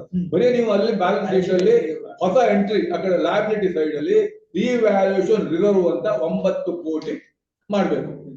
ಆಯ್ತಲ್ವಾ? ಅಂತ ಏನಾದ್ರು ಡಿಫರೆನ್ಸ್ ನಿಮ್ಗೆ ಬಂದದ್ದಲ್ಲ, ಅದನ್ನು ಇದನ್ನು ಮಾಡ್ಬೇಕು. ಇಲ್ಲಿ ಅಸೆಟ್ 9 ಕೋಟಿ ಜಾಸ್ತಿ ಆಯ್ತು, ಲಯಬಿಲಿಟಿ ಸೈಡ್ 9 ಕೋಟಿ ಜಾಸ್ತಿ. ಇಲ್ಲಿವರೆಗೆ ಕ್ಲಿಯರ್ ತಾನೆ? ಕ್ಲಿಯರ್. ಈಗ ನೀವು ಇದರಲ್ಲಿ 9 ಕೋಟಿಯಲ್ಲಿ ಲಯಬಿಲಿಟಿ ಇದು ರಿಸರ್ವ್ ಇದೆ ಎಲ್ಲವನ್ನು ನೀವು ಇದನ್ನು ಟೈರ್ 1 ಕ್ಯಾಪಿಟಲ್ ಅಂತ ತಿಳ್ಕೊಳ್ಬಹುದಾ? ಅಂದ್ರೆ ಒಂದು ಪಾರ್ಕ್ ಅಂದ್ರೆ 55% ಡಿಸ್ಕೌಂಟ್ ಅಂತಾರೆ. ಅಂದ್ರೆ just 40 simplest common man language ಅಲ್ಲಿ 9 ಕೋಟಿಯ 45% ಅನ್ನು ನೀವು ಅದನ್ನೇ ಮ್ಯಾಕ್ಸಿಮಮ್ ಇದು ಅಷ್ಟನ್ನು ನೀವು ಇದು ತಗೊಳ್ಬೇಕು. ಯಾಕಂದ್ರೆ ನಿಮ್ಮ ಟೈರ್ 1 ಕ್ಯಾಪಿಟಲ್ ಆಡ್ ಮಾಡ್ಬೇಕು. ಆಯ್ತಲ್ವಾ? ಮತ್ತೆ ಅದು ಹಾಗೆ ಇರ್ತದೆ ಬ್ಯಾಲೆನ್ಸ್ ಶೀಟ್ ಅಲ್ಲಿ. ಆಡ್ ಮಾಡಿದ ತಕ್ಷಣ ಇದು ಮಾಡಿದ ತಕ್ಷಣ ಅದನ್ನು 45% ರೆಡ್ಯೂಸ್ ಮಾಡೋದು ಅಲ್ಲಿಂದ 9 ಕೋಟಿ ಬ್ಯಾಲೆನ್ಸ್ ಪಬ್ಲಿಷ್ ಬ್ಯಾಲೆನ್ಸ್ ಶೀಟ್ ಹಾಗೆ ಇರ್ತದೆ. ಇದು CRR ಕ್ಯಾಲ್ಕುಲೇಟ್ ಮಾಡೋ ಸಪರೇಟ್ ಅದು ನಮ್ಮ ಕ್ಯಾಲ್ಕುಲೇಷನ್ ಎಂಟ್ರಿ. ಆದ್ರಿಂದ 9 ಕೋಟಿ ಅಲ್ಲಿ ರಿವ್ಯಾಲ್ಯೂಷನ್ ರಿಸರ್ವ್ಸ್, 10 ಕೋಟಿ ನಿಮ್ದು ಫಿಕ್ಸ್ಡ್ ಅಸೆಟ್ಸ್ ಇರ್ತದೆ. ಕ್ಲಿಯರ್ ಆಯ್ತಾ ಈಗ? ಆಯ್ತಲ್ವಾ? ಮತ್ತೆ ಯಾರು ಪ್ರಶ್ನೆ ಕೇಳಿ? ಮತ್ತೆ ಯಾರು ಪ್ರಶ್ನೆ ಇದ್ರೆ ಕೇಳಿ ಸರ್.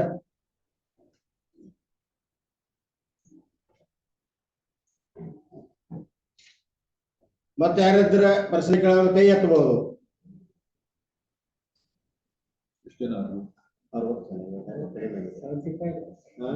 70 ಬಂದು ಹೋದ್ರ ಏನಾದ್ರು ಇದೆಯಾ? ಏನು ಕ್ವಶನ್ ಇಲ್ಲ ಕಾಣುತ್ತೆ. ಯಾಕಂದ್ರೆ ಕಳೆದ ವರ್ಷನೂ ಹೇಳಿದ್ದೇವೆ ಇದ್ರ ಬಗ್ಗೆ. ಇವರ ಅದನ್ನೆಲ್ಲ ಅದ್ರ ಬಗ್ಗೆ ಎಲ್ಲ ಇದು ಯಾಕಂದ್ರೆ ಹಾಸ್ಪಿಟಲ್ ಯಾರು ಬಂದ್ರೆ ಮಾತ್ರ ಅವರಿಗೆ ಇರುತ್ತೆ, ಆಳ್ಬರಿಗೆ ಎಲ್ಲ ಗೊತ್ತಿರುತ್ತೆ. ದಯವಿಟ್ಟು ತಮ್ಮ ಅನುಭವ ಹೇಳಿ, ಏನಾದ್ರು ಅರೇಂಜ್ ಮಾಡಿಸಿದ ಅನುಕೂಲ ಆಗಿದೆ ಹೆಂಗೆ ಅಂತ ಸರ್. ದಯವಿಟ್ಟು ಫೀಡ್ಬ್ಯಾಕ್ ತಿಳಿಸಿ. ಜೂಮ್ ಮೀಟಿಂಗ್ ಇದು ಯಾರಾದ್ರೂ ಒಬ್ರು ಮಾತಾಡಿ. ಖುಷಿ ಆಗಿದ್ರೆ ಮಾತ್ರ ಹೇಳಿ. ತಮ್ಗೆ ಅನುಕೂಲ ಆಗಿದ್ರೆ ಹೇಳಿ. ಜೂಮ್ ಮೀಟಿಂಗ್ ಇದು. ಹಲೋ ಹಾ ಸರ್ ಹೇಳಿ. ಹಲೋ, ನಮಸ್ತೆ ಸರ್. ನಮಸ್ತೆ ಸರ್, ನನ್ನ ಪ್ರಶ್ನೆ ವಿನಯ್ ಸರ್ಗೆ ಸರ್. ಸರ್, IDR ಬಗ್ಗೆ. ಹಲೋ ಹೇಳಿ ಮ್ಯಾಮ್. ಸರ್, ನನ್ನ ಪ್ರಶ್ನೆ IDR ಬಗ್ಗೆ ಸರ್. ಈಗ ನಮ್ಮಲ್ಲಿ ಸುಮಾರು ಸೆಕ್ಯೂರಿಟೀಸ್ ಇದಾವೆ. ಒಂದ್ 10 ಸೆಕ್ಯೂರಿಟಿ ತಗೊಳ್ಳಿ ಸರ್. ಅದ್ರಲ್ಲಿ 8 ಸೆಕ್ಯೂರಿಟಿ ಮಾರ್ಕೆಟ್ ವ್ಯಾಲ್ಯೂ ಜಾಸ್ತಿ ಇದೆ, 2 ಸೆಕ್ಯೂರಿಟಿ ಕಡಿಮೆ ಇದೆ. ಸೊ ನಾವ್ ಇವಾಗ IDR ಯಾವ ತರ ಪ್ರಾವಿಷನ್ ಕ್ರಿಯೇಟ್ ಮಾಡ್ಬೇಕು ಸರ್? ಮ್ಯಾಮ್, ಅದರಲ್ಲಿ ನೆಟ್ ಡೆಪ್ರಿಸಿಯೇಷನ್ ನೋಡ್ತಾರೆ ನೀವು. ಈ ಎಂಡ್ ಸೆಕ್ಯೂರಿಟಿ ಅಲ್ಲಿ total may be end securities ಅಲ್ಲಿ 80 rupees ಲಾಸ್ ಇದೆ. ಮತ್ತೆ 2 ಸೆಕ್ಯೂರಿಟಿ ಅಲ್ಲಿ 20 rupees ಪ್ರಾಫಿಟ್ ಇದ್ರೆ ಬರೀ 60 rupees ನೀವು ಡೆಪ್ರಿಸಿಯೇಷನ್ ತಗೊಳ್ಬಹುದು.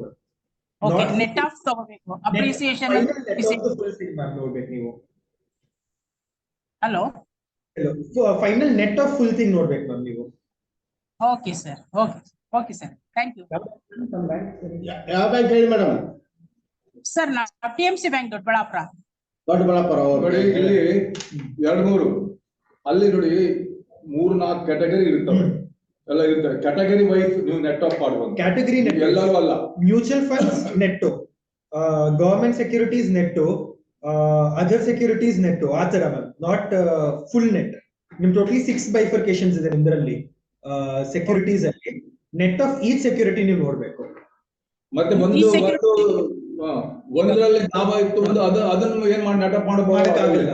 ಅದ್ರಲ್ಲಿ ಇರುತ್ತೆ. ಮ್ಯೂಚುವಲ್ ಫಂಡ್ಸ್ ಪ್ರಾಫಿಟ್ ಇದ್ರೆ ಏನ್ ಮಾಡಕ್ ಆಗಲ್ಲ, ಬೇರೆ ಕಡೆ ಲಾಸ್ ಇದ್ರೆ ಲಾಸ್ ರೆಕಾರ್ಡ್ ಮಾಡ್ಬೇಕು ನಾವು. Okay sir okay sir, thank you sir. ದಯವಿಟ್ಟು ಯಾರು ಮಾತಾಡಿದ್ರು ಮಾತಾಡಿ, ಮೀಟಿಂಗ್ ಕ್ಲೋಸ್ ಮಾಡ್ತಾ ಇದ್ದೇವ, ಯಾರು ಮಾತಾಡಿದ್ರು ಮಾತಾಡಿ.